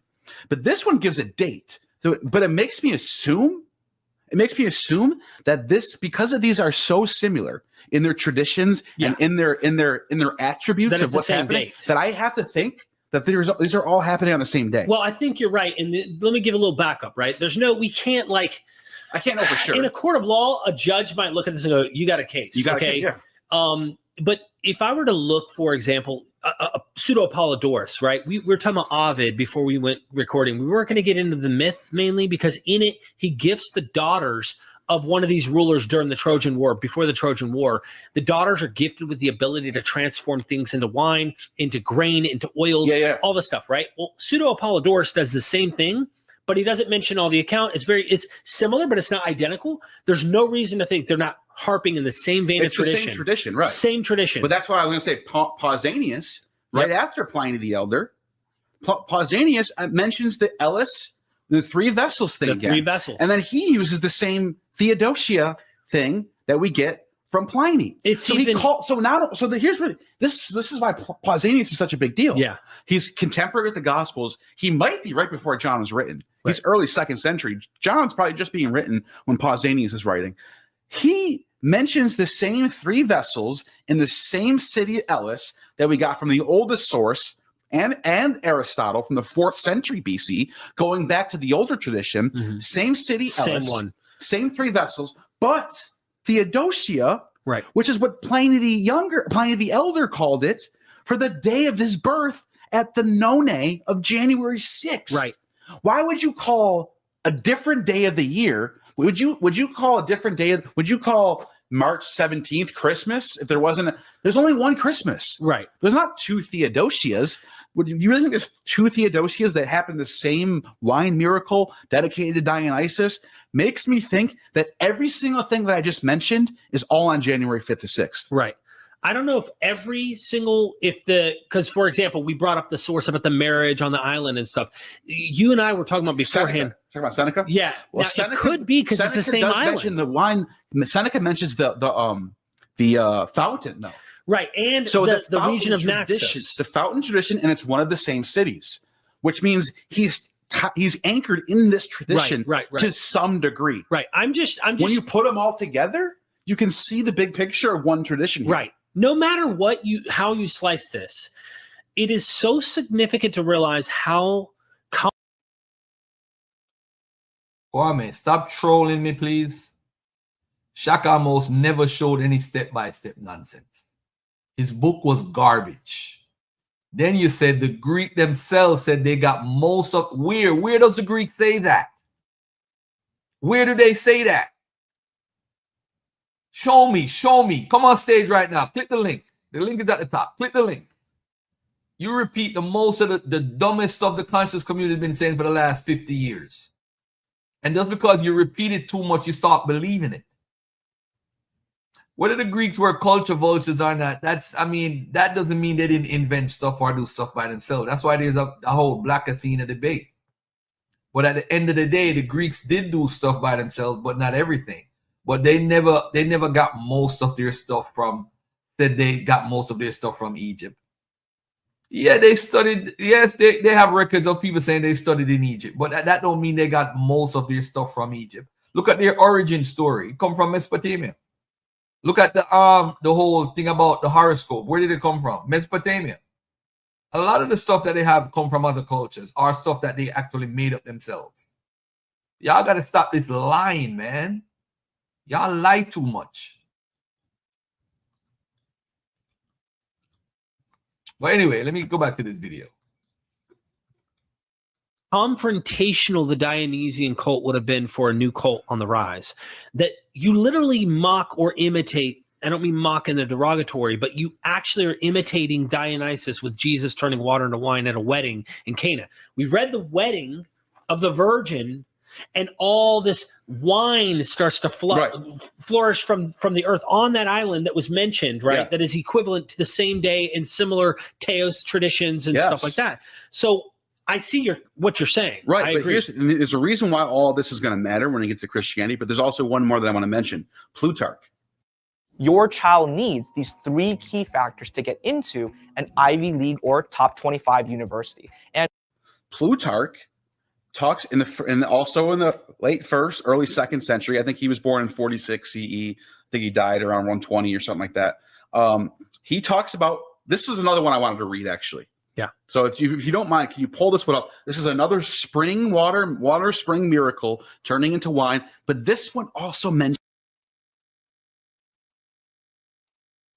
Garfield. Egypt ruled Greece at one point. When did they rule Greece? Right. I just said what?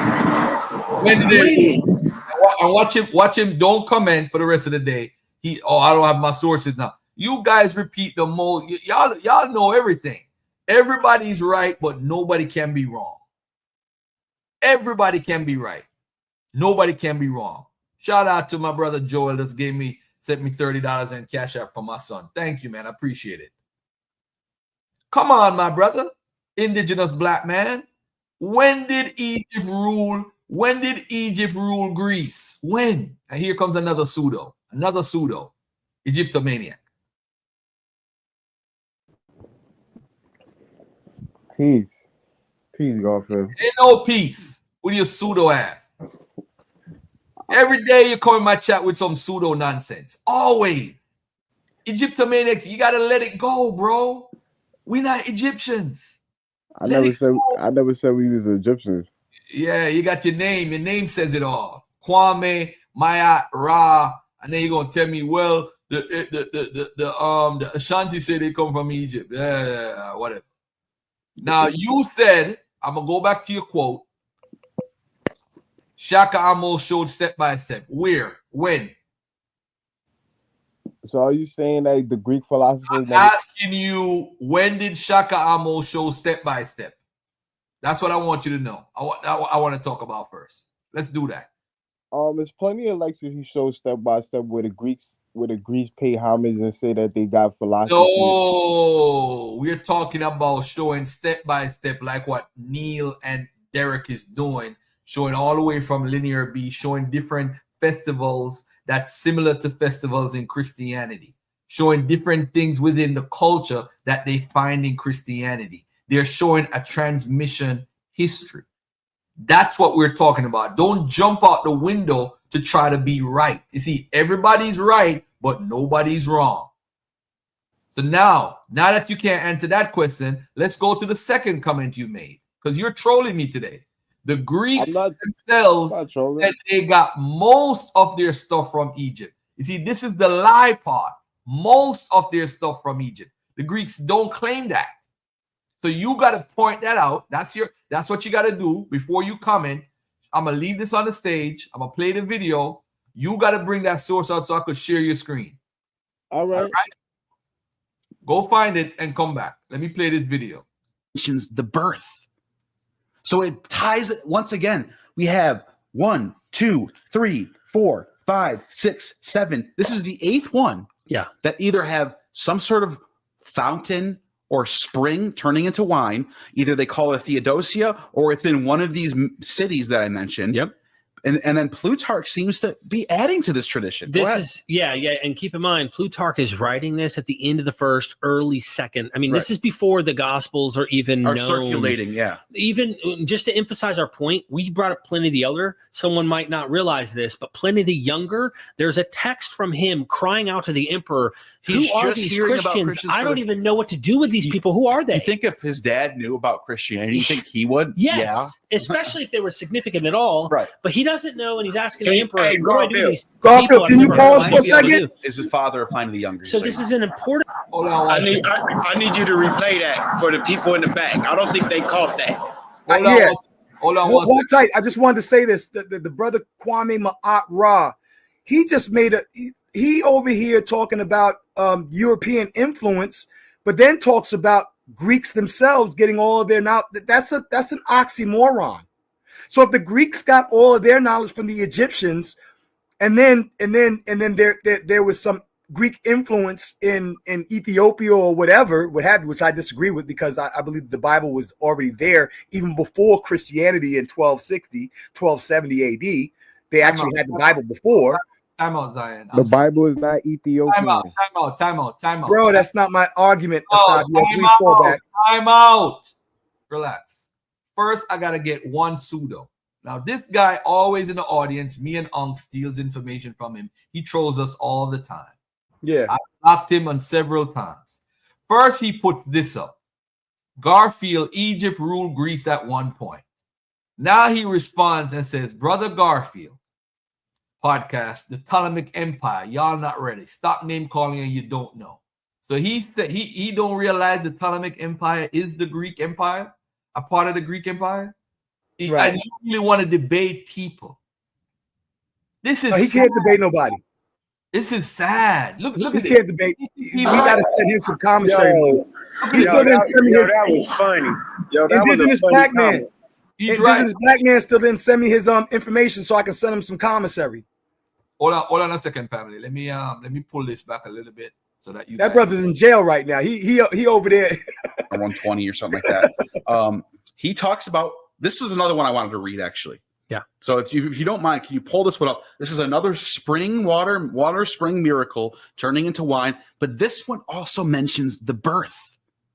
So it ties it once again. We have 1, 2, 3, 4, 5, 6, 7. This is the 8th one. Yeah. That either have some sort of fountain or spring turning into wine. Either they call it Theodosia or it's in one of these cities that I mentioned. Yep.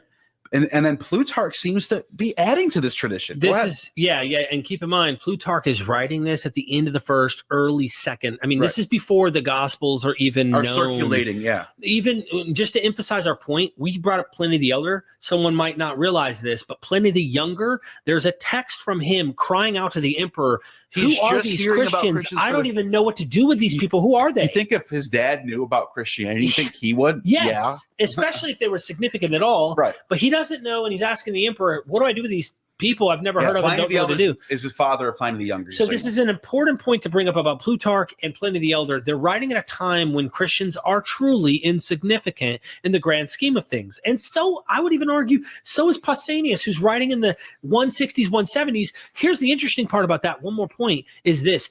Justin Martyr, when he talks about the Logos, he could have easily quoted the Gospel of John. He never mentions the Gospel of John. 150s, ladies and gentlemen. Yeah. Why?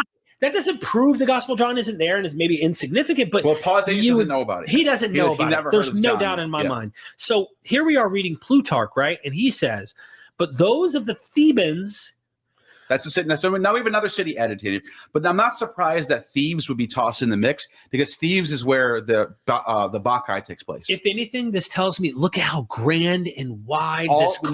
Now we have what, 4 or 5 different regions? We didn't even talk about Scythopolis. No, that's next. That's okay. That's But next. we have Elis, Teos, Naxos, Andros, Thebes. And Thebes, he says, who had remained outside.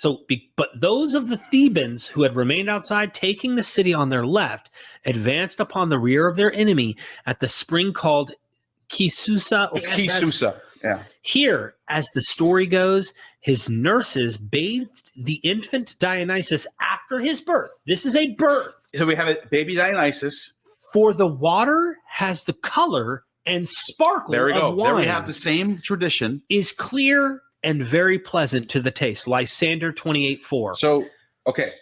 1, 2, 3 of these mention 3 empty vessels being brought in by priests. Yep.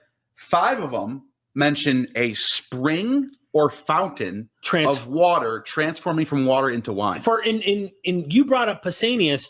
I think in Pausanias he says, and one of these sources, I got so many of them, 7 days out of the year, each year, he says this. It's Pausanias, because I remember it, because he's the one who goes, if the Greeks are to be believed, then we might as well take the accounts of the Ethiopians on the table of the sun. Right. So he says, for 7 days out of the year, this fountain that normally runs its course every day. Water, water, water, water, water, water, water. Then the epiphany, the presence of Dionysus comes. They end up in the presence of it, and it's wine for 7 days. But if you take the wine out of the presence of the precinct of the temple, the presence of that god, the wine turns back into water, tasting like water again. Right. So, okay. That's pretty significant. Yeah. So out of these eight amazing primary sources, 5 of them have something to do with a fountain or a spring that goes from water into wine during the birth of baby Dionysus. And the other 3 sources talk about priests in the city of Elis that take 3 vessels that are empty and they turn them into wine. But they all have this in common. They all have some sort of wine miracle in common. Mm-hmm. And the only date that we're given in connection to these 8 sources is the night of January 5th into the 6th. Right. Right. So that's what we have right now. That's significant that someone. And 2 of them are titled the Theodosia. Theodosia, that's a significant holy day, and it's a date. And here's what's so significant about this to me. Musonius, I don't know how to pronounce his name properly. He was 3-time consul of Vespasian. He was the one reported this to Pliny the Elder. Pliny the Elder says, under the account of trustworthy Musonius, 3-time consul says this about this fountain. Yeah. Dude, if you don't think Christians are reading this and knowing what the head honchos of their society are saying, and they don't think they need to model, imitate, and compete with, you're missing the rise of Christianity. You're missing the point. And I don't think January 6th is random, as Andrew said. No. But I also want to point out another thing about the birth of Dionysus that's very fascinating. In Homer, going back to Homer, he says that Dionysus was born on Mount Nisa, which and he says word for word, the tall mountain beyond Phoenicia, near Egypt's streams. Dude. And that's like, wait a minute. That's either the only 2 places that are in between. Well, I guess you could call it Edom. The only 3 places that are in between Phoenicia and Egypt's streams is Sinai, Judea, or Edom. Midian or whatever. We're talking the Holy Land. Hello. If you're seeing this, then count yourself lucky. This is one of our first ads ever, and we're only putting up this. That's where Homer says that Dionysus was born. Right. But we have a better source about Scythopolis, also known as Beth. So we think, where was Jesus born? Well, he's from the Galilee. He's from the north, but he was born in Bethlehem. Right. But what about Beth Shean? So I want to say something before we even get to this, because this is so fun. I can't tell you how much fun. I'm saving Epiphanius for last. Yes, this is so important. There's so much I want to draw the pictures. We have more January 6th. That wasn't the only January 6th source. Right. There's more. Go ahead. So as you're talking about this region that we're going to get into, when scholars are looking at the Gospels, or they're trying to understand what they're doing, when Rudolf Bultmann, way back, it's not way back, but he's a well-known, profound 20th century scholar who wrote, let me say that again. Rudolf Bultmann, who wrote his commentary dealing with the Gospel of John, he has highlighted the significant legendary development that they see in John with the water and the wine at the wedding of Cana with Jesus and Dionysus. It wasn't just him. There are several other scholars who echo they first hunted for Jewish antecedents. I know it's taboo to go against that. You have to start there. And guess what? I agree. Go for it. See what you could find. They can't find anything. They looked. There's nothing even significantly close to what we see with the wedding at Cana, transforming water into wine in these vessels. But there's so much on Dionysus, he couldn't ignore it. So he was honest. And he said, looks like they're riffing off of Dionysus. So scholars have asked, where did John write? What significance would this gospel have had, and who is his audience? Well, it seems to be when it constantly accused the Jews at large, and he uses this kind of language, it sounds like he's talking to a Gentile audience, that it's predominantly not a Jewish audience, it's a Gentile audience. Yeah, he's talking about the logos as the beginning. That's Pythagorean. But so did Philo. Yeah. So who is very, very, I just want to make the point that like there's a huge emphasis on where. Philo's not read by rabbinic Jews. Right, I don't like Philo. right. That's Christians read Philo. Yeah, Christians read. He's a proto-Christian. Exactly. You know what I mean? Exactly. And I just wanted to like say that as I've come across a few sources where they're like, hold on, maybe John is actually writing to a people that this would have been significant, and they were part of a region where Dionysian cults were located. But it gets even more juicy as you and I have been digging in. So this is big. This is huge. This is huge. What if I told you that Nisa was in Palestine? Not even Palestine.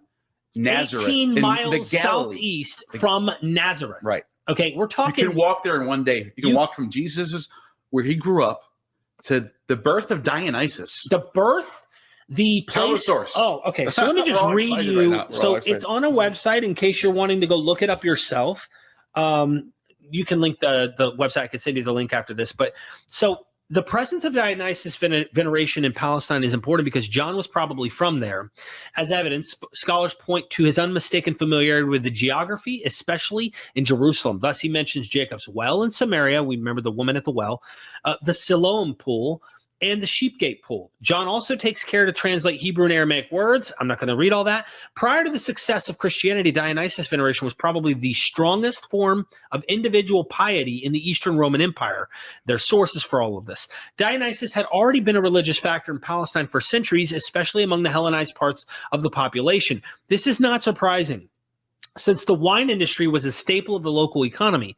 Vine, grapes, and drinking cups appeared on Jewish reliefs and on coins. Images of Dionysus himself appeared on coins minted in Damascus, Scythopolis, which we're going to get into, and I hope I'm pronouncing that properly. Scythopolis, Raphia, Caesarea, Elia, and perhaps Philadelphia, modern Ammon. So after Alexander the Great, here's the significance of this. After Alexander the Great conquered the East, the Galilean city of Beth Shean, you and me were there. Okay, you could show them. Here's the video. Okay, you're watching this.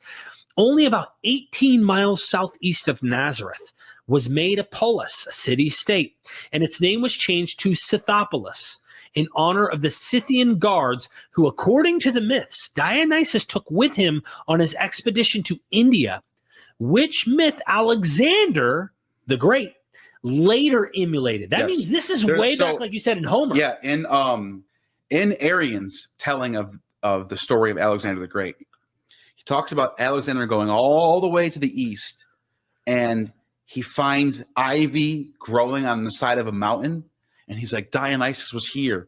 This is where he fought his wars. And all of his, Arrian says they all don the ivy wreaths on their heads, and they start going into Bacchic frenzies and start going crazy. Wow. It's an amazing story. So he emulates this earlier myth in real time. Yeah. According to the accounts. Yeah. And then settled in the city.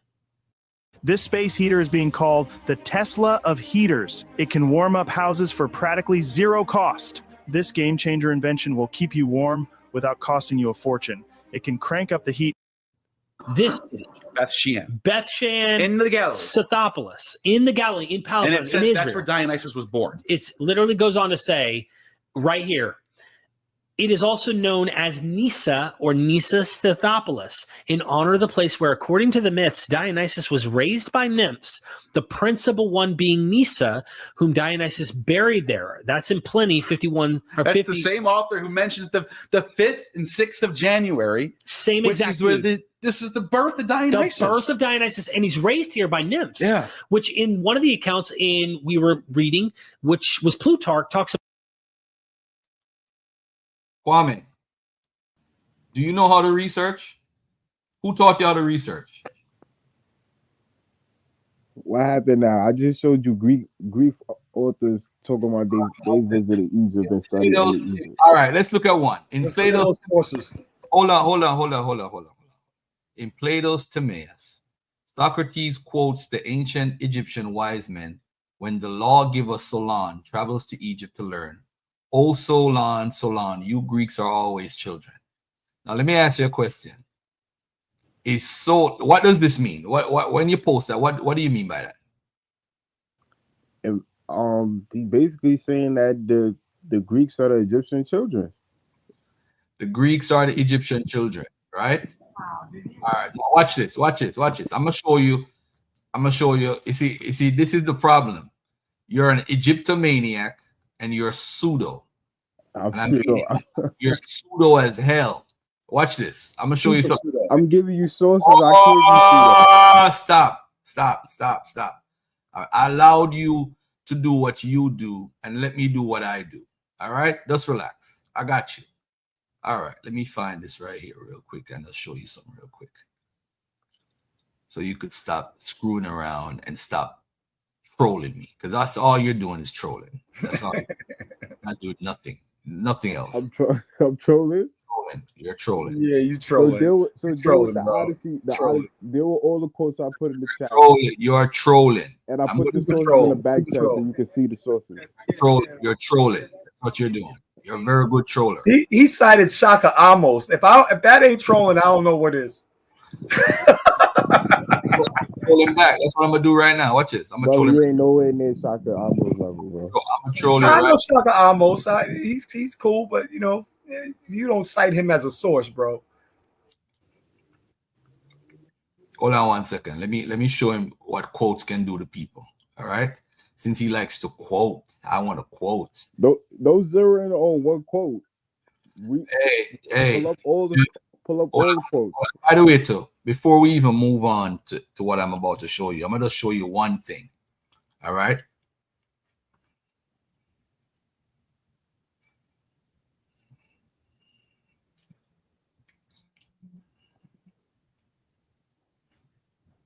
Hold on 1 second. I don't know how you gonna disprove the Greeks themselves their words. That's a tough uphill battle, but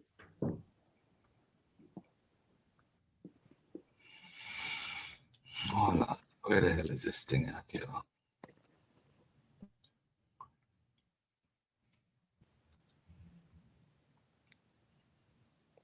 Hold on, I got you. You can keep talking. What else you want to talk about? Go ahead, keep talking. yeah, even the quote that I put with the Iliad, the Odyssey, they ain't just learn philosophy. They learn medicine. They learn politics. They learn damn near everything from Egypt. Okay. Which source? And that's in their own. That's in their own. Which source says they got everything from? That's not me taking the quote. That's not me taking the source out of context. That's what they said out their mouth, not me. Which source? Which source they got most of their stuff from Egypt? Which source says that? He said the Iliad, but you're gonna have to cite that. You're gonna have to cite. You're gonna have to cite. I'm citing the sources. You could. I put the no. You're gonna have to literally cite the Iliad. We're not doing that. Relax, everybody, relax. We're not doing that because I want to give him the opportunity to make a fool of himself. So I want you to bring the source and pull the source up, and I'm gonna share your source. Okay, I put the 3 sources in back chat. I want to share your source. That's what I want to do. All right, hold on. Let me go.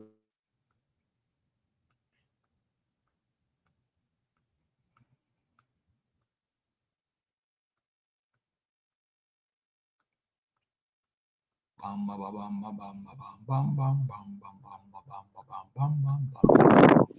up, Garfield? Still got people reaching, trying to make connections. Nah, that's simply yeah, people. Black scholars who didn't know what the hell they were talking about.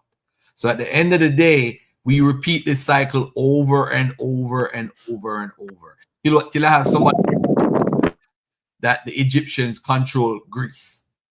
I mean, we make some of the most stupidest claims in the name of blackness and trying to be. You know what? All we have to do is ask indigenous black men when they come to the nation. Nobody can hear you, Sadio, because there's too much wind in the background. Can't hear you, bro.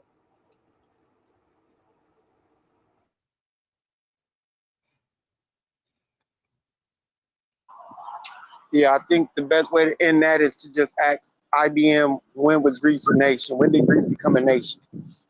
Hold on 1 second. Let me show one source. I'm gonna show one source right here. I want you to read that one right here. This is saying that the Egyptians are kin to the Greeks. Should we take this literally? And this is from Plato. Should we take this literal?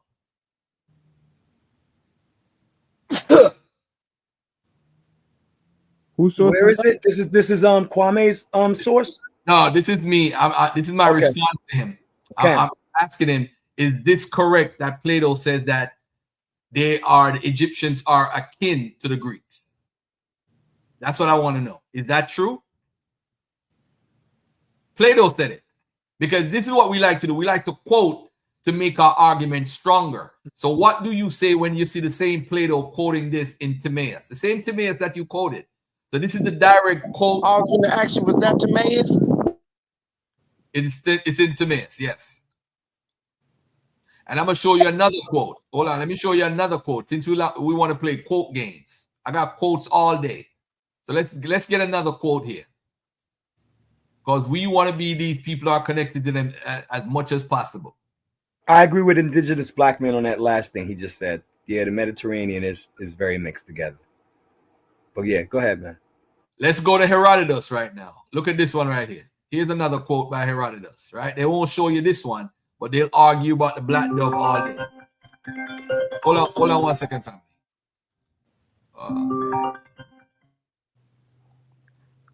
Is Plato talking about the Nile Delta in that quote that you just showed?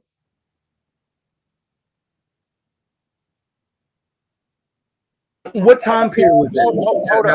Hold up. Don't ask that question. Don't let, because what he do is he like to run. He used the same quote, the same reference that you used, the Timaeus. And Plato says something different. Why didn't you address that? Why did you run from that, Kwame? What did I run from? I just No. Don't ask another question. Deal with what was presented before you try to pile on. Yeah. Hold on 1 second. Watch this, y'all. Look at this. Look at Herodotus. You know, they like to quote about the black dove and all that stuff, which ain't got nothing to do with black skin, but that's a whole nother conversation. I said as far back as Perseus, and I took the matter no further than that, because no one is named as the mortal father of Perseus. As Amphitryon is named father of Hercules, so I use correct reasoning when I said that the Greek record is correct as far back as Perseus. Farther back than that, if the king's ancestors in each generation from Danae, daughter of Acrisius, upward be reckoned, then the leaders of the Dorians will be shown to be true-born Egyptians. Now, let me ask you this. Are the Dorians true-born Egyptians? Is that literal? He don't even know who the Dorians are. If he knows, you know that shit don't make no damn sense. About the Nile Delta. Bingo. He knows that don't make no sense if he knows anything about the way that they wrote during that time and who the Dorians are, but apparently not. He said by his belief that the leaders of the Dorians, a Greek population which he believed are the most pure Greeks, were a true-born Egyptians. Of course, you wouldn't think that if the Egyptians were quote-unquote black. Because the Dorians are not black. All right, let's move on. Again, if you're going to quote, I showed you where it comes from, the primary and everything. If you go and quote, tell me where it is. I'll go in the primary and I'll look it up. I don't want no website. Tell me where to look and find the quote. That's what I need to do. We look at the quote and we look at the context. You guys like to quote too much. Does that debunk the Greeks saying that they learned from the Egyptians? Hold on 1 second again. Let me do one more thing here. Does that debunk? I'm not debunking anything. I'm having a conversation with you. But that's my claim. You showing that the Greeks talking about their true born Egyptians. That don't debunk the claim that the Greeks said they learned philosophy. You said no. Politics. You said that they learned everything. Most of what they know is because of Egypt. Show me one source that says that. One source, and I'll pull out Walter Slack's crazy book about all these claims and go one by one through them. I got the book right here in front of me. Look how many pages this book got. I got the book right here in front of me, with all the information on it. See how thick it is? It's over, how much pages? Over 800 pages. Almost 600 pages right here. Response to everything that you posted. I could get into it one by one, but you don't have the source. You have an article that's claiming something that's not even right. All right. You don't even know what you're talking about. That's why I said, is it? No, I'm not even looking at your wiki, because your wiki don't say what it's going to say. Whoever wrote it. I'm saying wiki's tertiary. Primary. Show me the primary. What I just showed you was what Herodotus wrote and what Plato wrote. So we can't use wiki now. No, you can use it, but it's tertiary. That means that it's a third level source. You have primary sources. Hold on. We got the sources at the bottom. Hold on. I've been quiet. You have primary sources, you have secondary sources, and then you have tertiary sources. Now, when you use wiki, you're supposed to go all the way down to the bibliography in order to get where they got their sources from. And then you check and vet those sources. You don't just use wiki as a source. That's not scholarship. That's not scholarship. You have to go down to the bottom of the page and look at where all of that information came from and then vet those sources, bro. That's all I'm saying. Tertiary. It's a tertiary source. It's not a secondary or primary. So wiki is not necessarily credible, because it's just a compilation of information that other people put in it. You know what? I have to agree with Zion on that. And me and Zion don't agree on a lot of things. I love you, bro. Sabio, you my brother, man. Don't Hold even on. Everybody stop for 1 minute, please. Now look at this right here. The Greeks and their influences. Look at this right here. The myth of the Great Flood drives the story of Gilgamesh after the god Enlil destroys whatever. In the ancient Greek mythology, Zeus sends the great deluge to exterminate humanity. Now, where did the Greeks get this flood story from? Where they come from? This is the origin story. They got it from Egypt. Did their mother effing get it from Egypt? Since most of the stuff come from Egypt, let's go again. Let's look at another story. The Bull of Heaven is one of the most important characters in the Epic of Gilgamesh. It's slain and sacrificed from Enkidu's death, an event that alters Gilgamesh as a hero. Gilgamesh cuts out the bull of heaven's heart to sacrifice to the sun god Shamash. Later, he pulls the bull horns filled with oil to his divine father, the cultural hero Lugal Banda. Now, in Greek culture, the Cretan bull is closest to the bull of heaven in the canon of ancient Greece. It stars specifically in the labors of Cepheus. He captures the bull and delivers it home to King Aegeus, who sacrificed it to god Apollo. All right, not from Egypt. Apollo and Marduk and Ninurta. Marduk and Ninurta is from where? Which culture? Definitely not Egypt. Again, there's a book called, as Charles Penglis in Greek Myths and Mesopotamia has demonstrated, the Homeric hymns, the earliest works of Greek literature, include several, not one or two, not three, not four, not five, several motifs that derive from Mesopotamian myth. But you said that most of the stuff comes from Egypt. All right. Now, I'm not even going to go into this Demeter in Ainana, rising resurrection story or whatever it is. I'm not going to get into Hesiod and all of this Prometheus and all that stuff. But let's go to Babylon gives Greeks trigonometry. Uh-oh. What happened? I thought they got math and all that stuff from Egypt. How is it that now science is now coming out saying they got this from Babylon? Don't believe the hype. Say Babylon again. Say Babylon again. Hold on. Ancient Jewish sciences, networks of scholars. Look at this. The transmission. You see that word? The transmission of astronomical and astrological learning between who? Babylonians, Greeks, and Jews. Where is Egypt? You said most of the stuff come from where? Come on, bruh. Come on, bro. Let's go to the study of rectangles. Let's go to the study. Let's go to Plimpton 322. You probably never heard of this in your life. Pythagoras triples. Where was it documented in Babylon? 1900 and 1600 BCE. This is one of the oldest mathematical stuff in the history. Matter of fact, the 1900 date predates the math stuff that you have in Egypt, which is 1800. But I don't give a damn. I'm not into who's first or who's second. Again, who did they get it from?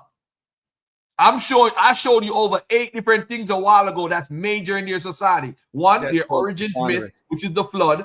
They got the stories that they come from Mesopotamia. They got a whole scholarship based on what they got from Mesopotamia. But they got most of their stuff from Kemet. You could continue reading George G.M. James and get out of here with that. But I'm ready for you. He said Egypt. He didn't say Kemet. He said Egypt. You said what I put my sources in the back. I got you. Distinguish Kemet from Egypt, yo. Now let's deal with indigenous black man for 1 second here. Indigenous black man, are you still saying Egypt ruled Greece? That's all I need to know. Are you going to say? You remember what I said at the beginning of the show? Everybody's right, but nobody's wrong. Everybody's right.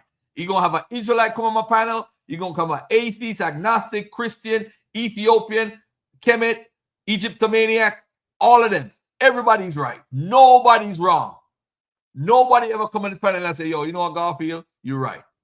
Nobody's going to come and say these words. I am wrong. Indigenous black man said, I said Egypt ruled Greece at one time, fam. When did they rule Greece? He said the Ptolemaic period. But he didn't realize that the Ptolemaic period was a part of the Greek Empire. That was a stupid answer, indigenous black man. It was dumb. But you're not going to say, ooh, I was wrong.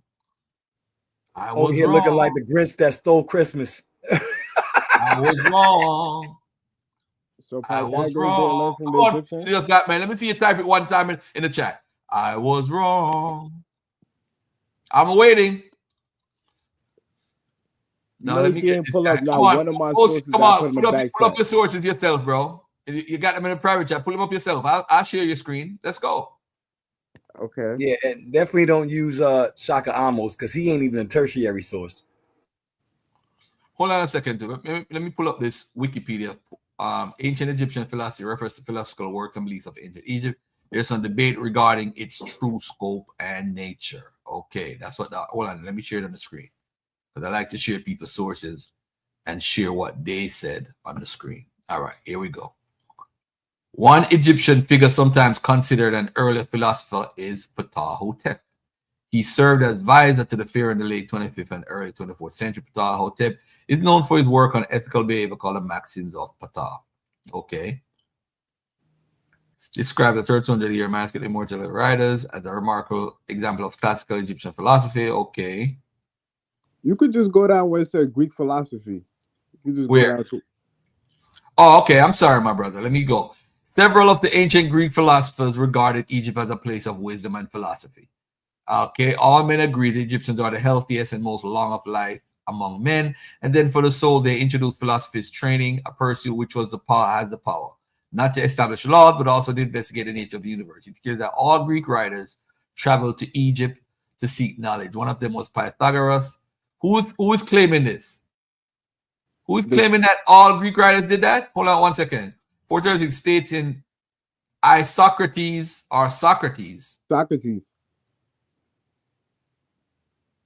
It's the 10 Attic oracles among the most influential Greek. Socrates is not Socrates. Okay. Socrates. All right. Socrates states in Bucyrus that all men agree the Egyptians are the healthiest and most long of life among men. And then for the soul, they introduced philosophy's training, a pursuit which has the power not to establish laws, but also to investigate the nature of the universe. Okay, hold on. Let me look at this source right here. So Socrates, let's go to Socrates. Okay, and he says that medical and not which uses dangerous. Is this being shared, by the way? Am I being shared? Okay, beautiful. I don't see it yet. It's just still rolling. Oh, maybe y'all see it. But drugs of such a nature, the Egyptians are the healthiest, a person which has the power not only to establish law. Okay, with an English translation of the three. Okay, so Socrates. So where does he say, like the article says, because you notice it says after that, he declares that Greek writers traveled to Egypt to seek knowledge. One of them was Pythagoras or Samos, who was first to bring to the Greeks all philosophy, according to Socrates. Okay, so Pythagoras visited Egypt. Okay, now he's saying that where is the source for this? Where is the source? The source is here for this conversation before, right here, that we just found. But where's the source for this part? The Egyptian Thoth. It should be. Hold on. He said the Egyptian Thoth. Is Thoth a real person? No, brother. Okay. So Thoth invented numbers and arithmetic, and most important of all, letters, according to Egyptian tradition. Am I correct? Yeah. Correct. According to this spirituality. So he's just basically repeating the spiritual talk of them inventing numbers and arithmetic. Okay. So he couldn't have learned from Thoth then. No, because Thoth ain't real. Okay, Aristotle attests to Egypt being the original land of wisdom. He states in politics that Egyptians are reputed by the oldest of nations. Okay, but they have always had laws and political system. Okay, all right. So what did they exactly copy from? Did Plato steal philosophy from them? The Greek philosophers claim that all Greek philosophers went to Egypt and learned. Who said that? Bussarus said that, but that wasn't true though, because Aristotle didn't go there. So what's your point? You just read what they just said. Who said that? Who said it? Out of their old mouth, they said that. Who said it? Who said it? Bussarus said that all men agree the Egyptians are the healthiest, and it says here he declares that Greek writers traveled to Egypt to seek knowledge. Okay. Where does that say that all the Greek writers all of them learned everything from Egypt? Where is that at? I never said they learned everything from Egypt. No, you said it right here. Hold on, let me put it on the screen. Because I like to point out when people just make up stuff and lie all day long. So this is what I do. I like to point out when people make statements and make crazy statements. So let's go to where you actually said this. Right here. It's in the chat. And this is not me. This is Isocrates saying this. This is not me saying this. Is Isocrates saying that all Greek writers went to Egypt to learn. Isocrates was wrong. Hold on 1 second. He said that what? You know more than Hold on 1 second. Where does it say that? Hold on. Where does it say that all Greek writers went to Egypt? Where does it say that? That's why Isocrates said. Where does it say that? He declares that Greek writers traveled to Egypt. It didn't say all Greek writers. You see, you can't. I'm reading what you provided, and it still don't say what you're saying. You're literally lying on the source. What the source says, Golfer?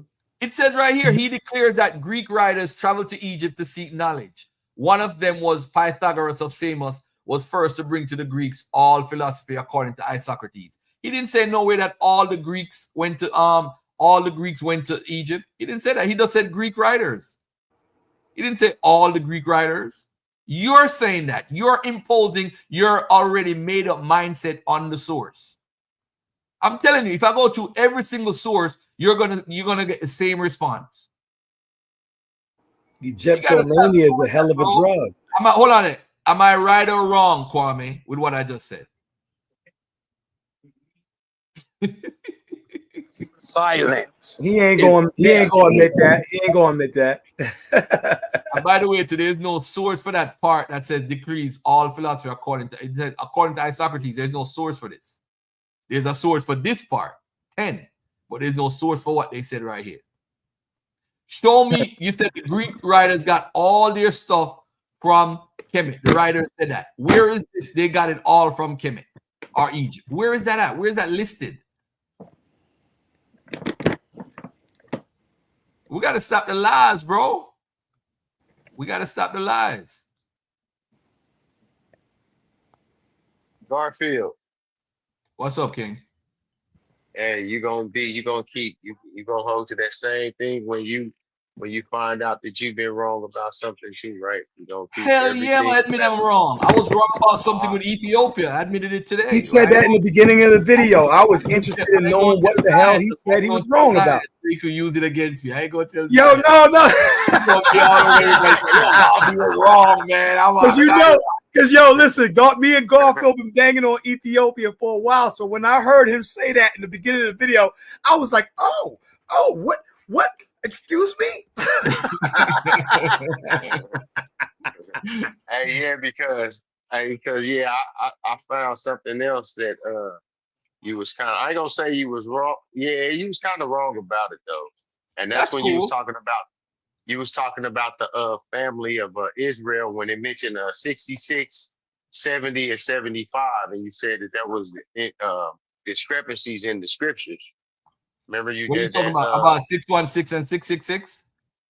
No, you said first it mentioned that it was 66 of them. Then it said it was 70 of them, and then in the New Testament it said it was 75 of them. Speaking about Well, I the know what you're family talking of about. I Israel. got you. I wasn't incorrect about that part. No. Yeah, you Well, he's was. talking about the books, the No, I'm number gonna of get, I'm gonna get, I'm gonna get it for him right now. I'm gonna get the slides right now. I'm gonna go back to the slide that he's talking about. See, nothing wrong. But even if I was wrong though, I'm not mad. That's why I No, rock with I'm you not. though, because I know that you can actually, you know what I'm saying, And I'm rectify. wrong. So if brother Yeah. point out that the 66 and all that stuff is wrong.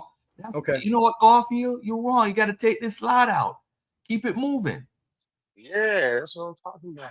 Some dudes take this shit to heart. They want to fight you, tell you about your mama and all type of shit. Right, they want to attack you personally and stuff. We got to Crazy, yo. That's what I'm saying. That's why I said I'm sensitive to different niggas' worldviews because I understand where they're coming from because this is their life. They're like, yo, you trying to take the Bible from me? Like they're gonna run around and start robbing banks because they can't fuck with the Bible. Right. Crazy, That's the extreme that I don't get. Like their life is over because they can't be an Israelite. Like your life is over because you can't be a book person from the Levant. I don't believe that. I don't believe that. Niggas be wilding, yo. And the thing is, they argue to make their belief correct. I never say, you know what? What if I'm wrong? What if I'm wrong? Like indigenous black man. He'll never admit he's when I'm wrong. on Clubhouse, I'm so sharp because I read all the shits. So this is why I say I changed my position on oral tradition. I say I accept all of them. Because then when they say, oh, so you go to the oral tradition, nope, I accept all of them within context. So when you gonna do that show on Ethiopia? Because I need to watch that. I want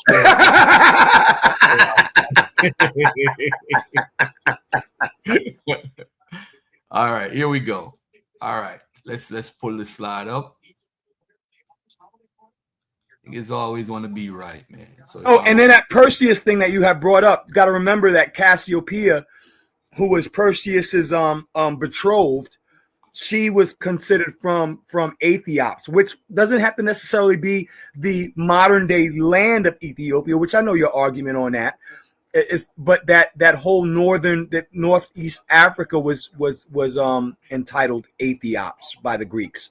So Cassiopeia and Perseus, you know what I'm saying? I don't agree with that, but I'm not going to argue. Okay. Look at this now. Look at this guy. It was a stupid question, Garfield. You asked, when did Egypt rule Greece? No, you said that. You see how dudes be lying? Yo, he be flipping stuff, man. Lying for no gaslighting. Gaslighting. Because didn't Greece broke down into several kingdoms and that particular kingdom would have ruled over in the east and the south, including Egypt. Yo, put my camera on real quick for indigenous black man talking about my real quick. nigga. When the Greeks when the Greeks had the city in Egypt, what was the political power structure at that point? What are you talking about? What was the Greek city that that has was in nothing Egypt? to do with, you see, now you're trying to make indigenous black men right. No, I'm just asking. My brother, I don't know. they control. Do not do that. You see, they controlled an era in Egypt based off the Egyptians' relationship with trade. But he's saying that they control Greece, the place Greece. That's a different conversation, bro. I'm just asking what was the political No, because you want to get a gotcha moment. Like I got you off you. I don't. Nika said she ain't getting in it. I don't care. It's no gotcha moment. I'm just I don't see. Look at what this person put. Egypt never ruled Greece. Where did they get that from? Garfield, Egypt ruled Greece at one point. This is the comment originally. Now you're running from it. When did Egypt rule Greece? Hold on, Zion. Watch this, family. Remember, he made his comment around 221, right? Look at what he said now, right here. He said, Garfield, look at this right here. It was a stupid question. You asked when did Egypt rule Greece? Because you said Egypt ruled Greece. That's exactly Look at him what he saying, said. "Oh, I know it hurts." Look at him. He thinks he's right. Look at him. Hey, go ahead, bro. Run with it. This shows who really know the Hellenistic movement and the Ptolemaic era, Mika one. And Mika said, I'm staying out of this. Because if Mika make a comment, he's going to stalk Mika. Every chat Mika is in, he going to stalk us. So Mika's like, you know what? You could have it. It's crazy, yo. I said, show me when Egypt ruled Greece. That's all I show. You said they ruled Greece, bro. I don't know. Some of these guys be acting like they know everything, man. They don't. That's the dumbest shit. That shit is just crazy. Yo, indigenous black man, when you get out of San Quentin, you can get your teeth fixed like me. All right, now let's get to what my brother Israel Bound said, right? Is this what you're talking about, beloved? Yes, sir. I think, yep, I believe that's it. All right, so it says, how many descendants, 70 or 7? And this is from an article from the Torah.com, by the way. This is not my article. All right. According to the Masoretic text of Exodus 1:5, Jacob's descendants number 70. Whereas in 2 scrolls from the Qumran and in the LXX, the Septuagint, the number says 75. The tradition of 75 is also found in the New Testament in Acts 7:14 and in Philo's writings. Both of these sources reflect the 70, which is the LXX, which is 75. Deuteronomy 10:22 says most of the witnesses testify to 70. To complicate matters further, these 5 names are found in both the Hebrew and Greek text of Numbers 26, which is the earlier tradition, 70 or 75, and how did the one change to the other? All right. What is the problem that you have, brother? So when it speaks of first, there's even a place where it speaks that there was 66, right? And then, but the 66 didn't include Jacob, Joseph, and his 2 sons. So there's your 70 right there.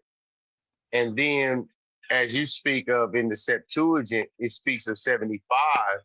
That's actually speaking of Joseph's grandsons. And it speaks of that in the Septuagint, I believe is XXL, if I'm not mistaken.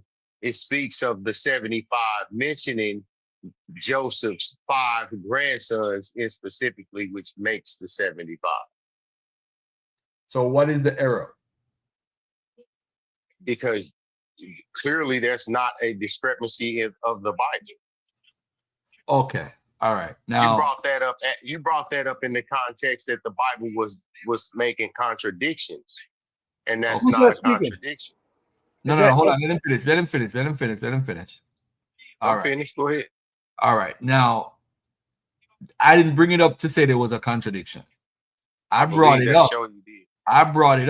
I'm going to tell you why I brought it up. I brought it up to point out that Manasseh and Ephraim, their tradition cannot be, it's hard to reconcile it because guess what? He didn't have grandchildren. He had great-grandchildren. Because look at it. It says Manasseh has a son, Mashir, and a grandson, Gilead. Ephraim has 2 sons and a grandson. There's no way Ephraim and Manasseh could have grandchildren when they weren't even more than probably 5 to 9 years old. That's why I was bringing it up. I was saying it don't make sense. Somebody's adding to the text. But this text is a part of the original because in Numbers 26, they both agree. Numbers 26, the Greek text and the Hebrew text show the 5 people that's missing in the Hebrew Masoretic text for Genesis 46.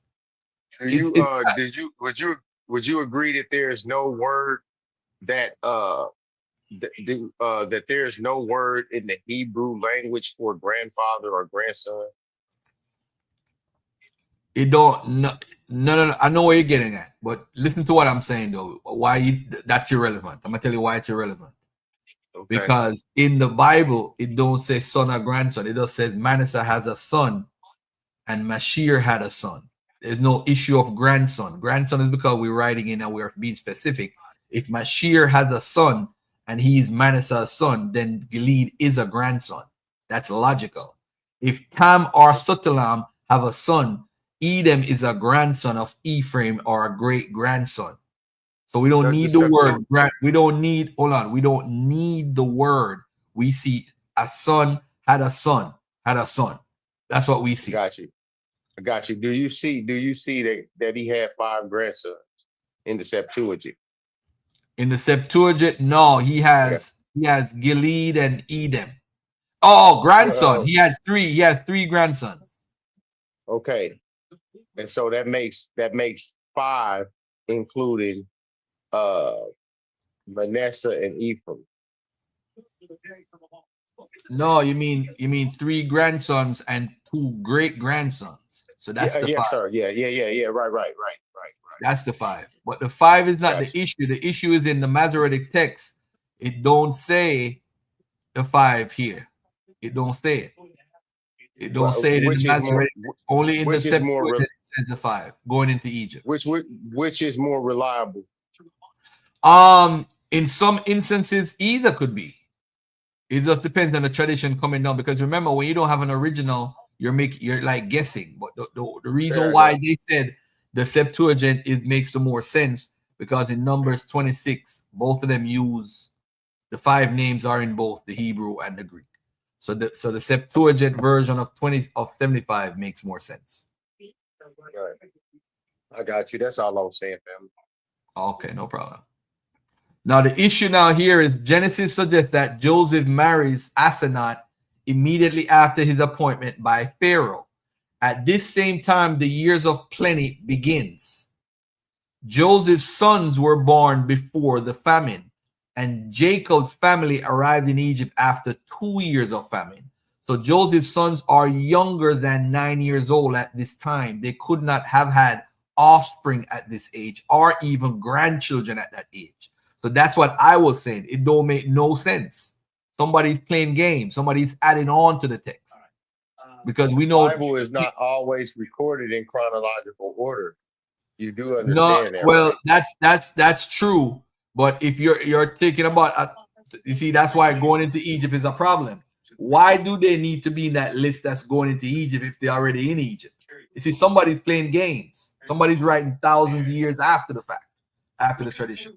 No. And that's how people make errors. But of course, you can't say the Bible made an error, right? No. It's like, can we go to, you want to go to Matthew 2 for a second? Go ahead. Yeah, I'm willing to go anywhere you want to go, bro. All right. Nah, I'm good. I'm good for now. Anything else you want to bring up, Kwame?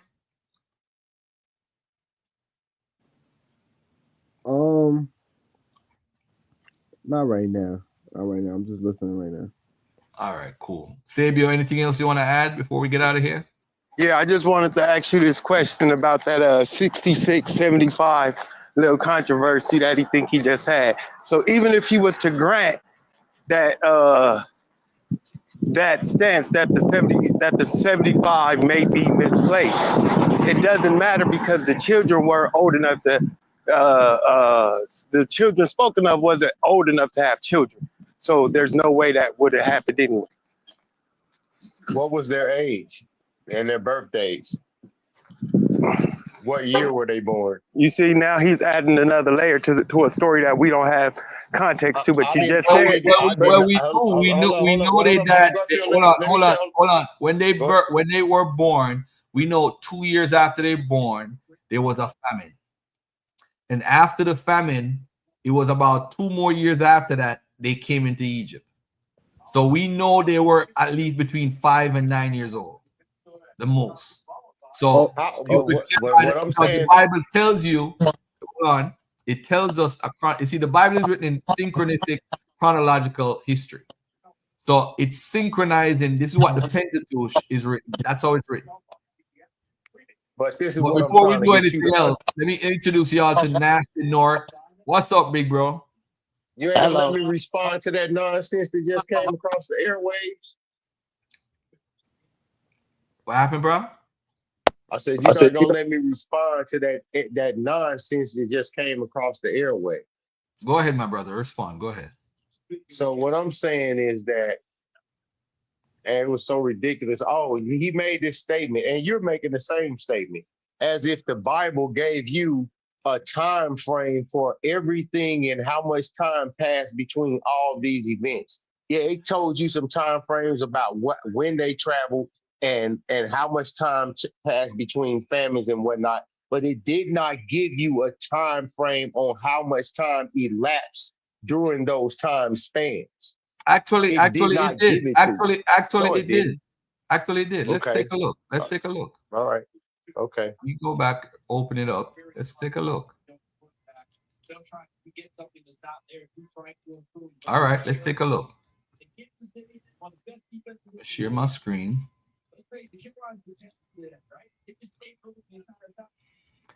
Genesis suggests that Joseph marries Asenath immediately after his appointment by Pharaoh. Genesis 41. Genesis suggests.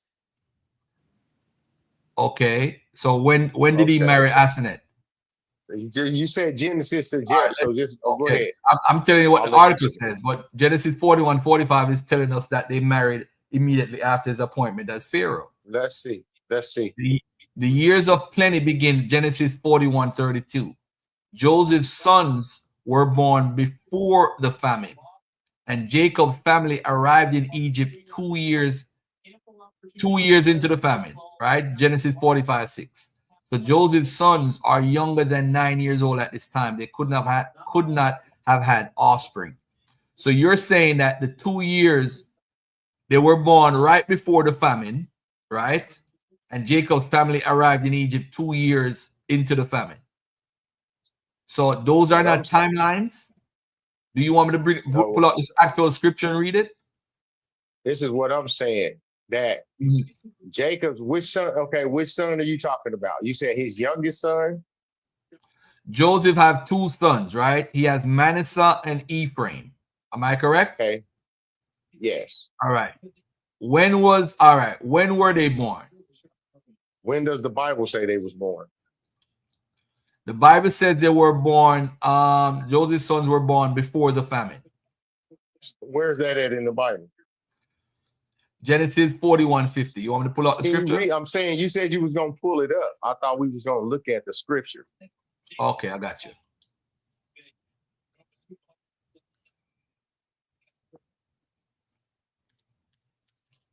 See, because anytime you see an article that start with says something suggests, you know it's some bullshit coming after that.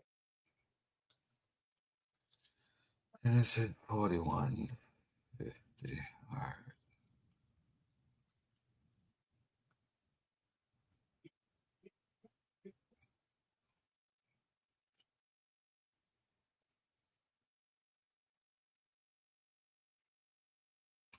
All right. Genesis 41:50 right here.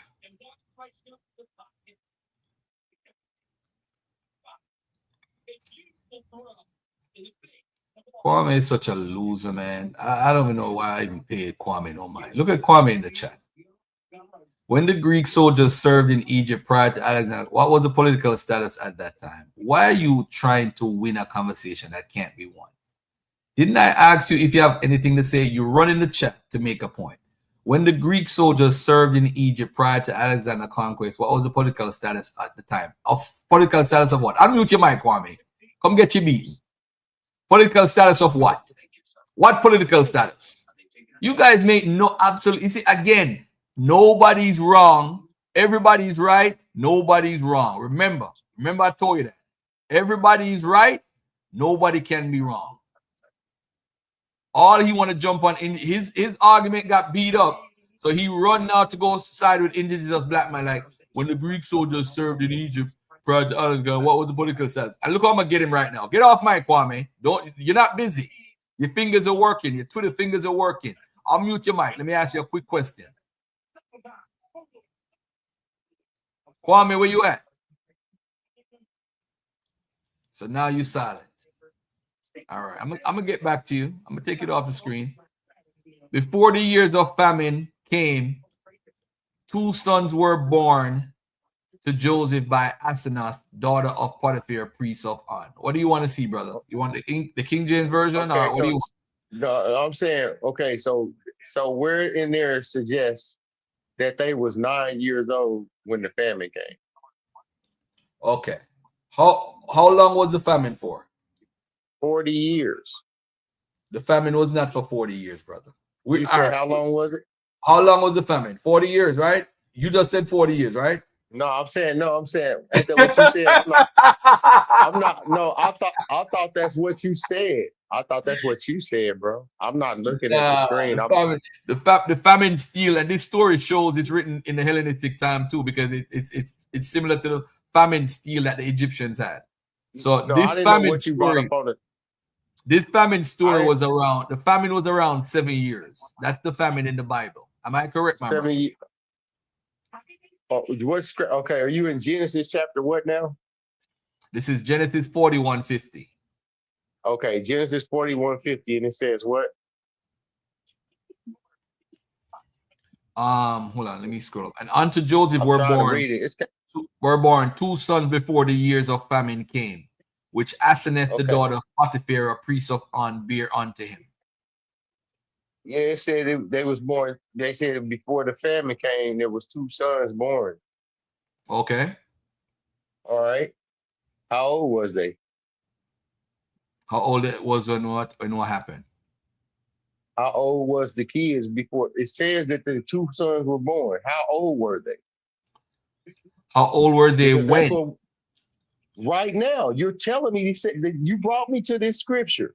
I didn't bring this scripture up. You did, and Hold you on, brought it up to. Hold on 1 second. Hold on 1 second. Tazaria calling. Okay, go ahead. Okay.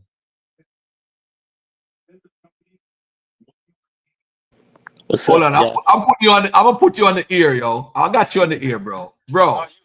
I'm like, bruh,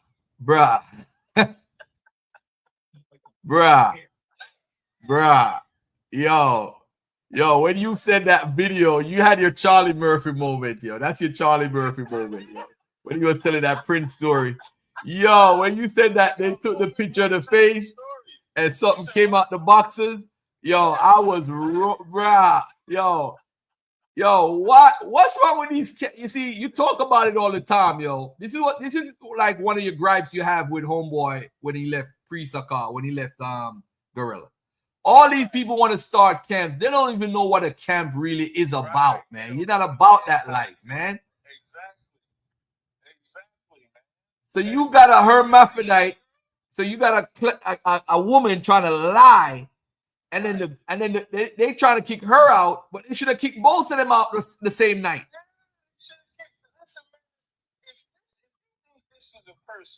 We could barely hear him. And it's supposed to be a woman. Just kick him out. It's one person. I would have kicked him out. But you know, there's more to the story, Garfield. There's a part 2 to this shit? Oh, man. They gave a Y chromosome test. What? Yo, y'all hearing this shit? They gave that thing a Y chromosome test. How they did that? So this was Thursday. I can't remember which day. And so I'm in the room and I'm listening. So I'm trying to see like what we about to find out. So I thought once the girl showed the fake rod, I thought they was all set. This is a woman that was lying. I thought that was it. So they got a clubhouse room. Apparently, you can get a Y chromosome test. Right. It's a regular DNA test. Regular DNA test. Okay, Yeah. so regular DNA. I don't know this. I don't know the semantics of it, whatever. But I know they went and I think they swabbed her or whatever in person. They did whatever in person, and then they recorded the results that they gave to her in person. And so the DNA test reveals it's a woman. Yo, you can't make this shit up, yo. You can't make this shit up. Yo. So the woman said, so they asked her what she feel about the test. She said, I don't care what the test says, I'm spiritually a man, is what she said. Wow. It's in the clubhouse room, it's God First Game room, and it's recorded. She says she's spiritually a man. And the part that's tripping me out is why? I mean, was they trying to get her out? Did one of them want her, like, want to get her out of the lesbianism? Like, what is the goal of going through this extent for a woman that clearly tried to trick you? Because when she first did it, she came in as a woman. like as a natural woman. Then she switched it up and said she was a man, just a straight up man. And here's the crazy part, Garfield. They was letting this bitch teach on the stage. They was letting her, as a man, teach other people on clubhouse stages and shit. Wow. She brought her wife to the tent. Can you imagine if she in the tent with the wife, what they doing in the Lord's feast day? Wow. Don't get me started on this shit. Yo, that shit crazy. I'm gonna call you back. Give me a few. I'm gonna call you back. Yo, that shit crazy, yo. That shit is crazy. Hey, let me get out of here, man. I'm gonna talk to you later about that, bro. We get into the math and all that stuff. But Fortune, you want to say something while I show Necrotis on the screen? Nothing much, man. Peace to everybody.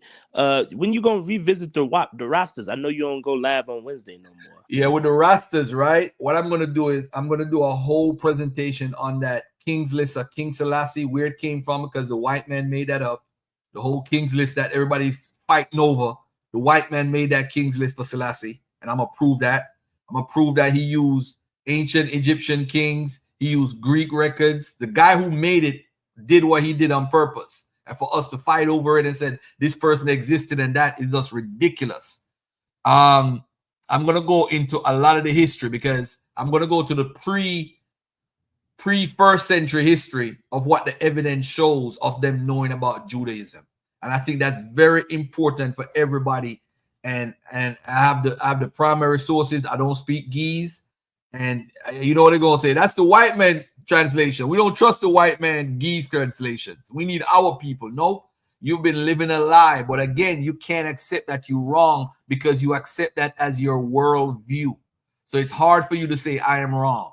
I had to grow out of it. Like if you tell me something about the Nation of Islam, sometimes I'll get defensive every now and then because I used to be a part of that worldview. If you talk bad about the black church, I'm gonna get on you because I think the black church is one of the main things that kept the engine running for black people over the years. And I'm very emotional when it comes to that. So at the end of the day, my worldview holds the black church in a very high status. You know, when you talk about Africa, I might get sensitive and cuss you out and kick you out the room because I look at myself at one point as a Pan-African that represents Africa. So that was my worldview. So with each person, it depends on what worldview they hold. You can't hold conversations with everybody. We can't have, if you hold a worldview that we're black and we're West African or the Egyptians is the birth of West Africans, that makes no sense because all you got to do is go back to EM96 when they had the split. How long ago was EM96? EM96 goes back probably 70,000 years ago, 40,000 years ago. There was no Egypt at the time. So we migrating from the east to over here don't count. But because we're so religious minded about geographic locations, we get effed all the time and have these stupid conversations. You gave up Pan-Africanism for the black church? Say that again? You gave up Pan-Africanism for the black church? If I gave up Pan-Africanism for the black church? No, I can never give up Pan-Africanism. But Pan-Africanism is not a reality. It's just that you got to treat it just like a religion. It's not a reality. It will never happen. So we can't have pipe dreams and try to say, hey, we doing this because of the pipe dream and hope the pipe dream come true. We're just like a Christian waiting for Jesus. We got to be a realist. There's not one time in history all Africans united. There's not one time in history all Africans were working with each other. You can't even do it today. So that's something so you're saying that's something that can never happen, right? It will never happen. Too diverse, too many things dividing. Different tribes, too many different tribes, too many Islam, Christianity. Perfect example. If that's the case, then a lot of the countries. Kwame, perfect example. Akan people. How many different tribes are in the Akan? Didn't some of the Akan people enslave some of their own? Yeah, that's true. If they can't unite and it's just 8 different groups. But if all of Africa, thousands of groups. By you saying that, then how you explain the country that developed out of Pan-Africanism, that developed out of the Garvey philosophy, like Ghana and Senegal and the different countries that did rise up and gain. So you're saying when Ghana got independence in the 1960s, that was because of Pan-Africanism? Well, what was Kwame Nkrumah? Wasn't he a Garveyite? Are you saying it's because of Pan-Africanism? I'll say that yeah, the philosophy manifests the country. Nah, bro. Nah, no. So what manifests the country of Ghana? What was it? What was the philosophy? What was the driving philosophy? They wanted. Hold on. I'm not saying that he didn't teach some of what Pan-Africanism teaches, but you can't say that's the reason why Ghana is independent, because they was tired of whoever was controlling or overrule them, and they decided to free up on their own. And if you look at the coincidences, that most of these countries in the West and the Caribbean were actually independent at the same time. So it's not. So you think Jamaicans are free because we're independent because of Pan-Africanism? No.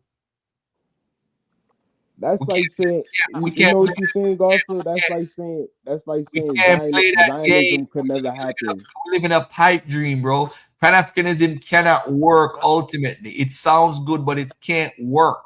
How? If we could look at Israel as a blueprint. How is it working right now? Huh? How is it working? Well, Pan-African is it manifests in different ways, economically, politically, as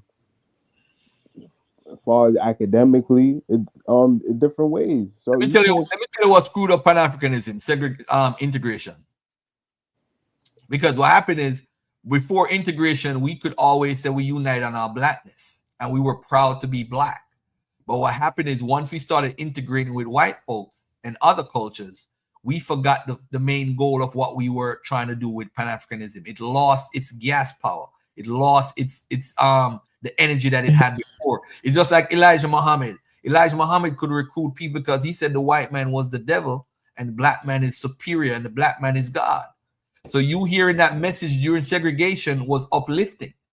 But now that we are integrated, we don't pay that message as much as anymore. Although some of us just have a natural hate for white folks. We still call him the devil every now and then. But at the end of the day, it don't have the same power it had before integration. Would you say Kwanzaa exists after the 1960s? Kwanzaa with what's his name? The guy from California that wrote Who's There? The guy with the glasses. I forgot. They said he was an agent too. He was a spy for white folks. But I don't know if that's true. I don't know if that's true or not. But I think it was created after integration. I think it was. Would you say Kwanzaa is influential? Kwanzaa is a choice. So it's pretty much Christmas with a red, black, and green. What's the problem? But it's a national holiday that people recognize. National holiday for who? National holiday for who? You see, you just lied indirectly. How did I lie? It's a Pan-African holiday. It's a national holiday for who? You say it's a national holiday for who? For all African people, diaspora or continental Africans. Okay. I never celebrated Kwanzaa when I was living in Jamaica. Not one time. Well, I didn't know about Kwanzaa actually until I went to the slave theater in 1993. What? Facts. Well, it's a growing holiday. It's a growing holiday.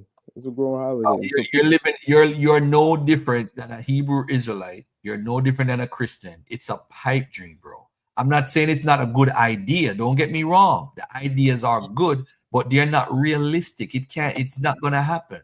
Like you're waiting for black people to unite and come under one knowledge or one teaching. It's not gonna happen, bro. Garfield, some would say that Zionism Israelite brothers like Israel Bound and my other Israelite brother that was on here, you think they're gonna leave their religion to go celebrate Kwanzaa?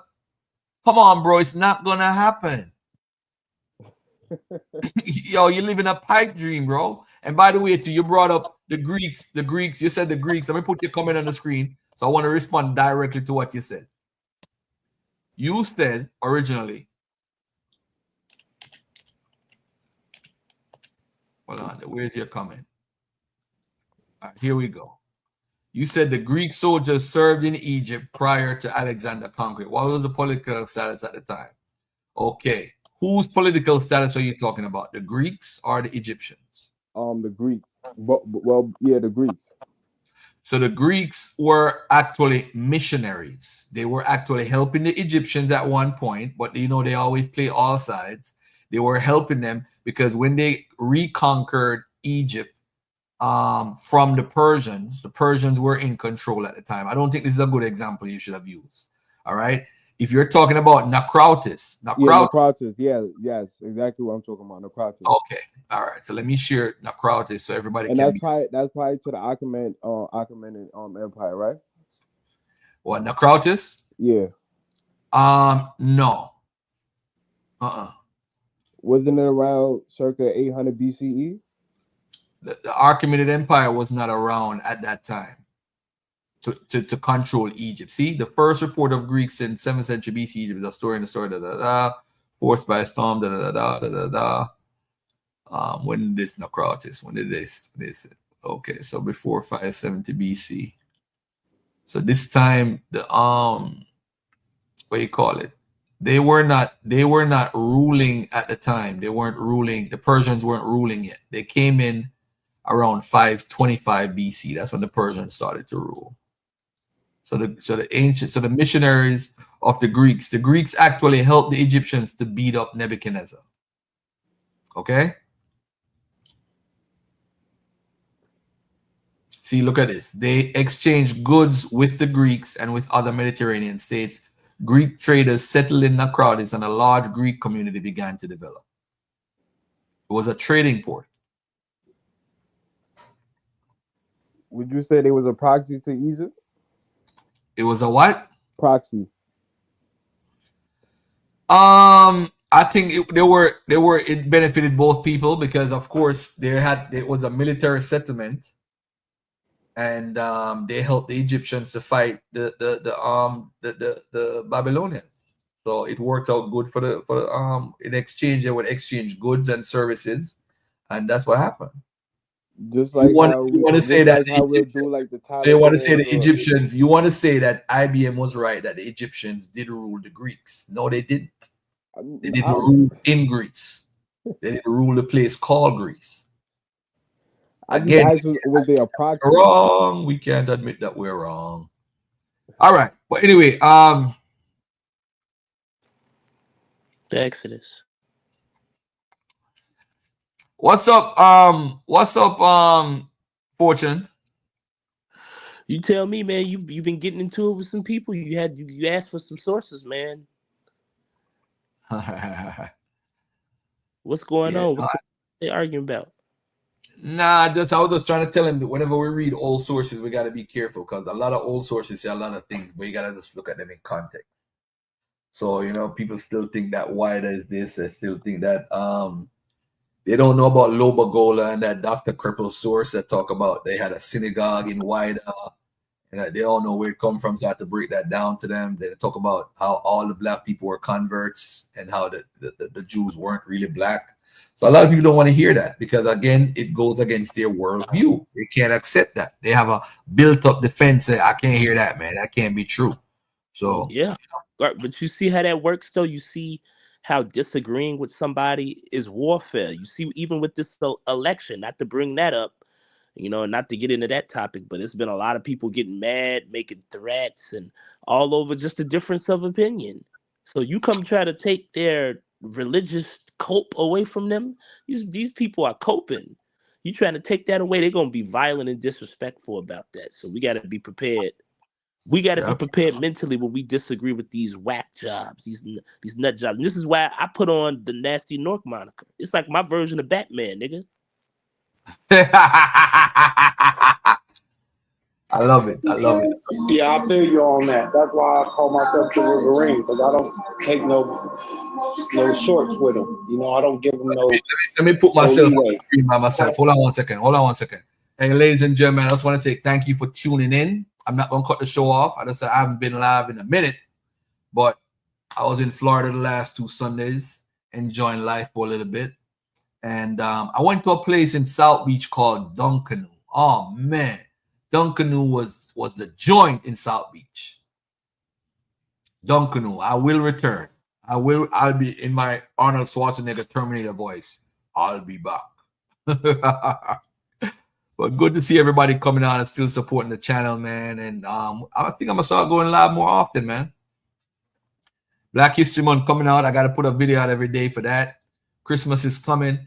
I got my red and white. I'm celebrating Christmas. I don't care what religion y'all follow. I'm celebrating that shit. I'm an American, and that's a holiday, and I'm celebrating Thanksgiving. I'm giving thanks for everybody that have dealt with me, and giving thanks for my beautiful children and for life in general, man. That's what we live for. I'm living for my future, living for the beautiful children that I have, and do what I do. You know what I'm saying? We got to get Garfield. We celebrate Kwanzaa. Well, you could celebrate Kwanzaa. I mean, I don't know if I celebrate Kwanzaa. I'm not black enough. I can't celebrate Kwanzaa. I'm not black enough. Damn, the mosque is over. I should go out there, go get a bean pie, man. Let me go out to the mosque right now, man. Let me go out to 125th. Go get a bean pie. Love me a bean pie. So peace and love to y'all. If y'all want to talk, man, go ahead, man. Before I end the show, go ahead. Anybody want to say nothing? Nah, peace and love. Peace to everybody, man. Y'all be safe. All right, cool. Much love, much respect. Peace, peace, peace, peace. Well, Mika said, shaking my head. What happened, Mika? Mika, how come you didn't invite me for Thanksgiving, yo? What's popping, yo? What's popping? You know you celebrating Thanksgiving. You get neither time and a half. You get neither time and a half, or you're going to be off. Or you're going to get Christmas off, or you get Thanksgiving off. You got to rotate. It get too dark too early, man. It's not even 4 o'clock yet and it's dark. I can't deal with this, man. This is the Egyptians' fault. Jay the Snake the Great. Peace and love to you, bro. I can't subgroups. Yep.